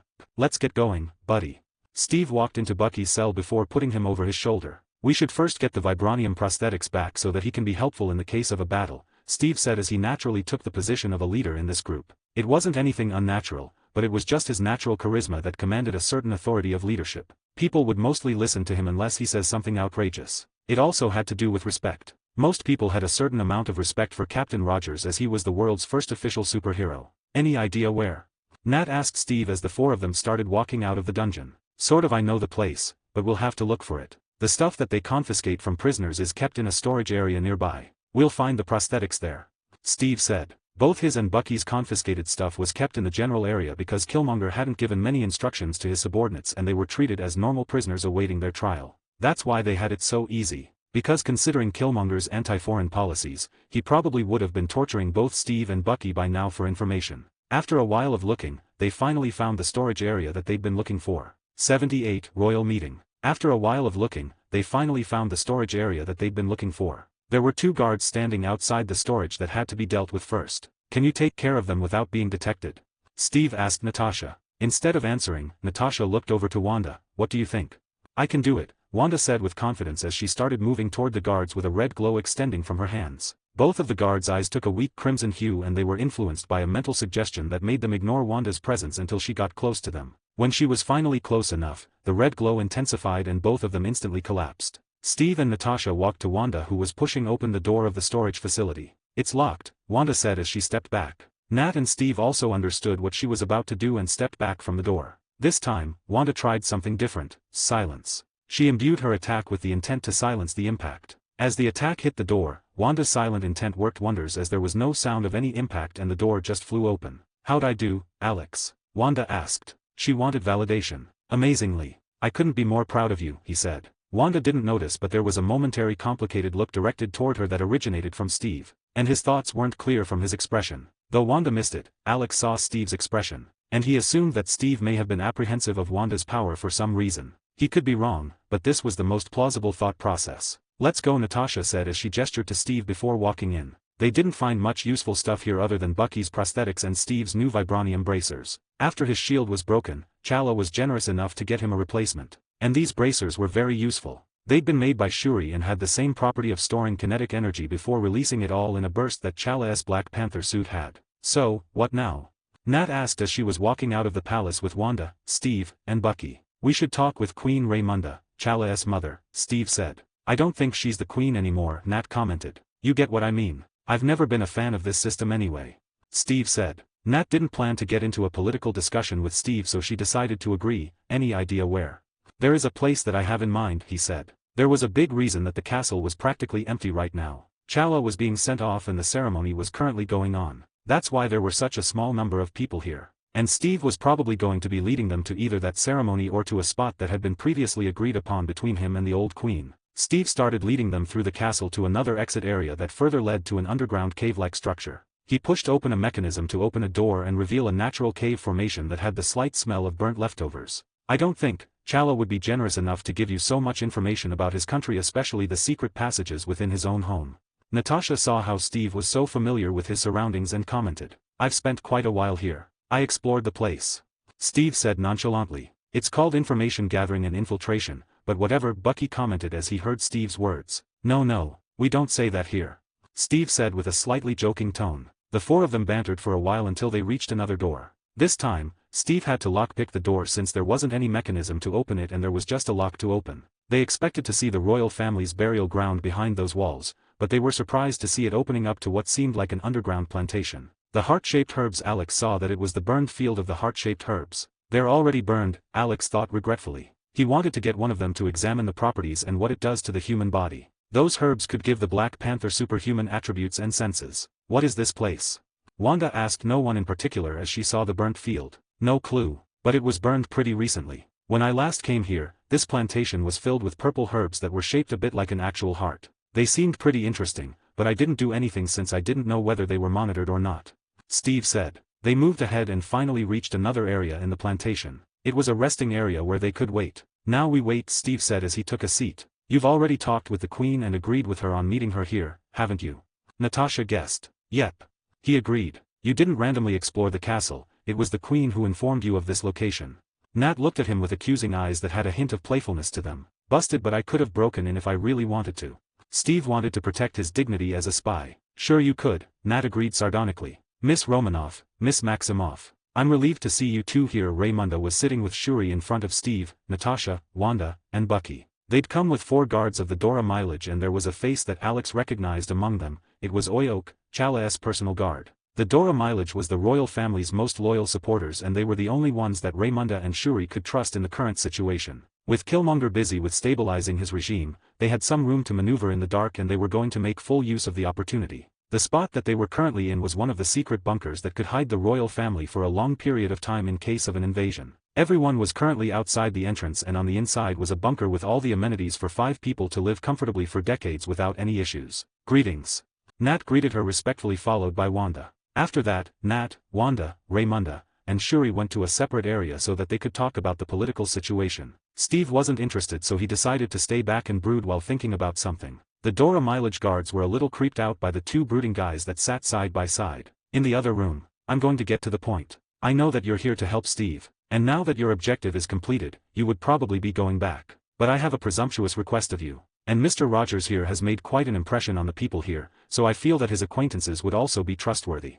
She told Natasha while faintly gesturing to Steve, who was in the other room. Could you first clarify the situation in Wakanda first? We don't have much information about the situation. Nat wanted to fish for information from Raymunda. Steve had left all the discussion to her since she was a better diplomat. He didn't have the kind of patience that was needed to deal with politics. Of course, there shouldn't be any problem. Raymunda continued with some perfunctory words that made the conversation delve into meaningless small talk. Fucking political bullshit. Just get to the point. Alex was already bored by Raymunda's attitude. He just wanted her to give them the information and get things over with. The 3 other people in the room, which included Shuri, Wanda, and Nat, also felt the same way. Even after saying that she's going to get to the point, she's still playing politics. After a few more minutes of perfunctory small talk, Raymunda finally got to the point. I'll start from the beginning of the chaotic situation. Raymunda started retelling them the events that occurred after Chala brought Steve and Bucky to Wakanda. Initially, they weren't very warmly welcomed, being seen as outsiders. But eventually, everyone warmed up to both of them. Though the situation got messy when it was time for Chala to officially take the mantle of King of Wakanda. All this time, he'd just been serving as the proxy for his father after Chaka's abrupt death. Chala hadn't officially been crowned as the King of Wakanda. Once everything was stabilized, it was time for Chala's coronation. The coronation was basically a ritual that allows all 18 of the Wakandan tribes to challenge the to-be King of Wakanda so that there weren't any issues with his rule later, and all of the tribes were convinced of the Black Panther. At that time, the Jabari tribe came to challenge Chala, and their leader, M'Ku, fought against him. Though it was a difficult fight, Chala won. Though that was when things turned around. Just after Chala won against M'Ku, there was another challenger. Though he wasn't from any of the other tribes, he was someone from the royal family itself. A long-exiled cousin of Chala, Enyadaka, had come to challenge him for the throne. He called himself Eric Killmonger. 79, leaving. A long-exiled cousin of Chala, Enyadaka, had come to challenge him for the throne. He called himself Eric Killmonger. And Chala, already tired from his previous fight, was easily overwhelmed by Killmonger's superior skills and cut down where the coronation ceremony took place. At this point, Killmonger took over the country and immediately enforced a no-foreigners policy that directly affected Steve and Bucky. Though they'd been able to run away from the assaulting forces, their current location was unknown, and Raymunda didn't have any influence left to contend against Killmonger after Chala's death. She had no idea about Steve's current location. What happened to Chloe? Alex thought. And as if knowing what Alex was thinking, Nat asked about him next. As far as I know, Eric Killmonger is an ex-US Special Forces soldier with ties to people like Ulysses Chloe. Why would Wakanda accept someone like him as their leader? I'm sure that you have enough intelligence forces to know about this information. Nat asked. During the events of Ultron's creation, the Avengers looked into Chloe. So she already had quite a bit of intelligence about Chloe and his associates. As far as I know, the Wakandan leadership hates Chloe with a passion due to his action of stealing vibranium from Wakanda. What's the deal? Natasha wanted clarification. That's because he came with Chloe. Or more like Chloe's dead body. Chloe wasn't in possession of the vibranium anymore, but Enyadaka's actions moved some of the people. That's how he was able to gather the support to reach the ceremonial area to challenge Chala in the first place. Raymunda explained. I see. At this point, Natasha understood the majority of the situation. Killmonger is going to use Wakanda's resources to take over the world. Natasha deduced easily. Seems like it. He hasn't explicitly stated it, but that's the direction that he seems to be going. He has already started preparations for war. Wakanda's military forces are going to be mobilized sooner or later. Raymunda said with a solemn tone. What do you think is the success rate? Nat knew the answer, but she wanted to hear it from the mouth of the queen, who was familiar with the true power held in Wakanda's hand. 100% success. No matter what route is taken, Wakanda can take over the world. I'm not boasting. We have weapons stronger than nukes that can easily wipe out entire cities instantly, as well as a defense mechanism that can hold off multiple nuclear blasts. Wakanda is tactically superior in every way. Raymunda said as a matter of fact. Natasha wasn't planning to dispute her claim. There was no point. And since Wakanda could hide its infrastructure from satellites in space, it might as well have a curtain-like force field that could hold off nuclear bombs, especially if that force field had any properties of vibranium. This is because a nuclear blast is not a concentrated blast. It's a large-scale explosion. And a vibranium-based energy barrier like that would be optimal for blocking large-scale explosions since it could easily dissipate all the force of the explosion. Raymunda also didn't mention the espionage route. Trained soldiers with Wakandan stealth tech could easily bypass government security and assassinate world leaders. We might be a bit too much out of our depth with this, Nat thought as she thought of the many scenarios in her head. I see. Let me discuss things with Steve, then we'll see how we deal with Killmonger, Nat said. She'd realized that Raymunda's motive in telling her so much was to drag the Avengers into the conflict. And she was inclined to join in after realizing the scale that this would affect, but she was going to discuss this first. It would be a lie to say that Raymunda wasn't a little disappointed that Nat hadn't immediately agreed, but she understood. And she didn't have any power to force the two Avengers to listen to her. No need. Your information is invaluable. I'm sure that Steve would be inclined to put a stop to Killmonger's actions after realizing how much he could affect the world. So you don't have to worry. Nat knew that she had to give her some sort of promise to prevent being backstabbed at some point. She didn't know this queen and had to take all the precautions that she could. Soon, after getting all the information that the queen could give them, Wanda and Natasha left the room to meet up with Steve and Bucky. They were given some space to talk among themselves as the Dora Mileage guards left to go to Shuri and Raymunda. What do you think? Nat had already explained the situation to Steve and Bucky. I'm not sure what we can even do in such a situation, Wanda commented. I don't think we can do anything, at least not alone. This kind of problem needs the Avengers. All of them. We can't affect the situation much. Steve said. Can't we just assassinate Killmonger? Wanda asked. That would be a bad move as it would paint a target on the Avengers' back and we would be making an enemy of Wakanda itself. Who knows if Killmonger's successor would be any better. Wakanda's society wouldn't accept being ruled by Chala's sister, at least not after Killmonger's presence. If Chala died and she was left, there would be a chance, but this makes things much more complicated, especially since she's too young for now. Steve was practically monologuing. Should we just leave? That seems like the best move here, Nat said. We can try to regroup with the others and see how to handle this. That sounds like the best plan for now. Steve agreed with Nat's words. They were way out of their depth right now and it wasn't their place to meddle in internal conflict. This wasn't a terrorist attack or a forceful takeover. It was a simple change of leadership in a country that follows a monarchy system. For now, Killmonger hadn't even acted on any anti-foreigner policies. The only reason that Steve and Bucky were captured was that they were illegally trespassing on Wakandan land. Wakanda did not allow tourists into its borders. That's how they stayed so secretive for so long. Finally, they decided that they weren't going to involve themselves in this internal conflict and were going to get the fuck out of Wakanda as soon as possible. As they crossed the border and left through the same passage, a camouflaged mass was left behind within the country as he would be enacting his plans for this country now. Should I bond with Shuri? This was Alex's current dilemma. He wanted to take over Wakanda. Now that everyone had left, he wanted all of Wakanda's knowledge, resources, and foundation for himself. He could take many routes to go through this process. The most simple one would be to turn into Chala and challenge Killmonger again, taking over Wakanda as the rightful king. He could also kill Killmonger and take over his place to rule the country. Another option was to bond with Shuri and help her take over the country, dethroning Killmonger. Bonding with her is the best option, but I already have 3 bonds in the MCU world. Wait, 3? Alex was confused. Fuck. I forgot about Jessica Jones. He mentally chided himself. It wasn't really his fault for forgetting about Jessica. He'd only made a rudimentary level 0 bond with her and after a while of inaction, that part of his body and connection had gone dormant. This happened because a level 0 bond was just way too weak to sustain that body. This meant that he'd stopped receiving any feedback from that body. He knew that it was there, but he would have to jolt it awake. This was the situation with all of the other bodies that were still in space, not having reached their destination yet. He knew that they were there, but they were in a dormant state. Should I just get rid of the bond with her? Alex was conflicted. If it was before, he would have taken full advantage of the bond with Jessica and worked ahead. But he already had 2 hosts in the MCU and he had a theoretical limit on how many hosts he could sustain at the same time. He didn't know the exact number, but he instinctively knew that there was a limit. And the limit wasn't as simple as his mental energy. It was a more fundamental thing that he didn't quite understand. He'd already decided that if he bonds with anyone else, they had to be someone with a diverse set of powers. Someone like Captain Marvel, Susan Storm, and even Jane Foster's the Mighty Thor were viable options. Someone with basic superhuman abilities wasn't really appealing to Alex at this point in time. This was also why he didn't outright form a bond with Cindy in Earth-65. Let's get rid of it. All I would lose is a minor enhancement to my physique creation ability.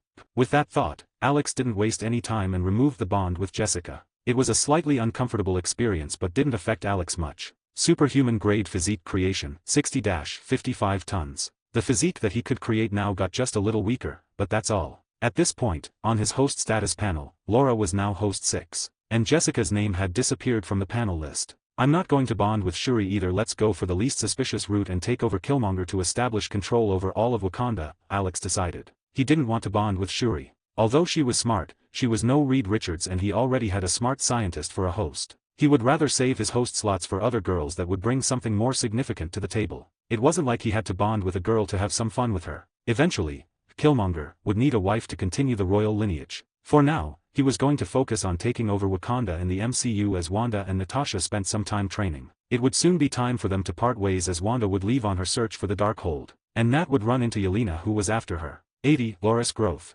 80 Loris Growth. Earthsea. After returning to the bunker from that nest, Alex and Laura spent their days busy with training, Alex's continued seduction of Laura, and farming EP. He was truly taking things slowly with her as they hadn't even gone beyond second base till now, weeks since they'd met. And although this might not sound like a lot of time, one must keep in mind that since they met, they had been inseparable, stuck together forever. Alex himself was surprised at how patient he was being with Laura. They were practically living through a teen romance in a zombie apocalypse on steroids. Another thing that had started happening was that every night, before Laura slept, Alex would give her an amazing sensual massage that would infuse some EP into her skin to increase the strength of her physique. Even though she was living on a dark and depressing Earth that had been practically destroyed, these days were the happiest that Laura's ever been. She would get to fight as much as her inner battle maniac masochist wanted. She had an amazing guy who was willing to go above and beyond to fulfill any wish that she could have, and each night she would get unprecedented pleasure before she climaxed to the land of unconsciousness. If she had some complaints though, it would be the training. As much as Alex pampered her all the time, he was utterly brutal when it came to training. He'd made her endure getting stabbed, cutting off her skin to her bones, and a whole different level of torture to increase the level of her healing factor. As much as she understood that it was necessary, it didn't exactly make her feel good, especially since his actions practically made her remember what those people at the Bastion used to do to her. Fuck off, Alex. I hate you.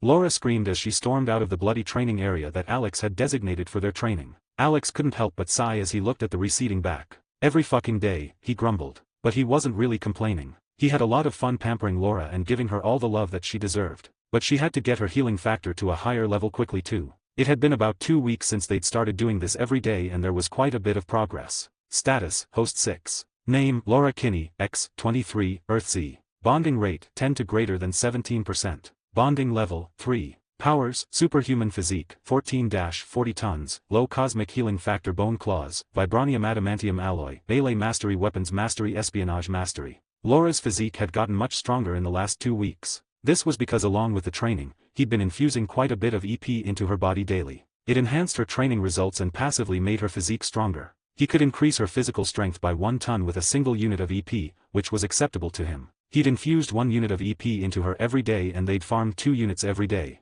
All in all, he was making a profit. And soon that profit was going to increase as she started killing stronger abominations. For now, all the EP was farmed through killing the weakest grunt class abominations. EP, 40. His current EP sat at 40 units and he was planning to invest a good amount of it into Laura's physique today to bring her to the point where she could easily contend against the stronger abominations. Though since he and Laura didn't have too much intimate contact, the bonding rate wasn't increasing much. And as much as it was increasing was due to the strong emotional connection that Laura had with him. If Alex had to quantify, the girls that had the highest emotional connection with him were Laura and Wanda, and after her were Scientist Gwen and Spider-Gwen who were at a similar level. Then finally, the ones with the least emotional connection were MJ and Natasha. Laura's strong emotional connection was obvious. Alex was treating her as if she was his most beloved person in the world and she loved every moment of it. She was also happy to reciprocate his feelings and actions. Wanda was also in a similar situation as Laura. It was due to being apprehensive of her abilities that Alex had gone extremely gentle with her and pampered her a lot. Both the different versions of Gwen had a similar emotional connection with him. They were the first girls that he'd bonded with and he'd gone a bit too rough on them initially. Though they both loved the physical aspect of the relationship, the emotional connection was a bit little weaker than the others. Finally Natasha and MJ. They were both in vastly different situations. Natasha was someone who had lived through a wide array of experiences. She'd known what it was to be betrayed, and she didn't trust anyone easily. It would take a lot of time for Alex to truly reach her heart. That's why he did things normally with her and kept his manipulations to a minimum. On one hand, she was a better manipulator than him and would instantly detect his attempts, on the other, it would hurt the already flimsy trust she has in him. His attitude toward Natasha was to be straightforward. He just hoped that at some point, he would get truly close to her. MJ's situation was a little complicated. Alex didn't care for her. She was practically someone for him to fulfill his dark desires. A sex slave and nothing more. That's what he treated her as. Though at some point, Stockholm Syndrome was going to kick in and she would realize that she was extremely happy with him. And she had quite a number of reasons to be happy with him. He didn't fuck anyone else, at least as far as she knew. He regularly fucked her to the point that his brain would melt, and most importantly, he was the leader of the strongest nation in the world and he apparently loved fucking her in the Oval Office. The internal power-hungry slut inside her was sooner or later going to take over and truly devote herself to him completely. Everything was going pretty well. Alex chased after a fuming Laura as she stormed off and locked the door of the bedroom. She sat on the mattress while wrapping her arms around her legs and resting her chin on her knees. Alex knocked on the door. "Laura, could you open up?" "No," she said. "You know that this is important, don't you, baby?" Alex said through the door. "I still hate you." She pouted. "You can hate me all you want, baby, but we need to get stronger. You know that, right?" He placated her. After a few minutes of Alex's placation, Laura's face had a slight smile but she was still being stubborn and not opening the door. She was enjoying feeling important like that and was having fun. A less patient man would have stormed off by now, but Alex was perfectly aware of Laura's feelings at all times. He knew that she wanted to feel that she was important to him. He continued the act for a few more minutes until Laura finally agreed to open the door. There was the clicking sound of a lock as the door opened to reveal Laura's sad pouty face. "Alex," she opened her arms and hugged him tightly. "So that's what's going on." Alex's bird-brained ass just now realized what was going on. Laura was ovulating. That's why she was being extra moody today. He'd assumed that her regeneration would keep her permanently fertile, making that the eggs always stay ripe for insemination, or would affect it in some way, but apparently not. The healing factor had no effect on her periods. She still ovulated like a normal woman and felt the mood swings that a normal woman felt. "Such a spoiled girl," Alex said as he hugged his clingy host back. Wrapping his arms around her waist, he picked her up a little and had her stand on his feet. This way, she could keep hugging him as he walked. He went to the bed and brought her to lie down on the bed with him. She didn't let go of him for a second and clung to him tightly throughout the process. "Let's take a rest for the next few days. We'll spend the next couple of days lazing around the place and enjoying each other's company. What do you say?" Alex suggested. He understood that she would rather just stay in bed all day in this situation.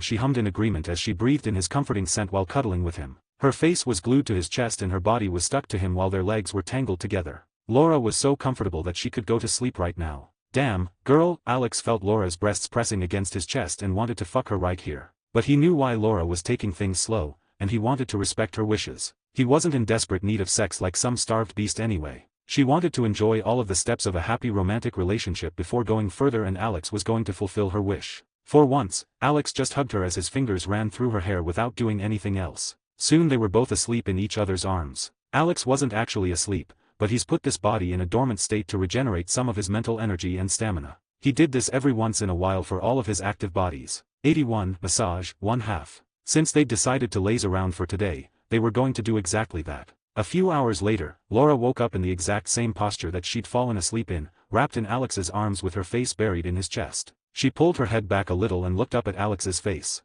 He looked so cute asleep, she thought, and she couldn't help but give his chin a kiss. She shyly looked at his face after it to see if he'd woken up, but his eyes were still closed. Getting a little bolder, she kissed him again, this time on his nose. After a few minutes of peppering his face with kisses, Laura heard a voice. "You planning on kissing my lips anytime soon?" Alex asked. Laura froze in the middle of her actions like a deer in front of approaching headlights. Alex thought that she looked just so cute like that and held the side of her face, bringing her in for a loving kiss. After about half an hour of fluffy making out, Laura said, "Can we watch a movie?" "Zombieland 2?" Alex asked. He had kept to his promise of showing her all kinds of zombie movies. He wasn't just going to stop at the movies. They were going to watch the shows too. "Oh, come on. I'm sick of zombies. Can't we watch something else?" She lashed out and bit his shoulder. "Well, this is new," Alex thought as he felt like she was just being cute. Her bite wasn't even a real bite, she was just lightly nibbling on his shoulder. "Fine, let me think of something else. Let's do a sitcom. One of my favorites. We can spend quite a while watching this too," Alex told her. Soon a screen formed in front of the bed and the lights in the room dimmed while both of them snuggled together. "Alex, shush. It's starting." This was a very important show for Alex. "Kids, I'm going to tell you a story. The story of how I met your mother." That's how they spent the rest of the day. Laura was practically glued to the show as they binged the entire first season and started with the second season. "Babe," Alex called out. She looked at him. "I think I might have a way to increase the efficiency of your healing factor even more," Alex told her. "If you even mention another painful method, I will cut you." She threatened. She didn't have it in her to do any more of that shit. "It's not that," Alex chuckled. I was thinking about increasing the depth of our symbiotic bond. He said. How so? Laura asked. She was clearly more open to Alex's presence and was happy to deepen the bond. So you know how I merged with your skin, right? Alex asked for confirmation. Yeah. Laura's cheeks got a little red as she remembered her utter and complete look of debauchery by the end of that process. I can deepen the bond by merging with your blood. It would allow me to directly infuse nutrients and other supplements into your bloodstream and rapidly increase your strength. Not to mention our daily EP massage would become much more effective. But the best thing would be my role in enhancing your healing factor. Blood plays a vital role when it comes to healing, and I can influence your healing much better after that. Alex explained his plans about merging with her blood. Would there be any drawbacks? Laura asked. Not to my knowledge, no. Our lives are already intertwined, so it's too late to regret anything about that. Alex said. I don't mind. Laura shrugged. Let's do it. Maybe I'll be able to confidently contend with the buff class abominations after that. She said. Laura still hadn't been able to beat one of the stronger abominations, and she always had to run away from those guys. She was still only able to kill the grunt class ones due to her physical limitations. Even when she incorporated Alex's lightning into the mix, she was only able to contend with multiple grunt class abominations at the same time. She still couldn't do anything against the buff grunt class ones. Should we wait for a few days before bonding? Laura asked. No, the process should instead help you relax and make all of your frustration disappear. Alex felt an internal sense of urgency and felt that he should hurry up in his actions, otherwise something bad might happen soon. He wasn't going to ignore his intuition, especially since his true sixth sense was an extremely overpowered ability, and this sense of urgency originated from that ability. He didn't want to worry Laura, so he didn't say anything about it. Well, if you insist. Laura acted as if she wasn't excited about feeling that sort of pleasure again. Let's eat dinner before we get to our massage session. I'll prime you up before merging with your blood. He told her with a suggestive undertone. Laura was lying face down on a massage table that had 3 holes in it, 1 for her face and 2 for her breasts. It wasn't exactly comfortable to lie down and have her beautiful bosom squished due to improper design, so Alex had made the table very functional and comfortable for her. She was fully naked except for a towel that covered her butt, though that wasn't going to stop Alex from groping her ass when he wanted. Get started already, Alex. She was impatient. Geez, so impatient. Alex was standing beside her, admiring her sexy figure and suppressing the nefarious thoughts that made him want to fuck her right now. He grabbed her hair and flipped it upwards, letting it hang from the table and revealing her back completely. Laura had her eyes closed as she was anticipating the massage when she felt 2 hands resting on her back. They seemed to be oily as they rubbed that oil on her back. This oil was something that Alex had created by condensing pure EP into a liquid form. A single point is usually enough to cover Laura's whole body with oil. By the time morning comes, it's all absorbed by her skin and her physique gets a little stronger. This was a regular thing for them. Laura groaned as the substance started working its magic and making her aroused. Each spot that Alex touched felt like a sensitive erogenous zone. His hands went to her nape as he rubbed the oil all over her neck and her shoulders. Laura shivered a little as she felt a slight burning feeling over her neck and shoulders as his hands went over those spots. That burning was followed by an arousing sensation that made her entire body tingly. Every single one of his touches aroused her more and more. Alex felt his girl squirming under his touch and enjoyed her cute reactions. His hands went back to her upper back and massaged her there while covering her entire back with the oil before moving to the sides and also caressing the sides of her breasts. Laura's moans and groans kept getting louder and louder due to 2 reasons, the first being the EP-infused oil and the other being the technique that Alex was following to massage her. He knew exactly what spots to press to get the best reactions and to have the best effect on her. He pressed his thumbs along her spine while pressing his fingers over her back while going down her spine while hearing her groans get louder while her squirming got even more intense. Just as his hands reached her tailbone, Laura screamed loudly and her back arched a bit while she climaxed, wetting the massage table with her juices. This was usually how these sessions went. Laura would come multiple times throughout the time that Alex massaged her. You enjoying this? He asked as he grabbed her arm and started working on it. So much, she said in a dreamy tone. She wasn't in a state to make too much conversation as she was just so relaxed and aroused right now. He grabbed her hand and massaged her palms while pressing on the back of her hand. He slowly up to her wrists and then to her elbows, and finally to her upper arms where he met her shoulders. Then he repeated this process with her other arm. Next, he moved to her legs, grabbed her foot, massaged her sole and toes, then moved to her ankle before moving to her calf and her knee. When he finally reached her thigh, there was another intense reaction as she came again after he massaged her inner thigh. Moving to the other leg, he repeated the same process, and when his hands reached dangerously close to her core, she shuddered again. By now, Laura was unprecedentedly relaxed and comfortable. This was the best massage that anyone could ever experience, and Laura had been enjoying this regularly for weeks at this point. Now, Alex decided to get rid of the towel covering her, but since there was no point. It was initially there just because Laura had lied down with it there. Alex wasn't going to leave her ass untainted from his fluids. He then threw the towel to the side and grabbed both her ass cheeks, squeezing them while creating more of the EP oil to rub all over her butt. Laura moaned as she felt the pleasure extending to her butt. As Alex squeezed her cheeks, he could see the little puckered hole that was tightly closed and felt tempted. A little tease is fine, he thought as his fingers that were squeezing and massaging her but started getting closer and closer to her crack. Soon, she felt Alex's finger caressing her anal rim and squealed cutely. Alex, she wiggled her butt to get away, but Alex just put a hand on her lower back to prevent her from getting up while he teased her. A few moments later, he brought his fingers to her slit and caressed her labia while his thumb teased her ass. With every caress, Alex's fingers would brush against her clit and she would moan and grunt. Finally, she climaxed with a loud moan. "Time to turn around," Alex said to her. 82, massage, 2 halves. "Turn around," Alex said. She hummed in agreement as she didn't do anything after that. She was too relaxed and comfortable right now and didn't even want to move a muscle. He understood her situation and put his hands on both sides of her waist before flipping her over. At the same time, the holes on the massage table closed so that she could comfortably lie down. A little pillow also formed under her head. Alex admired her perky tits and her perfectly toned body. Laura opened her eyes and looked at him with a playful expression. "Like what you see?" she asked. "I want to devour you right here," he said with a throaty voice as his face came close to hers. "Patience," she said as she lightly pecked his lips. Alex didn't say anything and continued his massage. He started by massaging her collarbones while lightly oiling up her neck. Laura couldn't help but gasp as she felt even her neck burning with arousal. As she was lying down on her back, each of the parts that Alex had massaged was rubbing against the table and she was already feeling extremely aroused. At this time, she couldn't stop herself from bringing her hand between her legs as she tried to masturbate. "Continue your actions and see how I tease you for the whole night," she heard Alex's deep voice threatening her. "I'd like to see you try," Laura taunted him but obediently brought her hand back to her side, not wanting to risk it. "Cutie," Alex commented as his hands trailed the sides of her boobs and reached under them. He wasn't going to do her boobs for now. As he massaged her underboob and stomach, Laura groaned with even more arousal as she squirmed in her place and arched her back. Her actions were a little counterproductive since her movements were making her sensitized ass rub against the table even more, which amplified her arousal. Alex didn't say much as his finger teased her belly button while rubbing the oil all over. With this action, Laura transitioned from ticklish squirming to aroused moaning within seconds as the oil took effect, making her belly button sensitive to his touches. When he was finally about to reach her pussy, Alex skipped that area and moved back up over her body. He was already done with her thighs and feet. Next, he moved to his favorite toy, Laura's tits. His hands trailed up her stomach and caressed her underboob before grabbing her tits with firm hands. That action was the one that opened the floodgates as Laura came again, her tits burning with arousal as the sensations finally made her climax. As she screamed, Alex pinched both her nipples between her fingers and rubbed the oil over them while stimulating them. He paid extra attention to her breasts as he spent almost 10 minutes on those bunnies alone. It got so intense at one point that she couldn't help but come again. Next, it was finally time for her pelvis. Alex's hands trailed down to her crotch and he massaged her pelvic area while just brushing his hand over her clit before moving up, teasing her again. Laura had gotten used to his pattern by now, so her reactions were more physical than they were vocal. She knew that saying anything won't affect his teasing, so she just enjoyed it all while moaning loudly since that seemed to bring some satisfaction to him.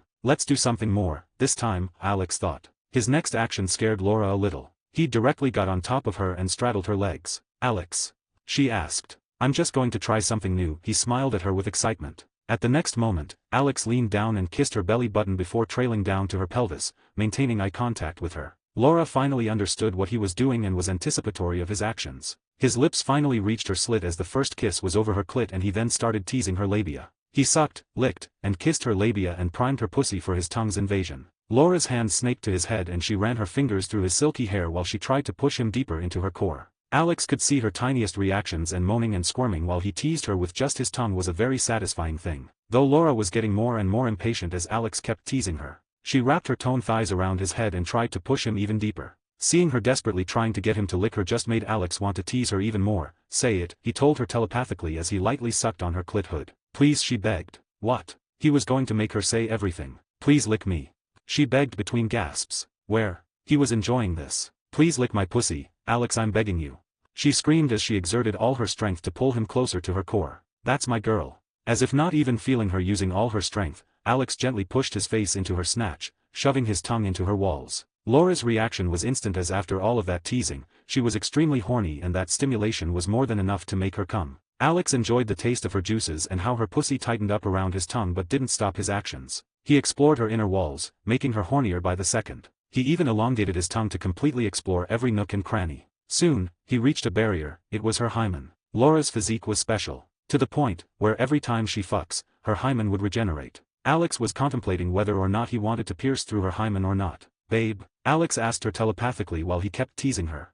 She couldn't really form coherent words as she'd already come 3 times after Alex started eating her out. How about I pierce your hymen? Or do you want it to be my cock that does that? Women were sensitive about these kinds of things, so Alex decided to confirm with her. Don't. If her panicked disagreement was any indicator, Alex made the right move by asking. If you say so. He respected her wishes and left her hymen intact to be destroyed by his cock later. In the meantime, he explored her pussy while finding the most sensitive spots that make her squirm the most. Soon, after losing the number of orgasms that Laura had, Alex was done with the massage and EP infusion into her body. But this was no more than foreplay for what was about to come. It was now time for the main task of the night. Alex was going to form the level 4 bond with Laura. Laura was still on the table, resting after that intense massage, and Alex was sitting on the side of the table while grabbing her tit as he was deep in thought. He was playing with her breast as he thought about how he would merge with her blood. When Laura asked where her breasts came from in this thinking process, he told her with the most serious tone, "It helps me think better." Leaving Laura speechless. She knew that he was going to bond with her blood so that her strength could increase at a higher rate. Her perky tits calmed him while he thought of the process of merging with her blood. This was going to be much more complicated than just her skin, since after he merges with her blood, it couldn't change its biological functions. He had to understand the composition of her blood before merging, otherwise, he wouldn't be able to seamlessly merge as he did with her skin. Her blood would reject him as a foreign entity and would hamper the bond. I have to concentrate on this, he realized. Since this was the first time that he was doing this, he was cautious since he didn't want Laura to be in pain or get affected negatively by his presence. After an hour of thinking, he'd finally made sure that his method was correct and he was now ready to merge with her blood. Meanwhile, Laura's poor abused breasts were filled with red marks all over as Alex would get rough and squeeze them tightly whenever he thought of something important. He looked over and saw that Laura's face was also a little red. She didn't even tell me that she was in pain. Masochist.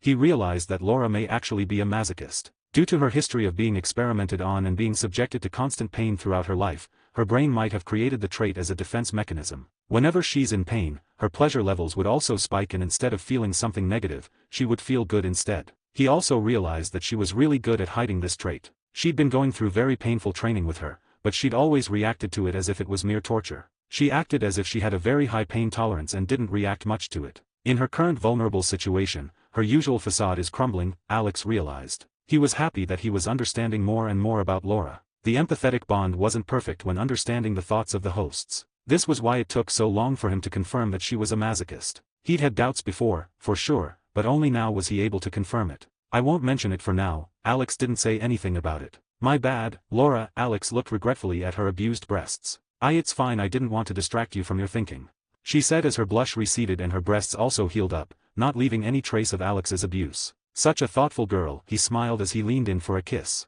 Laura gladly let him kiss her as her arms wrapped around his back. She wanted to make out for a while. Alex understood and got on top of her as he sucked on her lips as she did the same. His hands weren't free as they trailed all over her body, giving her a ticklish feeling wherever his hands roamed. A couple of minutes later, his hands reached her recently abused breasts and his thumbs rubbed her nipples while his hands enjoyed the feeling of the softness of those beautiful tits. Laura didn't realize it, but as Alex's hands rubbed over her breasts, they left a black substance all over them. The black substance acted as a really large sticker that completely covered her breasts while stimulating her nipples and breasts. This was something that he'd tried with Natasha before. These titty covers were a perfect construct to stimulate her breasts. They would make her feel as if her breasts were sucked, mauled into different shapes, pinched, and more. Her nipples weren't left separate as those covers would pay special attention to those lovely nubs. As Alex continued, his hands trailed down to her pussy. 83, level 4. As Alex continued, his hands trailed down to her pussy. He formed a similar black construct over her pussy as it covered her labia completely while forming a sort of cover over her slit.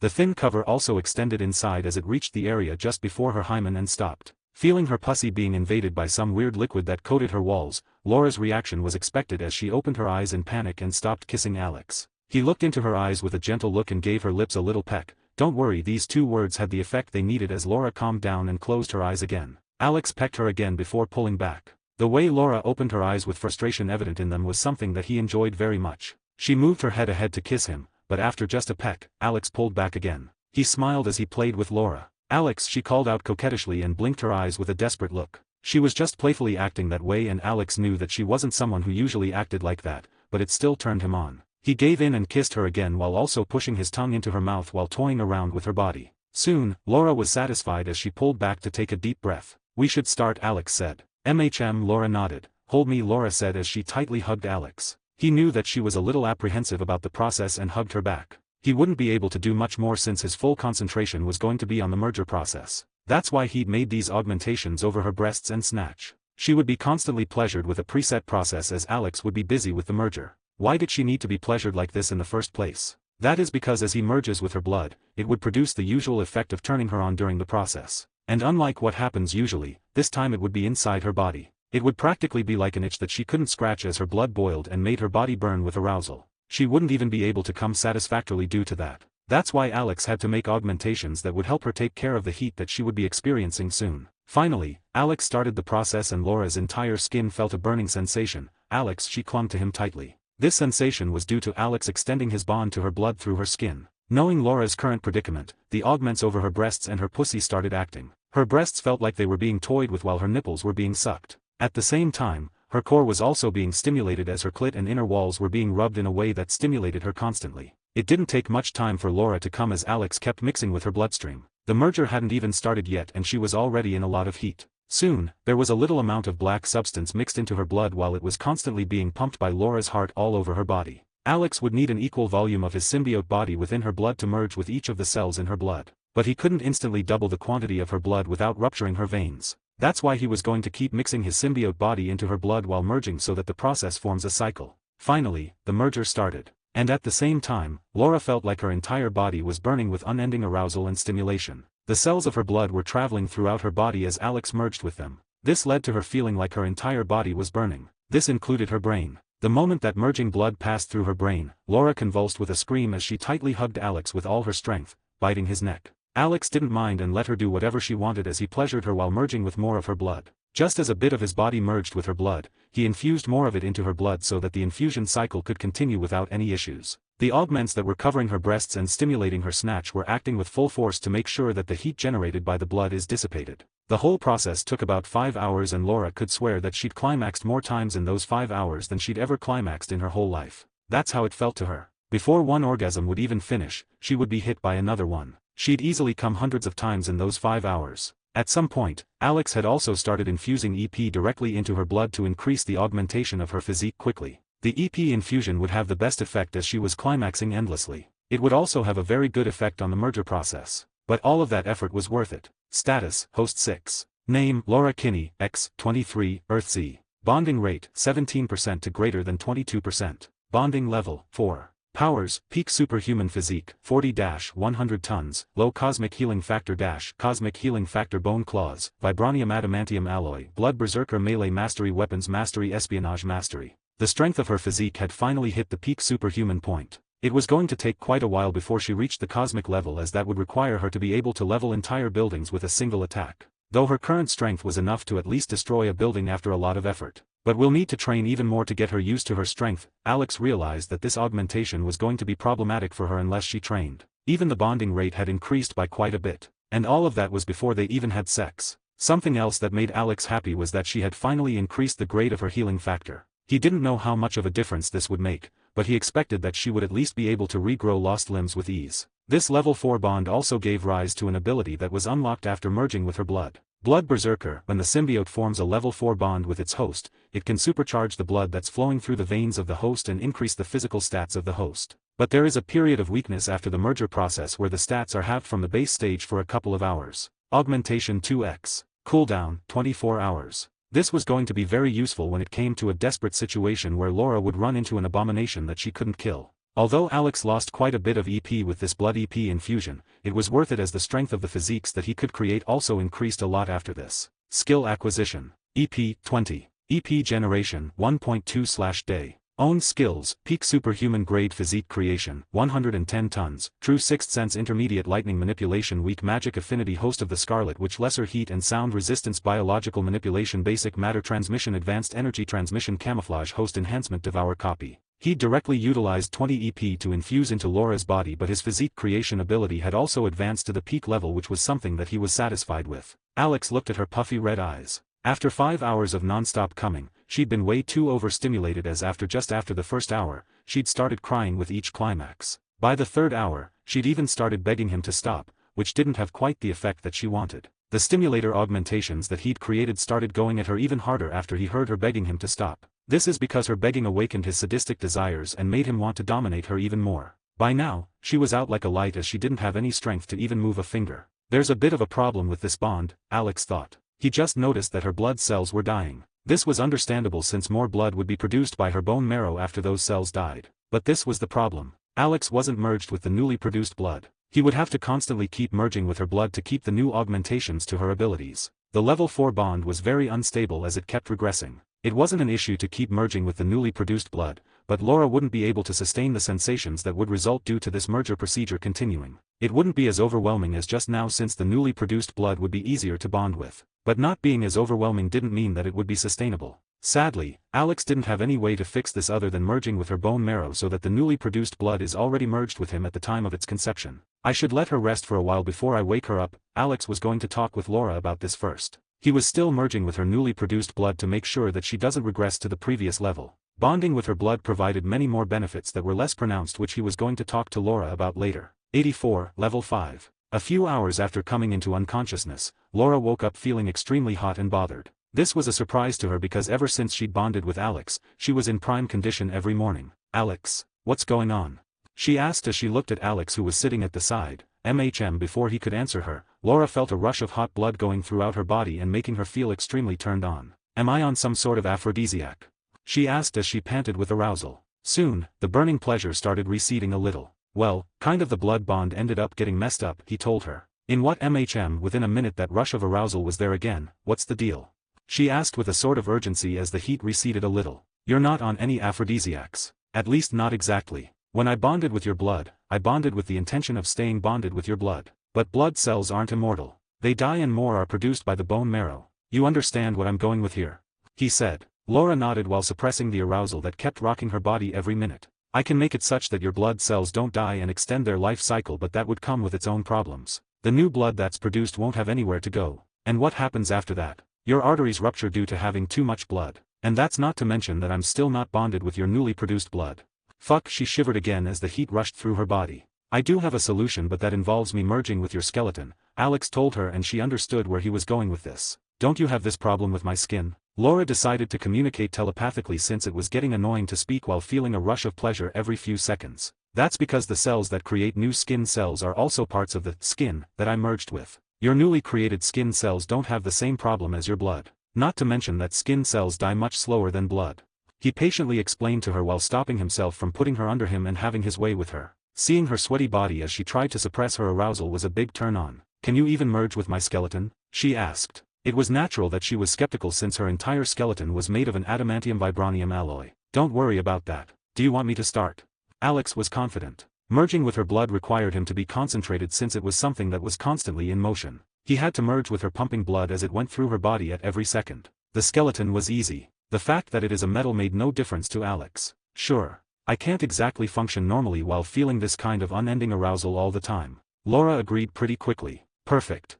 He said as he got on top of Laura's body and kissed her again. He started toying with her body and made her come within a few seconds. Her arousal that she was suppressing was also out with full force as her climax came in the form of an explosive squirt. The next couple of minutes were spent in foreplay as Laura reached a climax every minute due to the effects of Alex merging with her blood constantly. Finally, when he started merging with Laura's bones, her reaction was similar to what happened when he was merging with her blood, but even more intense. The whole process lasted about 8 hours this time, and he knew that Laura had gone through way too much this time and would need at least a couple of days to get back into shape, both mentally and physically. But the upside was the huge boost that her prowess received, which translated to his own strength increasing too. Status, Host 6. Name, Laura Kinney, X, 23, Earthsea. Bonding rate, 22% to greater than 26%. Bonding level, 4-5. Powers, superhuman physique, 100-200 tons, cosmic healing factor, bone claws, vibranium adamantium alloy, blood berserker, melee mastery, weapons mastery, espionage mastery. After reaching level 5,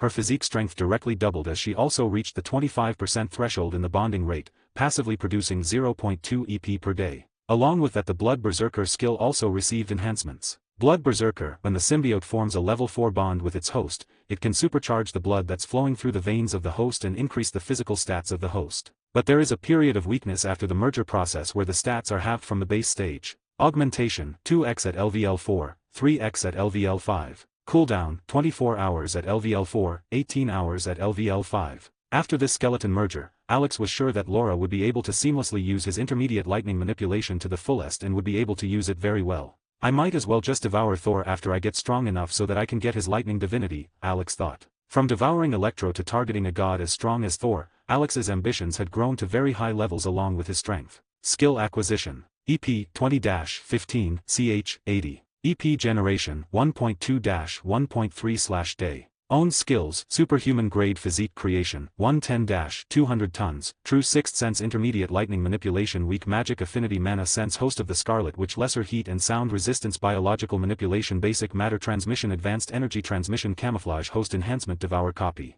The biggest benefit of Laura's recent strength explosion was that this was just her base physique. After Alex's host enhancement, her physique would directly hit low cosmic levels as she really would be able to level buildings. Host enhancement enhances the host's base stats and auxiliary powers that the host of the symbiote possesses. Passive skill can toggle on and off. Auxiliary power enhancement depends on factors like the type of the powers and compatibility with those powers. Enhancement increases with the level of the bond 2x at LVL 0, 3x at LVL 1, and 4x at LVL 2, 5x at LVL 3, 6x at LVL 4, 7x at LVL 5. With Laura's passive enhancement due to the bond, her physique strength was directly in the low cosmic levels with a 7 times enhancement. Alex was excited to have her give her new strength a run. With everything done and taken care of, Alex decided that he wanted to test out his new prowess too. As he took care of Laura, he formed a clone and let it go out to test out his new prowess. He felt that he should know where he stands in the general scheme of things so that he doesn't get too arrogant. He slipped out of the bunker and decided to start with the most basic grunt class abominations.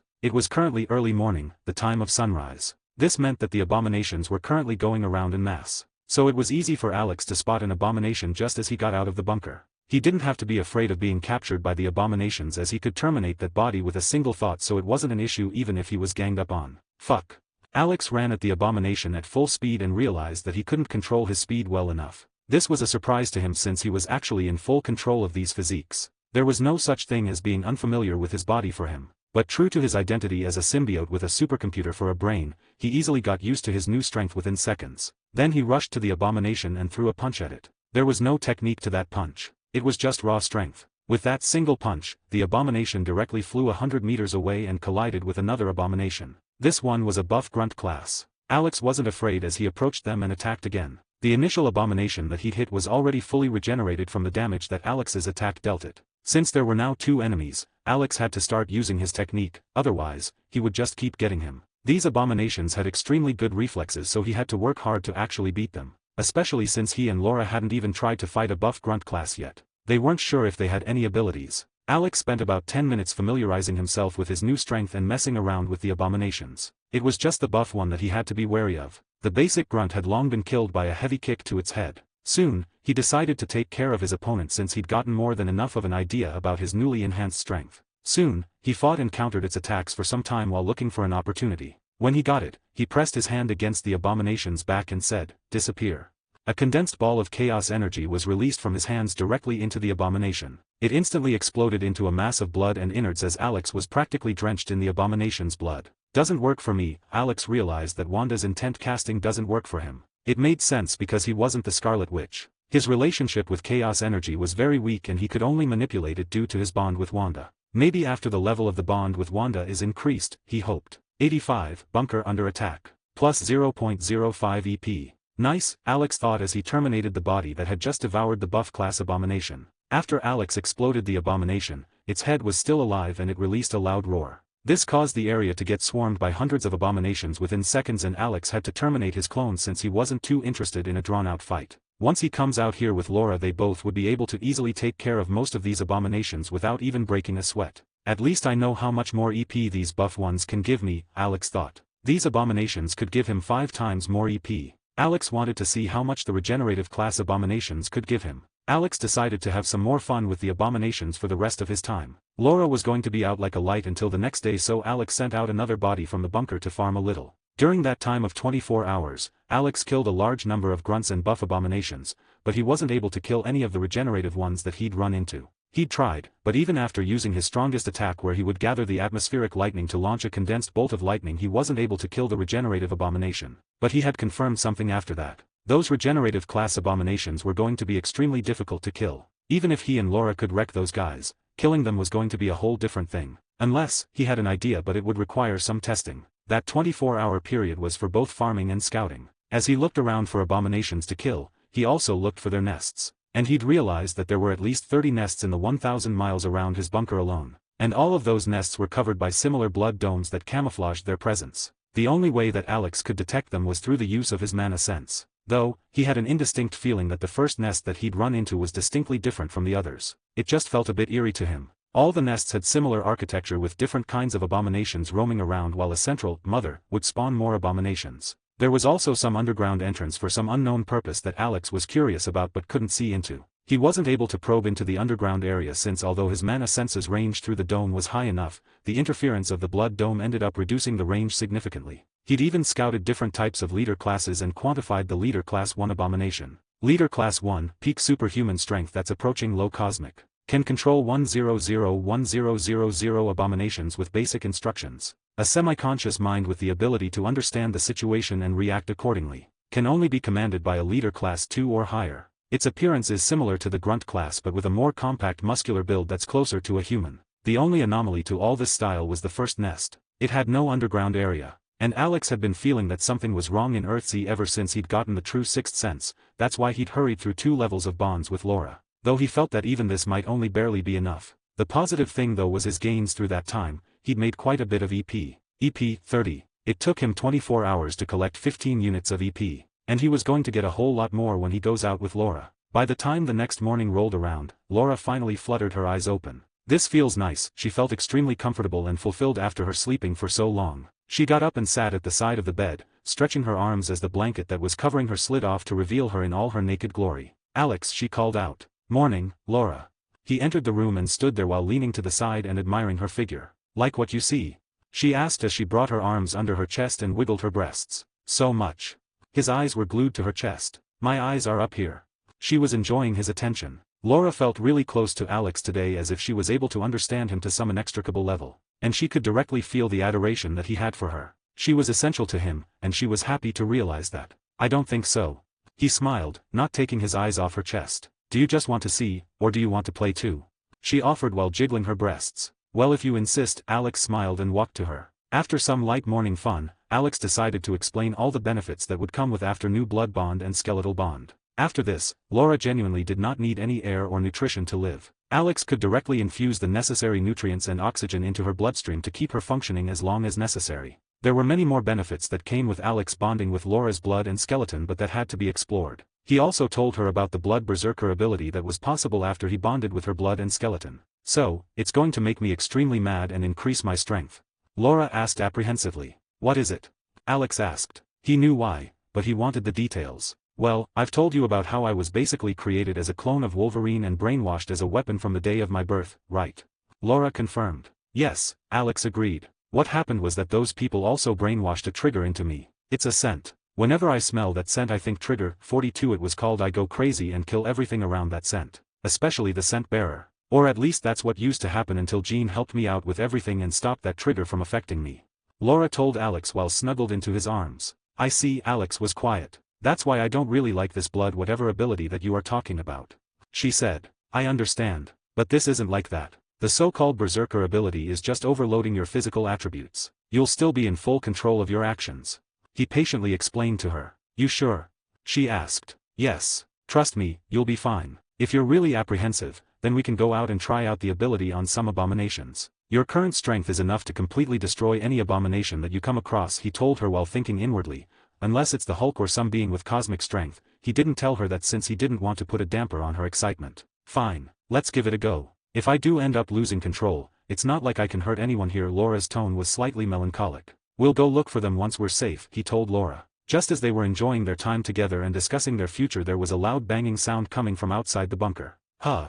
Alex was completely caught unaware as he instantly extended his mana sense outward to see what was going on outside the bunker. And that was when he saw a sight that chilled him down to his non-existent bones. Their entire bunker was wrapped in a blood dome. The same blood dome that usually hides the abomination nests. The dome didn't just cover the overground entrance of the bunker, but the entire area around the bunker. Their bunker was practically wrapped in a sphere of blood that prevented Alex's natural senses from seeing through it. But that was only the start. This was a planned ambush. Through the use of his mana sense, he could see a stretch of countless abominations surrounding the entirety of the bunker. They were even approaching the bunker from the underground by digging tunnels through the ground. He and Laura were truly surrounded from all sides. And Alex could feel the presence of more than just the grunt and animal class abominations. There were 5 leader class 1 abominations mixed into this huge crowd of hundreds of thousands of abominations. And more were still gathering. I knew that something might be wrong, but this Alex was a little shocked but soon calmed down completely. Laura, we might be in trouble, he told her, and there was another banging sound. The Bastion? Laura asked apprehensively. She's always thought of the abominations as no more than mindless monsters like zombies, so she didn't expect that they would be able to track them both and attack them in the bunker. Not that bad. It's abominations. There are almost 1 million abominations surrounding us, and at the front are 5 leader class 1 abominations that are going to be an extreme pain to kill. Fuck. Laura just realized how fucked they were. But instead of panicking, she'd gotten extremely calm and her mind had started working to understand what they could do. It's fine. Think of this as a testing opportunity. We have more than enough firepower to get out of this encirclement. Alex had a bloodthirsty smile on his face. He was going to get a shitload of EP today. We can just as Alex was about to continue, there was another banging sound which was followed by a thumping sound. The abominations had broken through. I just posted a new story, DXD, Infernal Destroyer. Check it out, I'd appreciate it. 86, killing her way out, 1/2. Just as the thumping sound came from the entrance of the bunker, the ground in front of Laura broke open and revealed an animal class abomination that Laura hadn't fought yet. Laura was too weak previously to have been able to effectively fight too many abominations, so they'd steered clear of the animal class ones early on. Without wasting any time, Alex covered Laura in her combat suit and enhanced her stats fully. The abomination that appeared had huge pointy claws for digging, while its face was reminiscent of a badger but with a huge maw and sharp teeth. It had crimson eyes that were homed in on Laura's figure that was clad in a leather combat suit with black and yellow skin tones. There was a hint of greed in its eyes as it looked at Laura. That's new, Alex thought as he noticed the eyes of greed that were directed at Laura. At that moment, 2 more abominations broke open the ground and were coming out. Without wasting any more time, Laura jumped up from the bed and came up in front of the badger abomination, leaving a slew of destruction in her wake. The bed that she was on was destroyed and her jump was too high. She damaged the ceiling of the room with her jump. She appeared in front of the abomination and then wobbled to balance herself again. This is going to take some getting used to, she commented. It's fine, just punch it in the head. Alex told her. Here goes nothing, she said, and punched the head of the animal class before it could even react. Laura was just that fast after all her enhancements. Even though she had to balance herself, the abomination still couldn't react and its head exploded. Fuck, Laura complained as she felt the brain matter hit her face. Before she could do anything, the leather suit came up to her face and covered her head too, clearing out all the splashes that she'd had. Her entire body was covered at this point. By now, the 2 new abominations had also reached Laura while 5 more had breached through the ground. The rate at which they appeared was just going to increase. Laura's claws extended and she charged at the 2 abominations, jumping up and slashing one of them with her hand claws and the other with her foot claws. The abominations died, but sadly for Laura, she wasn't able to control the force that she used in her jump. She left cracks on the floor after she jumped and then slammed into the wall after killing the 2 new abominations. God damn it. She didn't feel the pain, but it was annoying nonetheless. Keep going, you're doing great. Alex was enjoying the show. Fuck, Laura said as she saw one of the 2 newly killed abominations regenerate even after she'd sliced its head in half. The regenerative class ones are also mixed and will have to go all out. Alex got serious. Laura, slash it again. I'll devour it the moment it dies. I'll be doing this for all of the abominations now, he told her. Laura grunted in agreement and slashed 2 of the 5 newly appeared abominations while making her way to the regenerative class. Just as she slashed the 2 abominations, a mass of black exploded out of her claws and devoured the abominations within an instant. When Laura reached the regenerative abomination, she pushed both her claws inside its stomach and picked it up above her head before ripping it apart, practically bathing in its blood. You must be glad that I've covered every inch of your body, Alex said in her head. I am, that's why I can do whatever I want, she said happily. The more strength that she used, she realized that the situation wasn't really dire. At least not yet. Just as Laura's claws were about to let go of the 2 halves of the regenerative class abomination, Alex exploded out of her claws and ate it up before it could regenerate again. Plus 0.1 EP. This one was probably the weakest regenerative class and gave 10 times the EP that the basic grunts give. Laura didn't have much time to react as she had to block the claws of a bear abomination with her own claws. Though the surprising thing was that she ended up getting pushed back by the huge 10-meter tall behemoth of a bear. Granted, she wasn't able to perfectly utilize all of her strength currently, but it's a surprise nonetheless. Get rid of the other 2 first, Alex told her. The bear would take a while to get rid of, so Alex wanted her to take care of the other 2 assailants first. Laura instantly changed targets and moved her center of gravity to allow the bear's claw to send her flying right at the 2 other abominations. Both of her claws pierced through the heads of the abominations and killed them instantly, while at the same time, a black mass enveloped their bodies and devoured them, not leaving anything behind and giving Alex more EP. At this point, more abominations were coming through the ground, but Laura had a precious few seconds to take care of the bear abomination in front of her. Just as Alex devoured those two abominations, his tendrils extended to the ground and helped Laura stop midair. He helped her turn around to face the bear abomination that was upon her. She slashed her leg at the abomination, which was promptly blocked by its claw. But this time, Laura wasn't pushed back and the attack ended in a stalemate. As she landed on the ground, she brought her hands to her chest in a cross shape while ducking under the abomination's attack. Then, in an explosive movement, she jumped up and screamed, cutting off the arm of the abomination. The red glow in the abomination's eyes got brighter and it released a war cry in Laura's face and slashed his other claw at her. Just as Laura parried its claw with both her claws and moved to attack it with a kick, the abomination made a move of its own and kicked her abdomen with its claw-bearing leg. The attack threw Laura away from him and she had 3 stab wounds in her stomach from the attack. They rapidly healed up and Laura was back in top shape while Alex formed 2 support tendrils that stopped Laura from colliding with the wall. Using Alex's tendrils as a springboard, she jumped back at the abomination that was focusing on regenerating its arm. It wasn't a regenerative class abomination, so its healing factor wasn't as overpowered. Taking advantage of its momentary distraction, Laura's claws stabbed into its chest. She then extended her hands outwards in an attempt to rip apart the abomination, but she was unsuccessful. She needed some sort of leverage to do it. Though her attack was pretty successful as the abomination roared in anger while shaking her off. Especially since she'd stabbed the abomination in its heart and it would take some time to recover. Though the holes would close up, the organ would need some more time. Realizing the danger to its life, it started playing defensively and waiting for the next group of abominations to arrive. Laura understood and decided to take the fight up a notch. She'd been using the bear as a training partner and she was now able to exert more and more strength in a controlled manner. Since it had started playing defensively, it had served its purpose. With this thought, Laura's green eyes took a slight sky blue hue and there were crackling sounds coming from her body. Soon, her claws also started glowing and their silvery metal sheen became blue. And finally, the 2 claws that were extending out from her hands had sparks of electricity meeting between them. She was currently a supercharged battery. She didn't realize it, but Alex could also sense clouds forming above the bunker as if it was about to rain. I may not have realized how much my own lightning abilities would be augmented after such a high-level bond with Laura, Alex thought. She was currently in lightning mode and the lightning abilities that Alex had were enhanced to ridiculous degrees. The best part was that this action didn't require any explicit communication between them. Alex understood Laura's thought process and instinctively allowed lightning to flow through her skeleton. This was all an implicit communication that happens between a symbiote and its host. But due to Alex blocking the empathetic connection and turning it into a one-way thing, he'd hampered this implicit communication. Now that he'd bonded on an extremely deep level with Laura, both physically and emotionally, the connection had grown strong enough that it was able to go through the blockage. And Alex didn't have any problem with that. He actually liked this implicit connection that he was feeling with Laura. This was why he wasn't trying to suppress it again. Right now, Laura looked at the bear abomination in front of her with a bloodthirsty smile. "Come to mommy," she said with a smile on her face and charged at the bear with an inhuman speed while leaving a trail of lightning in her wake. If you're into DxD stories, check out my new story DxD, Infernal Destroyer. I've just recently started that story and your votes early on would matter very much.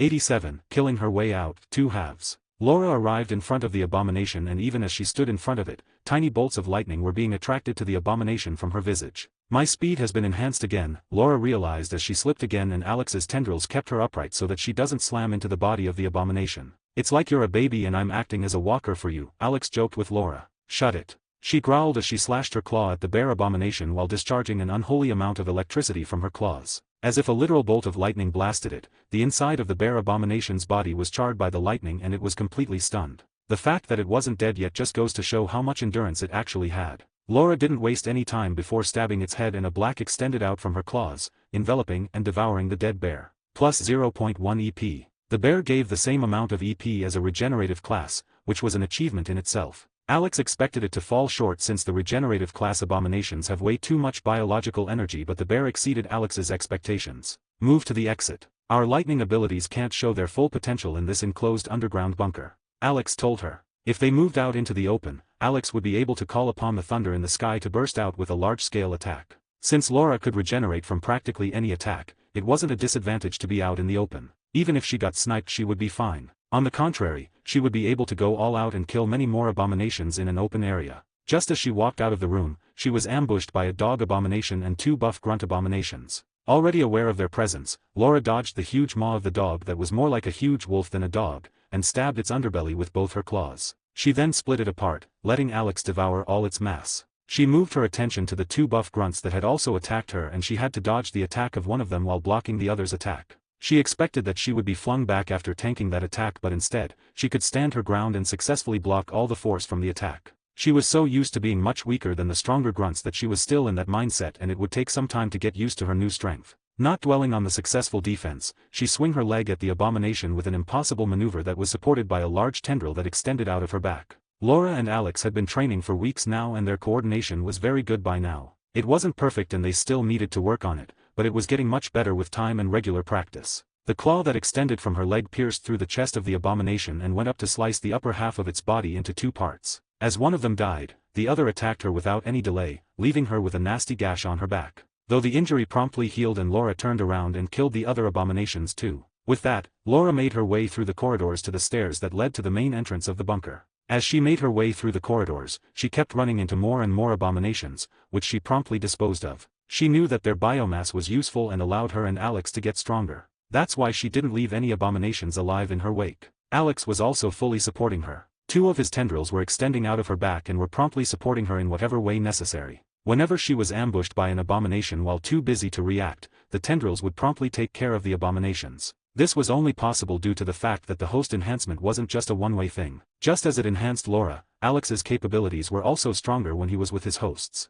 This was especially prominent with Laura since the high level of their bond meant that Alex would be just that much stronger. They both were working with perfect coordination as they mowed through the abominations while the two tendrils extending out of Laura's back acted as defense, support, and attack appendages. This was only possible after the extensive training that Alex and Laura were going through. Nothing was left in their wake as Alex made sure to devour all of the biomass that was left after killing the abominations. Just as Laura made a turn to the room that led to the stairs leading out of the bunker, her head was abruptly pulled back by Alex. And in that instant, a claw grazed her nose and left a gash on her face. Another animal class, with similar strength as yours. He informed her as the tendrils extending from her back pulled her away from the abomination. That was when Laura got a good look at the abomination. It was a four-legged beast with the body shape of a panther but much larger in size. Even as it stood on all fours, its height came up to Laura's face. Its maw was dripping with saliva as it growled while looking at her. There were two larger teeth that were extending down from its upper jaw. By now, Laura was very much used to her new strength and didn't waste any time before engaging with the abomination.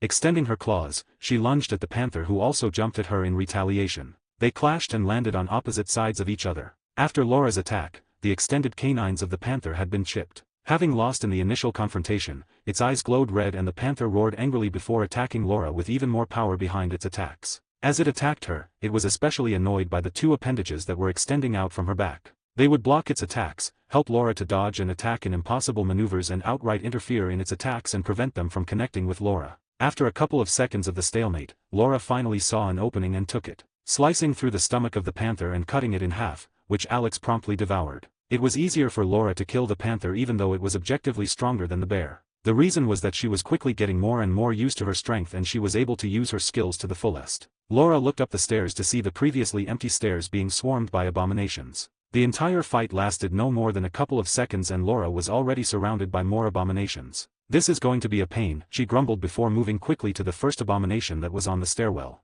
She jumped on its head and stabbed it through the skull before it would even react and then moved to the next one. She kept jumping from abomination to abomination while killing them as she made her way to the top of the stairs. Meanwhile, the clouds in the air were crackling with what could only be known as anticipatory lightning. Alex was using all his manipulation to gather the thunderclouds in the air, not actually realizing the effect since they weren't visible and were extremely far away. He would be surprised at how much better the effect of his ability was. At this time, a pair of blood-red eyes were looking deeply at the sky filled with dark clouds that were crackling with thunder. Finally, after about 10 minutes of relentless killing, Laura finally made her way to the top of the staircase. Great, more abominations. She resisted the urge to roll her eyes as two more animal-class abominations lunged at her with a speed that matched her. But things would change now. Laura was close enough to the surface that the lightning's effect could finally show. It naturally started showering down on the all around the entrance of the bunker. It was so bright that even through the densely packed entrance, Laura could see the bluish-white glow that symbolized the presence of lightning. Instead of her natural reaction of apprehension, she felt elation.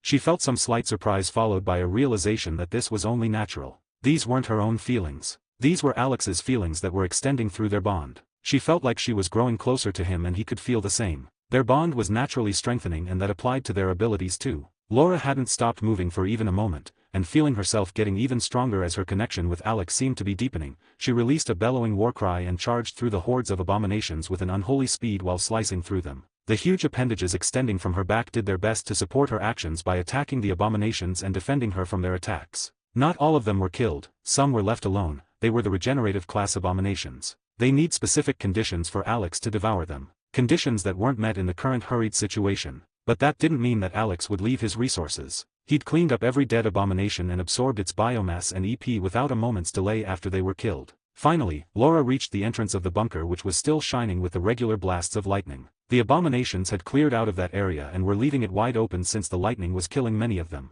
The bolts started flickering as if welcoming the presence of Laura and Alex. Laura could feel what she had to do and she left her actions to her instincts, finally exiting and reaching the open area after one of the bolts flickered away. And there was a blast. 88, leader class. 88, leader class. Just as Laura came out of the bunker, there was a huge blast as hundreds of bolts of lightning descended on Laura. Those bolts of lightning were so dense that they would have vaporized any normal being. But instead of Laura's skin sizzling as it burned, and her brain frying due to the huge electric discharge of the lightning, all she felt was endless power. Power that coursed through her veins, her skin, and her skeleton. That endless power made her regain the blue glow in her eyes, but this time it was stronger and denser, overpowering the natural green of her eyes. If one looked into her eyes, all one would see would be a glowing blue color. This was the ability of atmospheric burst, derived from intermediate lightning manipulation, though it was much stronger than it would have been under other circumstances. Atmospheric burst, the user can attract the surrounding atmospheric lightning by gathering the charged clouds. The lightning will then rain down on the enemies to kill them or on the user to enhance their abilities.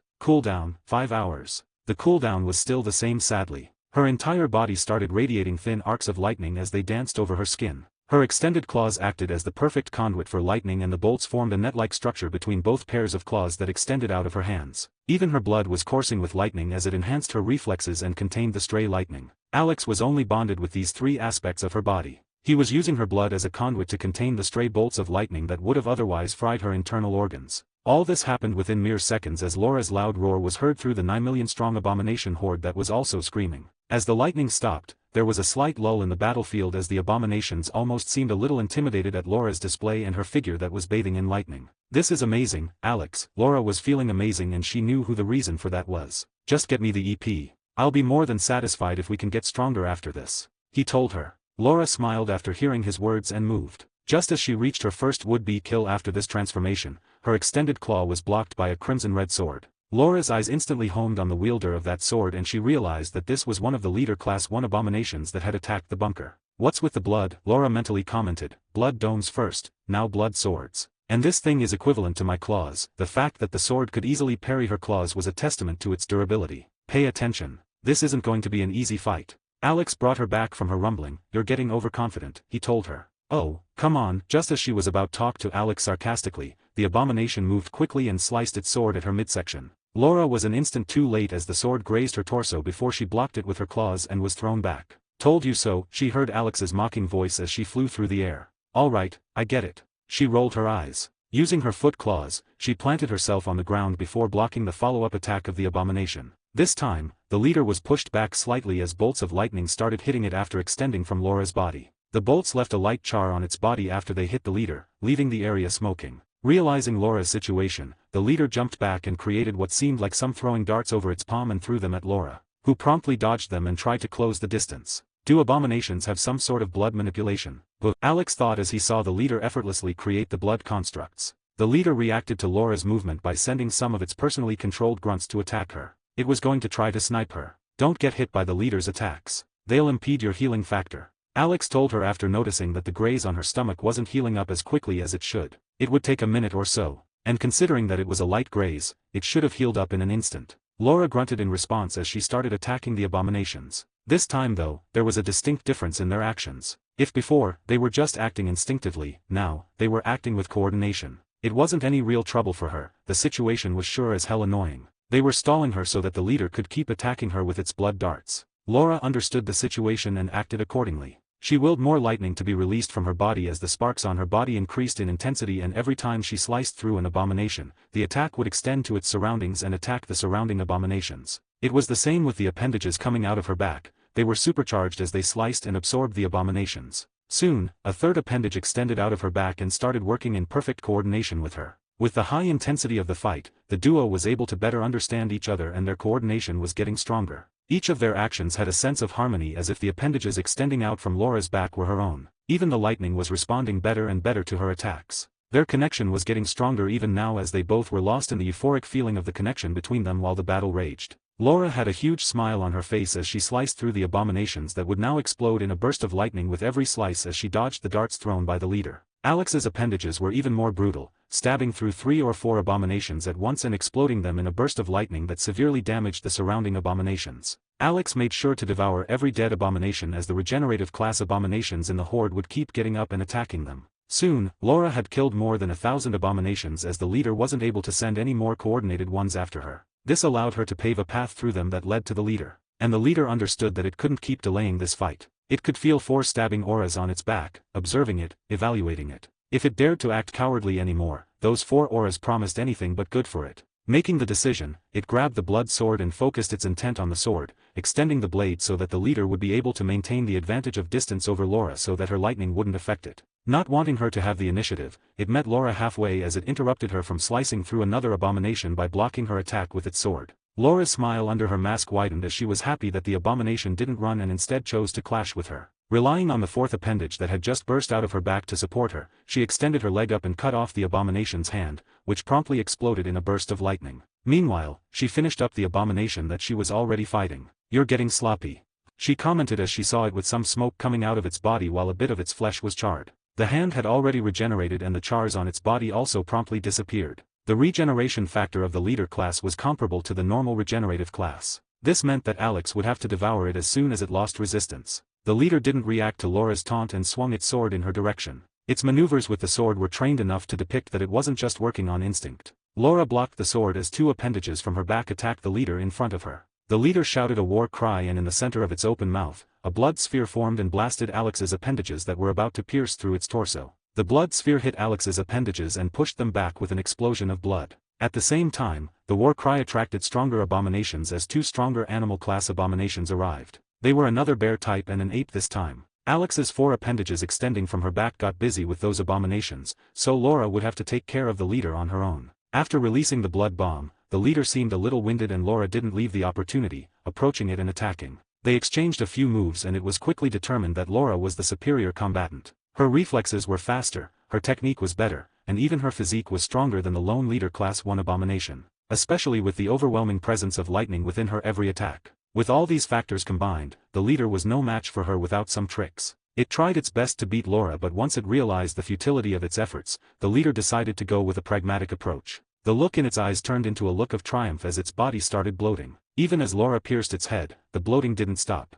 "That's my EP, you motherfucker." Laura heard Alex scream inside her head and a huge mass of black exploded from her body, reaching the abomination within an instant and dissolving whatever suicide attack it was about to release. Haha. Laura couldn't stop mentally laughing as she was extremely amused by Alex's reaction. He had 1,000,000 abominations to devour here and he was concerned with a few measly EP that this leader class 1 would give. Plus 2 EP, the leader class gave 2 whole points of EP, which was more than a Spider-Man. 89, Chapter 0089, Blood Berserker. 89, Chapter 0089, Blood Berserker. Whatever, Alex said in her head as he retreated into her body after devouring the leader abomination, leaving only the 4 appendages that were reminiscent of Doc Ock's mechanical arms extending out of her back. He also got some rudimentary control over blood after devouring that abomination, but it wasn't enough to quantify. At least not yet. Although the leader was killed, the abominations surrounding Laura didn't seem to care as they kept attacking her, intent on killing and eating her. Laura was also far from done as the leader was no more than a tiny interlude for her. Her body was still filled with a massive amount of lightning that she desperately wanted to rain down upon all the abominations.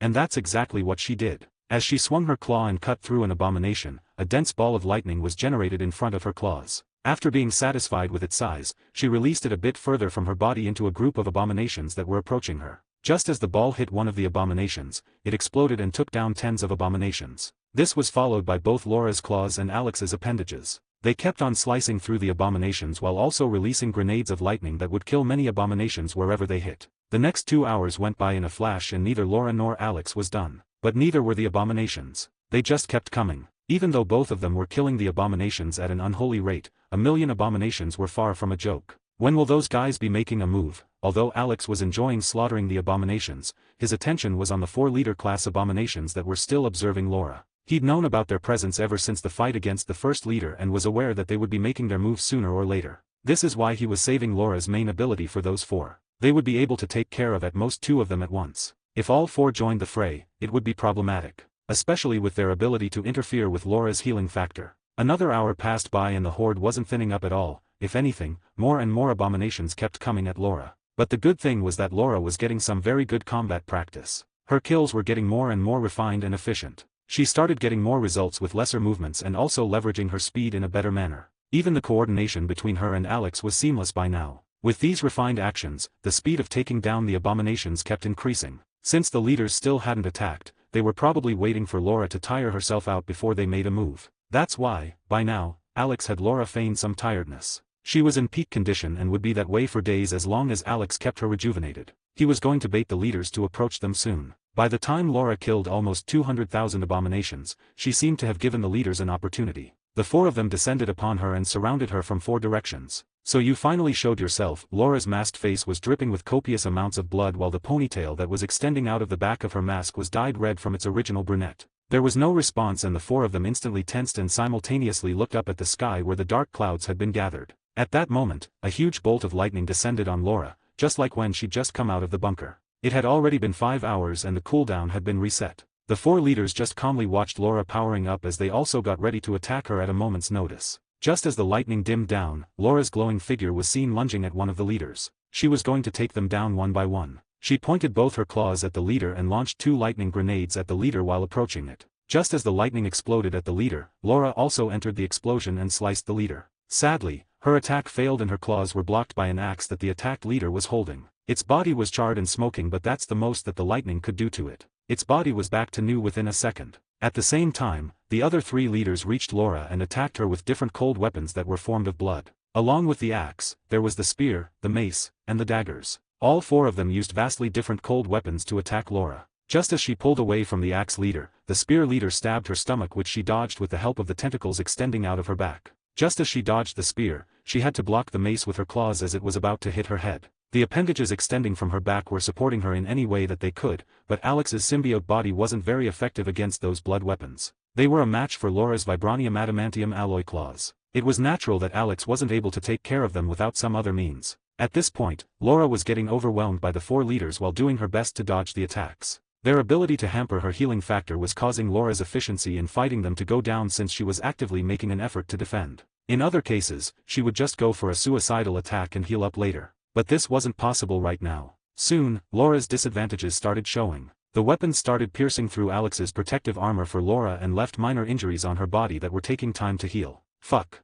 She screamed as she swung her claw at the leader who'd just left a nasty gash on her leg. Her frustration was increasing with time as the Abomination's coordinated assault was proving a bit much for her to handle. Do I have to use it? She inwardly thought. Yep, she could feel Alex's thoughts and knew that this was the only option. This wasn't done through the telepathy that Alex usually uses to communicate. This was an instinctive communication that had become an implicit process for Laura and Alex through the fight. They were able to communicate with each other implicitly without having to put their thoughts into words. They could just understand each other's intentions. Do it. She braced herself. She knew that this was going to leave her weakened for some time, but this was a risk that she was willing to take. Her apprehension came due to her past experience with berserk abilities. Just as Laura's intent was understood by Alex, she felt like her blood was boiling and was rushing through her veins at an unholy speed. Blood Berserker. When the symbiote forms a level 4 bond with its host, it can supercharge the blood that's flowing through the veins of the host and increase the physical stats of the host. But there is a period of weakness after the merger process where the stats are halved from the base stage. Augmentation 2x at LVL4, 3x at LVL5. Cooldown 24 hours at LVL4, 18 hours at LVL5. Laura released a war cry as she felt an unprecedented heat go through her body. And this was different from the heat that was generated during the time Alex infused her blood with EP and made her horny. This heat was solely making her angry. Angry to the point that her blood was boiling and she just wanted to release all of that anger. Just as that boiling blood rushed to her muscles, her organs, her brain, that part of her body got overclocked. Within a second, her stats increased by another 3 times. This was a multiplier that was applied on top of the 7 times multiplier of the host enhancement ability. Her current stats were 21 times her base physical stats. Laura, feeling like a volcano that was about to burst, lunged at one of the leader abominations with an unholy speed and cut it into tens of pieces before anyone could react. Though by the time the other abominations reacted and moved toward her, Alex had already devoured their comrade's unresisting form. The abominations weren't going to get taken by surprise again and they were now even more alert. But the raw increase in her power was enough to easily overwhelm the abominations. In each clash against their weapons, Laura pushed them back and left some damage. She'd turned the tables with this one berserk ability. Another minute later, the spear-wielding leader followed the footsteps of their mace-wielding comrade and was devoured by Alex, leaving only the dagger and the axe-wielding leaders. Pushing her advantage, Laura made quick work of the other two leaders too. Alex promptly devoured them and he finally had enough samples of the ability to quantify the powers. But he wasn't planning on caring about it for now. Right now, his focus was on Laura, who'd changed her targets from the leaders to the normal abominations.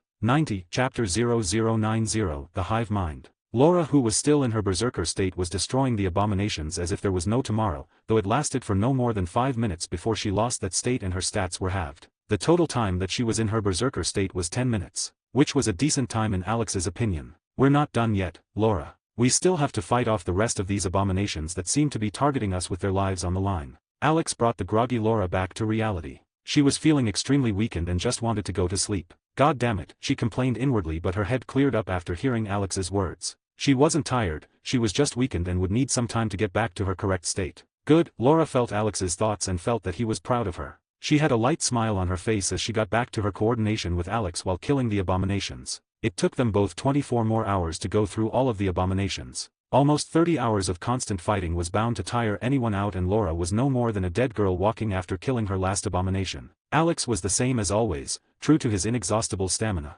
Only in cases where his mental energy is overtaxed would he be tired, and this didn't even qualify as a warm-up for his mental prowess. By the end, Alex was very satisfied with his gains during this ambush. Although the abominations had been the ones to ambush Laura, she had been the one to benefit from the situation. She'd gotten perfectly used to her new enhanced physique and her coordination with Alex was now impeccable. And the benefits that Alex got from this were even better. EP, 54,635. Just the 50,000 EP was more than enough for him to consider this whole scenario a very successful endeavor, but he'd also received a new skill that he didn't yet know the use of, but he would know soon enough after he experiments with it enough. Basic blood manipulation allows the user to manipulate blood on a rudimentary level. The user can create constructs made from the blood in their control. Also passively changes the blood to have a cursed effect that will make it toxic to anyone it touches. This was why the leader abominations were taking so long to use blood manipulation to create constructs. They could only affect the blood under their control. But this wasn't a problem for Alex since he had a practically inexhaustible supply of blood after the massacre today.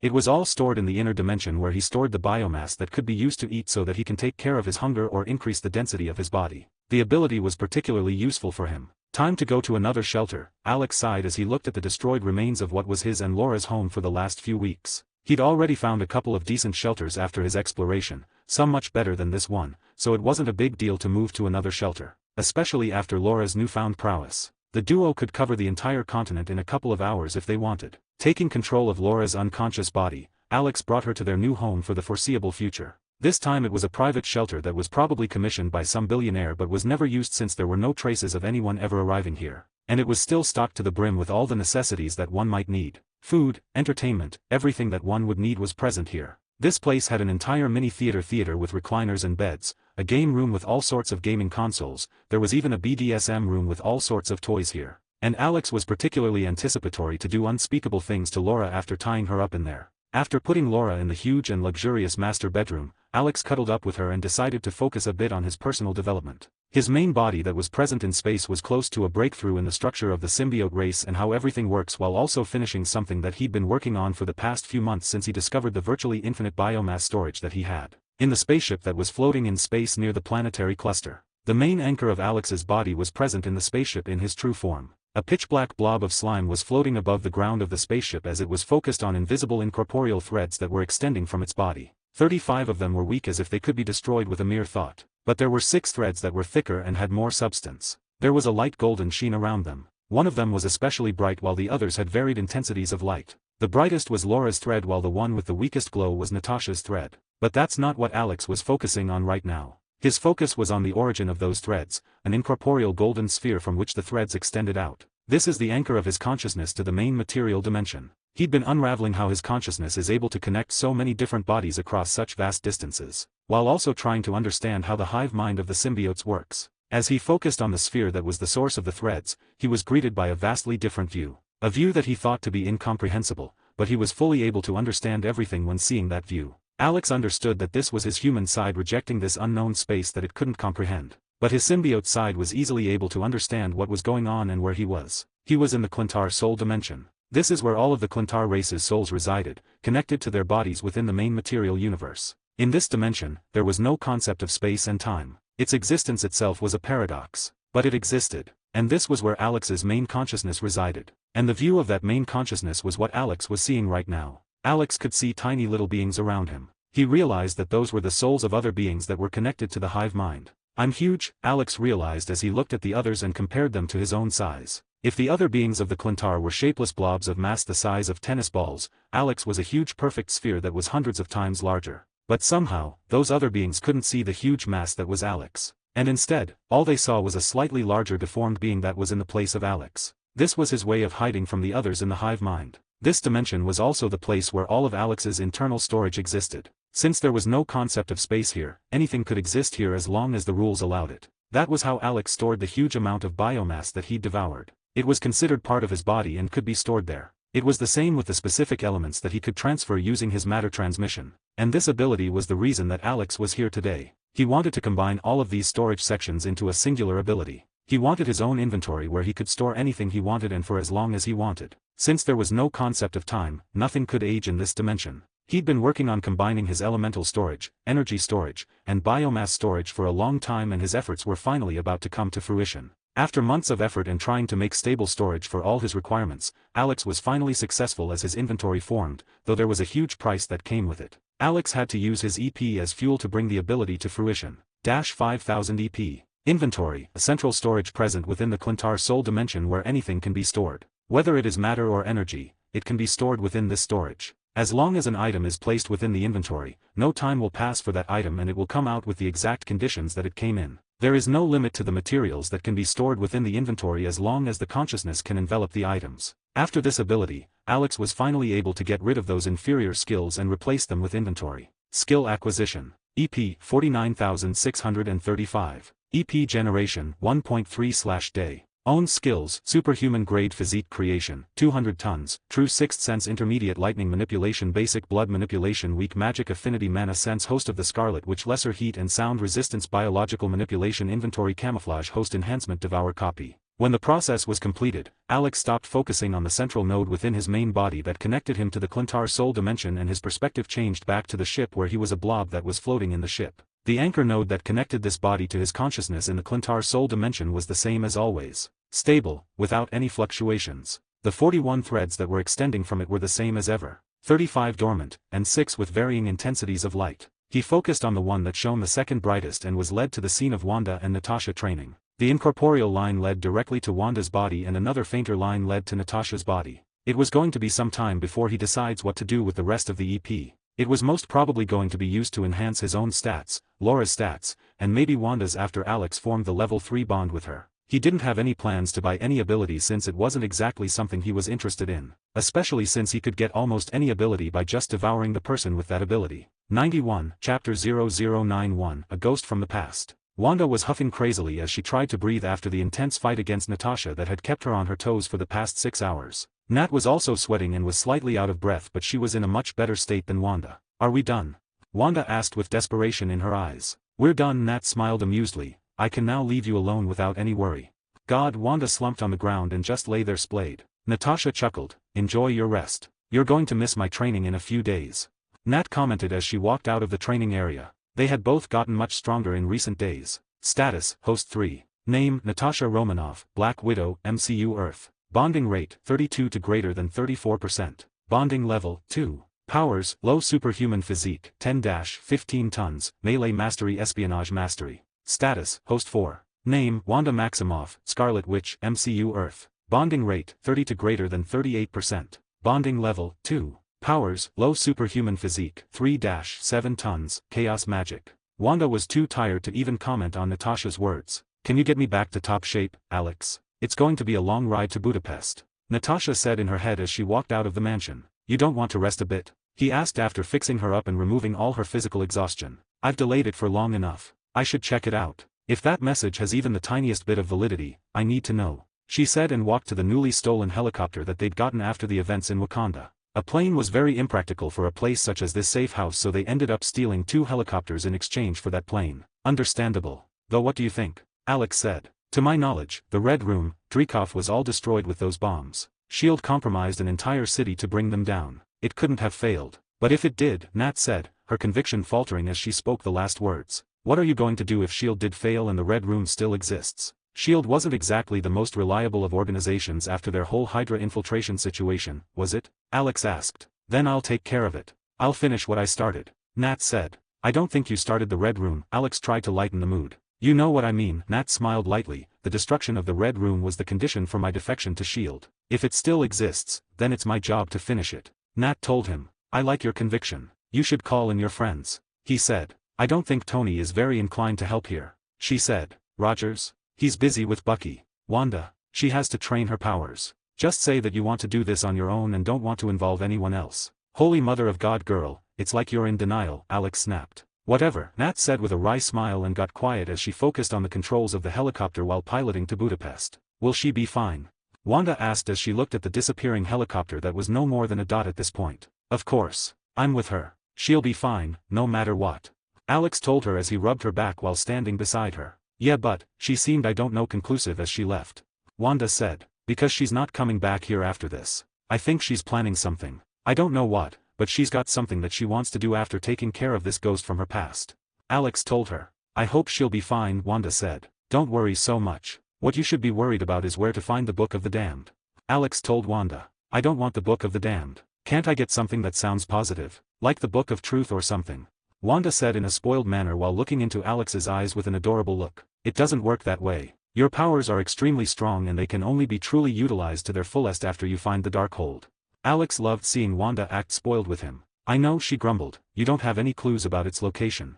She asked. It's supposedly connected to you and your chaos magic. You should be able to locate it if you focus your intent on your chaos magic to locate it.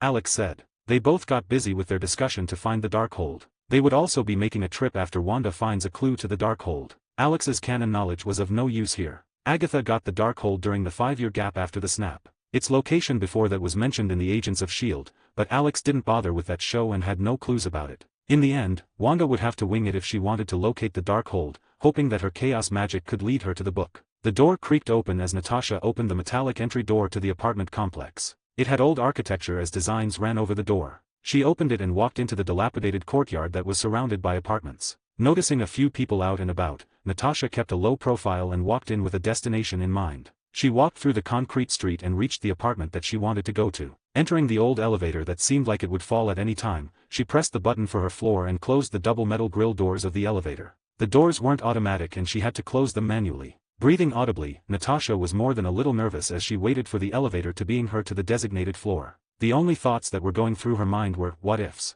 What if the Red Room was still in operation? What if Dreykov was still alive and was in control of the army of Black Widow assassins? What if her adoptive baby sister Yelena was hurt? Countless thoughts were racing through her mind as she waited endlessly. Then finally, the ding of the elevator brought her out of her musings. Natasha opened the door and walked out of the elevator, closing its doors behind her. She walked to the apartment that she used as a safe house in Budapest, feeling a light wave of memories coming back to her. Her eyes drifted to the designs on the double door, intricate wooden carvings that were a pain to keep clean, a metallic doorframe with even more of the same carving design. All of it brought back memories to Natasha. With an uncanny familiarity, she grabbed a specific grill and pulled it out, pushing her hand inside the vent and pulling out a taped package that held a gun and the key to that apartment. She put away the gun in the holster on her belt, in preparation for when she might need it. She looked at the door and sighed inwardly before pushing the key into the keyhole and turning it, opening the lock. I know you're out there.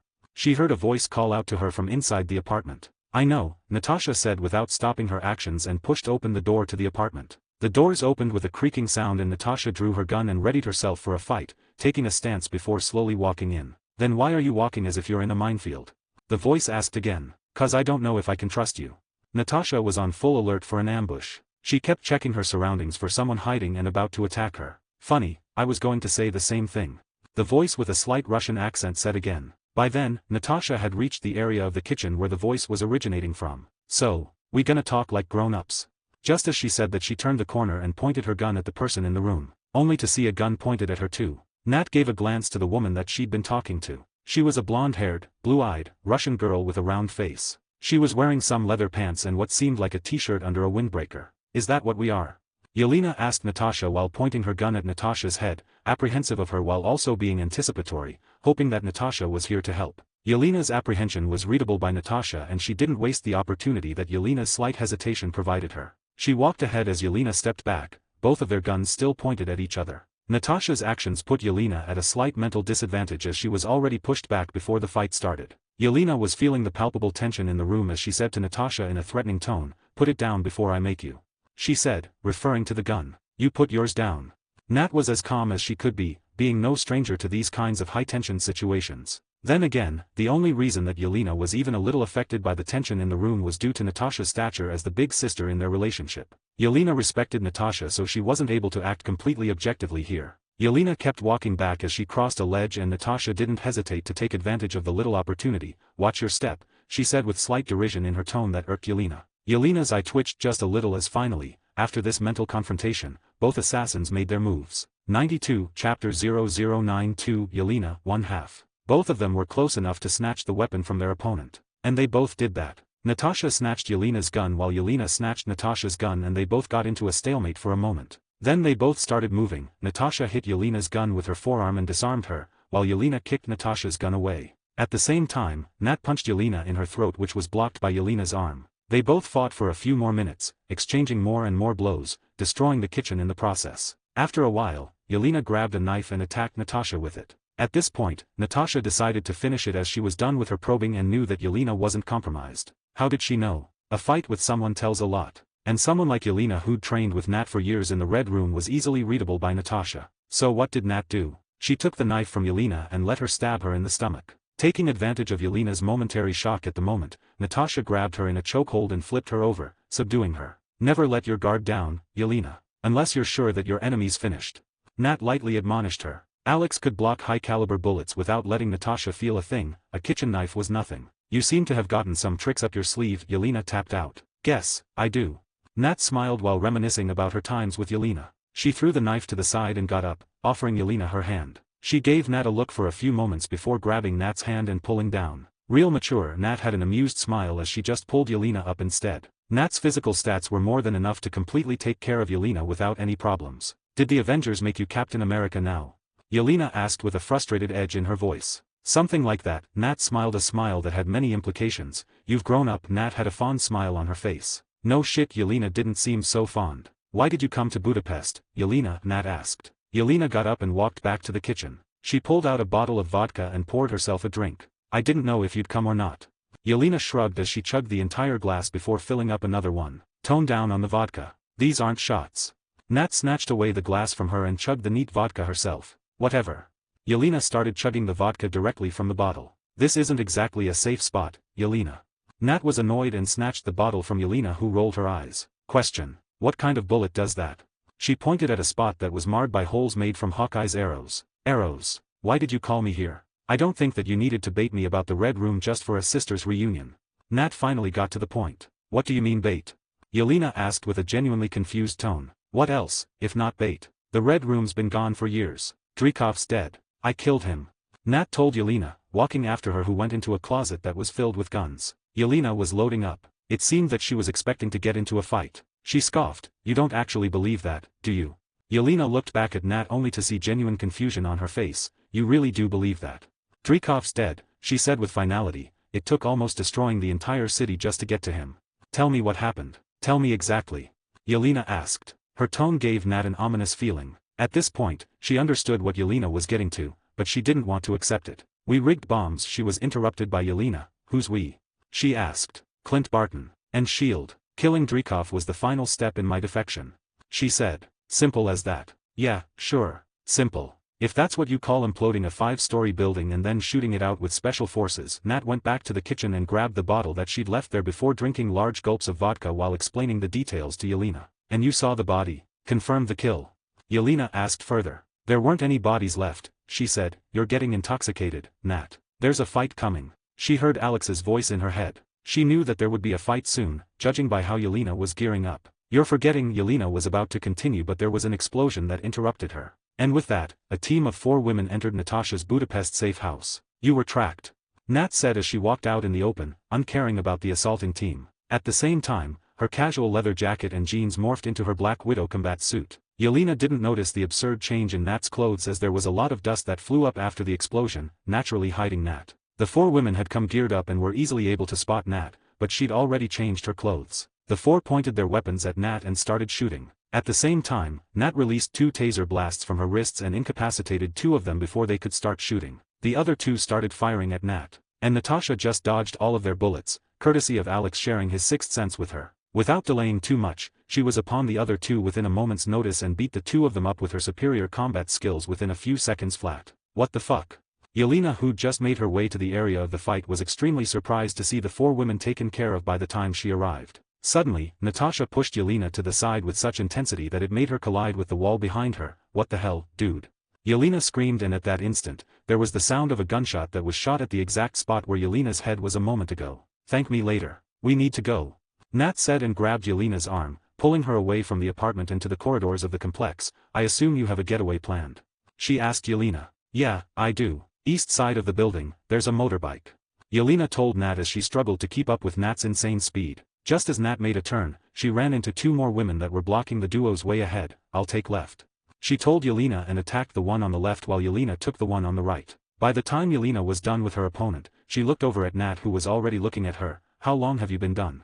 She asked. A while. I see quite a few glaring problems with your fighting style, Nat commented as they both started running again. Condescending much? Yelena didn't appreciate Natasha's comment. I call it constructive criticism, Nat said. Her attitude was different from Yelena's. She was calm and confident in her abilities to get out of the situation unscathed. Yelena didn't have time to roll her eyes and reply as they reached a viewing area that had a view of the rooftops of the many houses. There were 5 people that were running toward them from the hallway, so they broke through the glass and kept running. Yelena, duck, Nat warned her again. And Yelena listened to her without hesitation. Just as she ducked, a bullet was fired. How are you doing this? Yelena had to ask. Sixth sense, Nat said. Fine, keep your secrets. Yelena grumbled as she looked back. They'd lost their initial pursuers, but they now had someone else on their tail. She's one of the passouts, she informed Nat. Nat didn't say anything, still coming to terms with the fact that the Red Room was still a thing. They kept running to their destination, hopping across rooftops until finally, they reached a sort of inner courtyard area where the rooftops ended. Where, now? Nat had just asked, but Yelena grabbed her hand and had her grab onto a chimney pipe before unclasping it from the roof. The chimney slowly started falling, but its slow pace gave their Black Widow assailant a chance to catch up. Just as they were off the building, the assailant jumped in hopes of reaching the duo. But she fell short. Thankfully for her, Natasha grabbed her. She needed answers. The girl slashed her knife at Nat's hand, but it was no use as it couldn't pierce through the glove that Nat was wearing. By then, the chimney pipe fell to the next building, acting as a bridge to a window within the building. Yelena was holding the pipe higher, so she fell into the window, breaking through the glass, but Natasha was a little lower, so she had to grab onto the ledge. She then hoisted herself up from that ledge while bringing the unknown woman with her. Just as she crossed the ledge, Yelena shot a red gas at the face of the woman that she just pulled up. 93, Chapter 0093. Yelena, 2 halves. The fuck was that? Nat asked, keeping herself away from the red gas. No time, let's go, Yelena said as she pulled the still confused woman away. She'd stopped attacking them after being hit by that gas. Nat followed after Yelena, who seemed to be giving some instructions to the woman. Which one? Nat asked. Black, brown seat, Yelena said. And the woman that she'd been talking to separated from them. You owe me a very lengthy explanation, Nat said as she passed Yelena and took a seat on the bike. Where are my keys? Yelena asked rhetorically as she started looking through her jacket. Just then, there was the sound of the engine revving as the bike came to life. Alex was pretty helpful when it came to any sort of electronics. Or you could do that, Yelena commented as she got on the bike and took her seat behind Natasha. Just then, a car flew from the side, making Nat and Yelena pause for a second. Then an armored vehicle came to view that took a turn to face them. Its presence brought Nat out of her reverie and the bike started moving. What followed was a scene of a huge armored vehicle chasing after a bike through the streets of Budapest, sending whatever car came its way flying. After some expert maneuvering, Nat took a turn into a narrow alley, losing that truck. But then they had 2 bikes on their tail. They seemed to be driven by widows who were shooting at them both. Be a dear and help me lose them, Nat handed Yelena a gun. Where did you? She was about to ask where Nat got the gun from, but a bullet whizzing past her head made her take action and start shooting at the 2 bikes. Yelena herself was also an experienced killer and was a very good shot. Both of her shots hit their mark and hit the tires of the bikes, getting rid of their assailants. I see that you didn't kill them, Nat noticed. They're being controlled.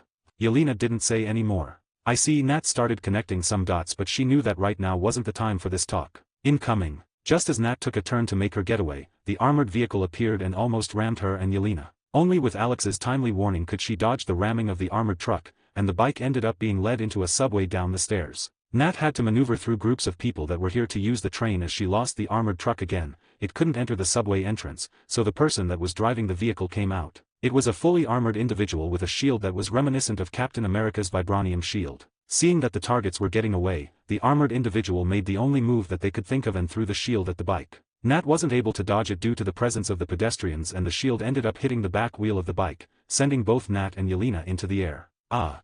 Yelena's hand got caught on the exhaust port of the flying bike and she got a horrible burn. Fuck. She suppressed her pain. Just as Nat and Yelena landed, Natasha shielded Yelena being her and faced their armored assailant. "Who is this guy?" Nat asked Yelena, who was busy trying to mitigate the effects of her burn. "Drekhov's special project. He can mimic anyone he's ever seen. It's like fighting a mirror. Calls him Project Trickster," Yelena told her. None of this makes any sense. Nat took a fighting stance. "A lot of things don't." Yelena's reply was a little snarky. "You seem to have some problems." Nat was talking to Yelena, but the trickster was already upon Natasha and attacked her. Nat easily grabbed the gloved hand that was punched toward her and flipped the person over. "I'm trying to have a talk here." Nat held the person in a chokehold and held them down. "You were really holding back, weren't you?" Yelena was honestly in awe of Natasha's power. Nat didn't waste any time and shocked this Project Trickster into unconsciousness. She was strong enough to deal with any threats, but that didn't mean that she was willing to fight an army of Black Widows right now. She helped Yelena up and brought her away. "You have got to teach me this stuff." Yelena was awestruck by Natasha's power. "Let's get you fixed up first," Natasha said, and shocked Yelena too, leaving her unconscious. "Alex, some help?" she asked, and invisible tendrils extended out of her body and wrapped around Yelena. At the same time, Nat and Yelena both turned invisible. Alex and Nat brought Yelena to a suburban area, close to where Nat hid their helicopter, and put her in the back seat of the car after having Alex heal her up, waiting till she woke up. "What do you think?" Nat asked Alex, who'd been strangely quiet for a while. "You can trust her. I haven't sensed her lying to you yet, nor is she under any external mind influence." Alex had probed her mind while healing her up. "I see." Nat went deep into thought and didn't say anything more. "You don't have to think so much. Just do what you want. The Red Room isn't something that you need to be worried about. You can easily take care of that Drefuck or whatever without any issues," Alex said. "Dreykov." Nat had a light smile on her face. "Whatever. The point is that he doesn't matter. You can treat this as a bonding adventure with your little sister. Maybe take in a few of the Black Widows, and make your own personal army or something. It'll clearly be extremely difficult for them to adapt to normal life in any other situation," Alex said. "I'll think about it." Nat wasn't decisive. Alex didn't say anything after that and paid attention to his side project. He was looking for an opportunity to replace Killmonger and take over Wakanda. He'd been waiting for the past few days to do exactly that, and he'd finally found the opportunity. He had many plans that could be executed after he took over Wakanda. Plans along the lines of an intergalactic empire spanning multiple worlds. But that's for later. Natasha looked over at Yelena and decided to wake her up. Going over to her, she put her hand on Yelena's neck and delivered a fine controlled electric zap to wake her up naturally. Yelena's eyes opened wide and she got up, banging her head against Natasha's. "Ow!" She held her head while Natasha looked at her with a flat look. "Where am I?" she asked Natasha while holding her bruised forehead. "In a car, far away from any conflict. Now I want answers. Then we'll see what to do about this whole Red Room stuff that you've been going on about," Nat said as she got out of the car and let Yelena get out by herself. Yeah, Yelena looked at her arm where she'd received the burn but was surprised to see the burn missing. "What happened? How did you heal me?" "My questions first. What was that red gas?" Nat hadn't planned on exposing Alex to her. "Fine," Yelena grumbled, acting like an immature kid in front of her big sister. "It's an antidote to mind control. Specifically, the kind of mind control that the newer widows are chemically subjugated to. This gas counteracts those chemicals," she explained to Nat, who went silent for a while after hearing what she said. "How is it different from what I went through?" Nat asked. "What you went through was mental conditioning and brainwashing. This," Yelena held up a vial of the gas, "is far more intrusive. It chemically alters brain functions. You don't even know which part is yours and which is under control. Dreykov can easily control the widows with ease. And this is the only antidote." Yelena's eyes got a hollow look as she remembered everything that she'd had to do under the influence of that mind control. It was traumatizing for her, leaving her feeling like she was a prisoner in her own mind. "That bad?" Nat asked. "Worse. The person who made this was an older widow from Melina's generation. I was the one who killed her. Just as she freed me from the control, I stabbed a knife into her gut. She died in my arms," Yelena said. "So it's all real, huh? The Red Room, Dreykov, they're all still there." Nat finally came to terms with the situation. She couldn't avoid the fact that she failed. She couldn't do it in the end. "Now, I'd like to know what happened with Dreykov's daughter," Yelena asked. Nat had a questioning expression on her face. "Don't play dumb. You gave me the details of your risking the city bombing but never mentioned what happened to his daughter." Yelena wanted to know. "Fine," Nat said. "She was bait. She was the one whom we tracked back to Dreykov. We could only be sure that he was there if she was too. I sacrificed a child to get to Dreykov." "Happy?" Nat asked with a snappy edge to her expression and tone. Yelena didn't have much to say after hearing Nat's words. 94, Chapter 0094, Prison Break. After a while of thick silence, well, whatever. Now, can you call in your heavy hitter Avenger friends to take care of the Red Room? Yelena asked. What do you mean, heavy hitter?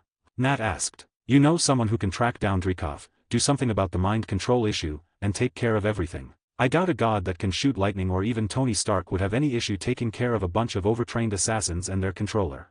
Yelena said with an expectant edge in her tone. Well, we're not really on talking terms right now. Nat was a little embarrassed. This day just keeps getting better and better. Yelena rolled her eyes. Come on, baby sis. Let's get something to drink.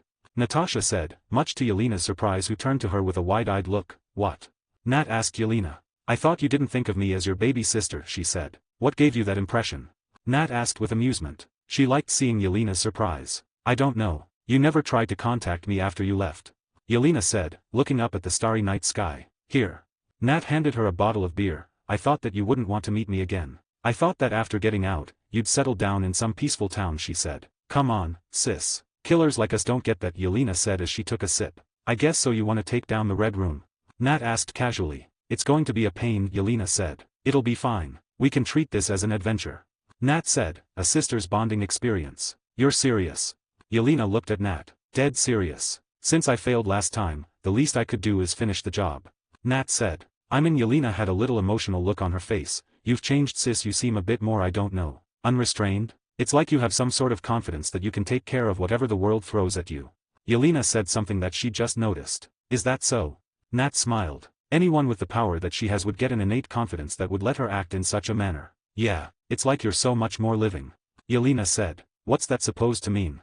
Nat asked while looking at Yelena with an offended look. I didn't mean it that way. Well, I kinda did. But that's because you seemed so serious all the time, only caring for the mission and shit like that. You never even wanted to acknowledge me as your sister. Yelena wasn't sure what she was saying, but she was just pouring her heart out for Natasha. I guess Nat was about to speak, but Yelena continued, and what's with your posing? What? Nat was confused. Every time I see you in some magazine or in the news you're doing some sort of badass pose like this. Yelena got up from the hood of the car that they were leaning on and did Natasha's signature superhero pose where she was bending down, putting her curves fully on display with one hand extended to the side and the other on the ground. Nat looked at Yelena, who was trying to imitate her, and chuckled, getting up from the car and walking to her. See, this is what I was, Yelena said as she was about to get up, and just at that, she felt Natasha spanking her ass. Hey! She jumped and looked at Natasha. Don't make fun of your big sister. I like posing, cause it looks cool. Nat said and wrapped her arm around Yelena's neck, pulling her back to lean on the car. What a bully, Yelena said with a grumbling tone. So, back to the important stuff, where is the Red Room? Nat asked, hoping that Yelena would have the needed information. About that no one knows. We were sedated before being brought there and then sedated when we were deployed. There's no information about its or Dreykov's location. He's pulled all the stops to hide his tracks.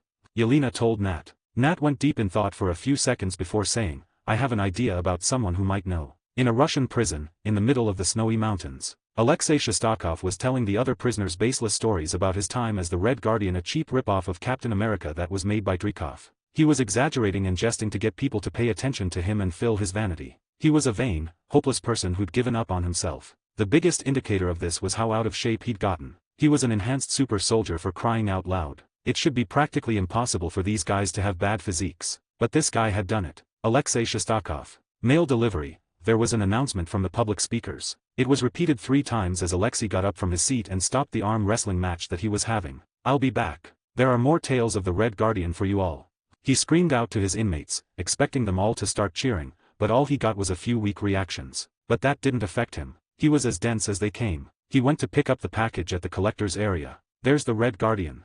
The guard who was manning the area had a tone of slight derision as he looked at Alexei while his partner that was sitting beside him was stuffing his face. They were both eating some sort of creamy donuts. In the return letters to your fans, tell them to add some more sugar, these aren't as sweet as I like them. He told Alexei as he passed a stack of letters and something wrapped in newspapers to Alexei. Looking at the 2 guards, Alexei was burning with fury, but he didn't say anything. He'd grown all too familiar with this scene and it had stopped getting a reaction out of him by now. He grabbed his stack and gift and walked to the sitting area to see what it was all about. Unwrapping the newspapers, what was revealed was an action figurine of the Red Guardian. Looking at it, Alexei got a little nostalgic. He started playing with it. There was a little string to pull back and unwind, so Alexei unwound that string, expecting the figurine to move. But instead, its head popped off, and hidden inside that head was a tiny earpiece. Well, this just got interesting. Alexei had a smile on his face as he looked around and discreetly put that earpiece into his ear. Today's your lucky day, Alexei, he heard a woman's voice from the other side. Who is this? He asked. Move to the east side of the building. All he heard were instructions. And just like that, the hopeless and vain fucker got some hope in life. He looked at the two guards that had made fun of him for years with a dark look and attacked them. At the same time, there were loud explosions all over the prison, destroying key locations. In a helicopter, a few hundred meters above the prison that Alexei was currently in, Natasha and Yelena were talking. Do you just keep bombs with you? Yelena asked Natasha as she saw the explosions that just took out the key locations of the prison. Nat exercised her right to remain silent. He won't be able to make it out himself. I'll go down to help out. Nat changed the topic of the conversation. I'll lower us. Yelena said, but Nat stopped her. No need. She said and get up from the co-pilot seat. She put down the aviation headsets and went open the door that was on her side. Natasha Yelena was scared. Just watch me, baby sis, Nat said while giving Yelena a cheeky look as she jumped down from the helicopter hundreds of meters up in the air. Mid-air, her clothes started morphing into her white knight persona. Hey, I have an idea. Do Thor's pose. I could make you a hammer. Alex said in her head. Nah, it'll feel like a cheap copy. I'll just go with my usual pose. You have the electric burst ready, right? Nat told him. Yep, you don't have to worry. Alex said as clouds started gathering above in the sky. At the same time, Alex noticed something. Also, just thought I should mention, we're on a time crunch. Those explosions that I rigged triggered an avalanche and it's coming down the mountain with an unholy speed. Alex told her and Nat's head went in the direction Alex was referring. Fuck, Nat said as she focused on nailing her landing right in the center of the prison. Just as she was close enough to the ground, invisible tentacles started extending from her body and slowed her descent just enough that she would be fine after landing. And just as Nat landed on the ground, a huge bolt of lightning fell directly on her and an electric explosion ensued, frying all of the electronics in the prison. This month's gonna have a dicey release rate for this. It's gonna get better from July. Got some real-life stuff going on. 95, Chapter 0095, Reunion, 1/2. What the fuck? Yelena barely kept piloting the helicopter as the huge bolt of lightning made her panic and pull it away from the prison. She then noticed the huge explosion in the prison and panicked before remembering Natasha's confident expression. Deciding to trust in her big sister, she said, "Don't die sis please," as she looked at the aftermath of the electric explosion. That explosion slowly fizzled out of existence within a few seconds, leaving no trace of ever having occurred, but the damage was done. Although all of the buildings and constructs were fine, the people were all already unconscious after that wave of lightning hit them. She didn't know if they were dead or not. Natasha was nowhere to be found by Yelena, and by the time she saw Natasha, the was waiting for extraction with a fainted man lying on the ground behind her. She noticed that Nat's clothes had changed into a white armor combat suit while her hair fluttered in the wind as she looked up at her. Such a poser, Yelena said, and didn't waste any more time before descending to Natasha's location, having already noticed the avalanche that was approaching the prison, and dropped a rope for Natasha to climb. Another couple minutes later, both girls were sitting in the pilot's seat while a fainted fat man was strapped to the seat behind them. Nat was still in her white combat suit. You're crazy, you know that. Yelena could still feel her heart thumping to the extent that she couldn't even pilot the helicopter and Nat was the one flying it. Now who's a heavy hitter? Nat said with an amused smile. She liked impressing her baby sister and seeing her excited reactions. It made her feel like they were little again and she had just shown Yelena some cool trick that blew the little girl's mind. Although they'd grown up, that bond was still there, just buried under decades of baggage. Honestly, how did you get so strong? Super strength, I can understand. But lightning? What exactly happened? Did you eat Thor? Yelena was dying to know. To the point that she didn't even mention how Natasha's clothes changed mid-air. I guess you could call it a recent chance encounter. Nat didn't seem to want to talk about it. Hell no, you're not getting out of this. I want to know. Yelena said. Nat was about to explain to Yelena that she couldn't tell her in another way, but a groan stopped her from saying anything further. We'll talk about this after taking care of everything. We can continue this conversation when it's just the two of us. At the same time, do you mind? Nat asked Alex in her head. Nah, it's fine. You can tell her about me. Just don't ask me to bond with her. Alex told her jokingly. I don't think I will. Nat inwardly rolled her eyes. Could you introduce me to her with some cool badass name? Like anything other than Alex. I told my name to you and Wanda because we're partners. It's an intimate thing. I don't want other people to know it. Alex told her. His name is his identity, something that he prefers to tell only his hosts. He wanted some cool superhero name when it came to outside people with whom he wouldn't be bonding. What are you, a kid? Natasha smiled, saying the exact same words to him that he said to her about calling herself White Knight. I'm not sure how old I am, most likely millions of years old, but I can definitely tell you that I'm a child at heart. Alex told her. Whatever. We'll come up with a cool superhero name for you some other time. Nat telepathically conveyed the thought of her, shaking her head with a smile. Their entire conversation took no more than an instant as Natasha turned to look back at Alexei in that time. Fine, Yelena grumbled but agreed and took control of the piloting while Natasha shocked Alexei again to make him conscious. Ah. He jumped up and was about to punch Natasha in the face but she grabbed his hand and stopped his attack, pushing him down. Calm down, Nat told him. Natasha. Alexei was confused for a few seconds as he understood the situation. Oh baby girl, how are you? And little Yelena too, I've missed you both. He also missed the fact that Natasha had just overpowered him just now, and it was a big deal for her to be able to do that. He may have been a knockoff of Captain America, but he was still someone far beyond normal human levels. Neither Natasha nor Yelena replied to him. Alexei didn't realize it initially and kept going before realizing that the aviation headsets blocked his words. Then he grabbed another headset and put it over his head. It just means so much to me that you girls would be willing to come for me, he started. Don't get your hopes up, Alexei. We're here, cause we need you to lead us to the Red Room. Nat didn't have the patience to listen to his bullshit. I have no idea, Alexei said, and that resulted in a simultaneous scoff from both Natasha and Yelena. Natasha turned to look at him and gave him a dry look. Come on. You and Dreykov were like. Yeah. General Dreykov, my friend, gives me glory, and makes me the Soviet Union's first and only super soldier. I could have been even more famous than Captain America. What does he do? He buries me in Ohio on that stupid mission for 3 years. 3 fucking years. Taking care of 2 orphans and dealing with his scientist for 3 whole years for a dumb undercover operation. So fucking annoying. So tedious, boating me to tears. Alexei notices Yelena looking at him with a complicated look of emotions, hurt being the most prevalent. No offense, Alexei said. Yelena shook her head and paid attention to the flight and Nat gave her a look. Alexei continued, then he puts me in prison for the rest of my life. I'm not even the one, who you know, killed his daughter. Alexei looked at Natasha with a sharp look. All right, can we throw him out the window now? Yelena asked. She was done with this bullshit. Let's get to a higher altitude first, Nat added. Wouldn't want him to survive. Super soldiers are exceptionally tough. Good idea. Yelena agreed. Why don't you ask Melina? Alexei interrupted their plans to murder him. She's alive. Nat asked with a surprised tone. Mom, Melina. Yelena also chimed in from the side.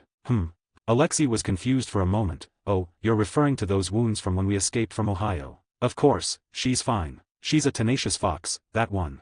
Alexei said with a reminiscent tone that had an undertone of his pent-up lust. Ugh, I did not need that information. Nat turned away from him. Yelena was so annoyed that she just took off the headsets so that the sound of the rotors could overshadow Alexei's voice before putting them back on after a few seconds since the noise from the rotors was hurting her ears. She was the scientist, the strategist. I was just the muscle. You two were just there to look cute and sell the idea of a happy family. Her work was directly under Dreykov, far more than mine. You're telling me that Melina is working for the Red Room, present day? Nat asked, not noticing Yelena's expression that had hurt marred all over it. If you were alive then why did you never help? Yelena's thoughts were naive. Yes, she works just outside of St. Petersburg, Alexei told them. Well, that's just great. We have to go the exact opposite way. Yelena wasn't having a very good day. It's fine, we have enough fuel, Nat commented. How do we have so much fuel? Yelena asked. They'd traveled quite a bit and the fuel counter wasn't even halfway down. It's got a big tank. Nat shrugged. She couldn't exactly tell Yelena that she had a slime monster helping her take care of the fuel levels. Did you have to destroy my front yard? Melina asked as she stood in front of her ruined garden and pigpen that she managed. She was glad that she'd already brought them away after being notified that the airspace above her house was being breached. Don't really care. Natasha stepped out of the helicopter with her hair flailing in the wind. She looked at Melina after running her hand through her hair. Melina was pointing a rifle at Nat's face. Of course, you don't, Melina mumbled. Why are you here? She asked. At the same time, Yelena and Alexei also got out of the helicopter. We're home. Alexei was a straightforward guy. He just said what he thought. And he was thinking about the 3 years of peace that he'd spent with Melina and their 2 adoptive daughters in Ohio. Melina sighed as she put down her gun and started walking. Let's go. Alexei followed after her. As they walked into Melina's house, she said, Welcome to my humble abode. Make yourselves at home. She said and walked to a specific bookshelf. Nat wasn't exactly trusting of her and followed after her. Seeing Melina push back that bookshelf to reveal a gun closet she got tense. Hey, no funny business.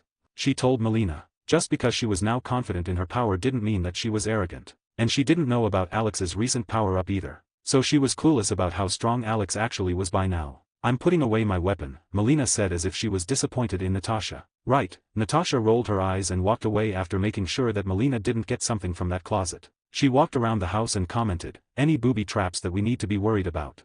I didn't raise my girls to fall in traps, Melina said. You didn't raise us at all, Nat said. Maybe so. But if you got soft, it wasn't on my watch. Nat couldn't help but scoff at Melina's words. She understood the slight mental tricks that Melina was utilizing on her. She was utilizing that mother angle. The older widow had been a big part of Natasha's and Yelena's practically non-existent childhoods, and she was leveraging that influence fully. They moved to the dining area and saw Yelena already seated at the table. Alexei was nowhere to be found, but his groans were very audible from a specific area of the house. "Let's drink." Melina pulled out a bottle of vodka and poured 4 shot glasses for Natasha, Yelena, herself, and Alexei. Natasha was about to breach the topic that she'd come here for, but it was halted by Alexei's presence in the room. He was wearing a crimson-red spandex suit with the Red Guardian tones and theme. The other two also turned to look at Alexei. Yelena froze for a moment before grabbing the glass and drinking the vodka in one go. Melina on the other hand whistled in appreciation at Alexei's outfit. "Still fits," he said as he walked to the table and took a seat. Nat couldn't help but grab the shot glass and was about to take a sip before she heard Alex's voice in her head. "It's got a slow-acting sleep-inducing agent. Can you neutralize it?" Natasha asked. If she put the drink down now, it would be suspicious. "Can I fuck you to the point that you can't think about anything but my cock?" Alex asked back. "Got it." Natasha chugged the shot. 96, Chapter 0096, Reunion, 2 halves. Family. Back together again. Alexei said as he picked up the glass that was set for him. Melina had already filled up Natasha and Yelena's glasses again. "Sure." Natasha rolled her eyes and felt that she'd been rolling her eyes a bit too much today. They all toasted and drank the shot. At this point, Natasha had had enough. "So, here's what's going to happen," she started. "You haven't aged a day since." Alexei started flirting with Melina, completely discrediting Natasha's words. A few more moments later, their words started getting graphic, and both Yelena and Natasha were disgusted. "Ugh, can you please stop?" Yelena commented. Natasha tried to get the conversation back on track. "So here's what's going to happen." "Natasha, don't slouch," she was interrupted again. By Melina this time. "I'm not slouching," she got defensive. Just because Natasha knew about the mental manipulations didn't mean that she was immune to them. Melina's motherly figure was engraved in her mind for a long time. "You're slouching," Melina stated again in a motherly tone. "Listen to your mother, Natasha," Alexei said. The whole table started spiraling down to a family argument. "Shut it, all of you." Natasha snapped, but it was useless. "What did I do?" Yelena asked. "Don't drink so much, Yelena." Melina was fully leveraging her status in the minds of the two girls. "I'll do what I want," Yelena said. "Tell me where the Red Room is now." Natasha had had enough. Immediately, Melina's reaction was a scoff filled with derision. "Alexei, you remember when we used to tell the girls that they would be able to catch Santa Claus if they waited up long enough," Melina said to Alexei. At this point, Natasha was done. The situation was completely out of her control and the people in the room were doing their best to push her buttons. She decided to listen to Melina while thinking of what to do later. "Finding Dreykov is not a fantasy. It's unfinished business," Natasha said. "You can't defeat a man who commands the very will of others, Natasha," Melina said to Natasha, who had skeptical eyes. "I'll show you something, Natasha. Something that will tell you just how out of your depth you are, going after Dreykov in the Red Room." Melina understood that Natasha would require convincing and grabbed her tablet before tapping on it a few times. "Come in," she said into the tablet. There was the sound of the creaking of a door and a pig came into the room. "Did that pig just open the door?" Natasha asked, impressed. "Yes, it did. Good boy, Alexei. Good boy." Melina scratched it under the chin. "You named a pig after me." Alexei, the Red Guardian, was offended. "You don't see the resemblance," Melina said unapologetically. "See, he's just like a dog. Sits like one, acts like one, and everything."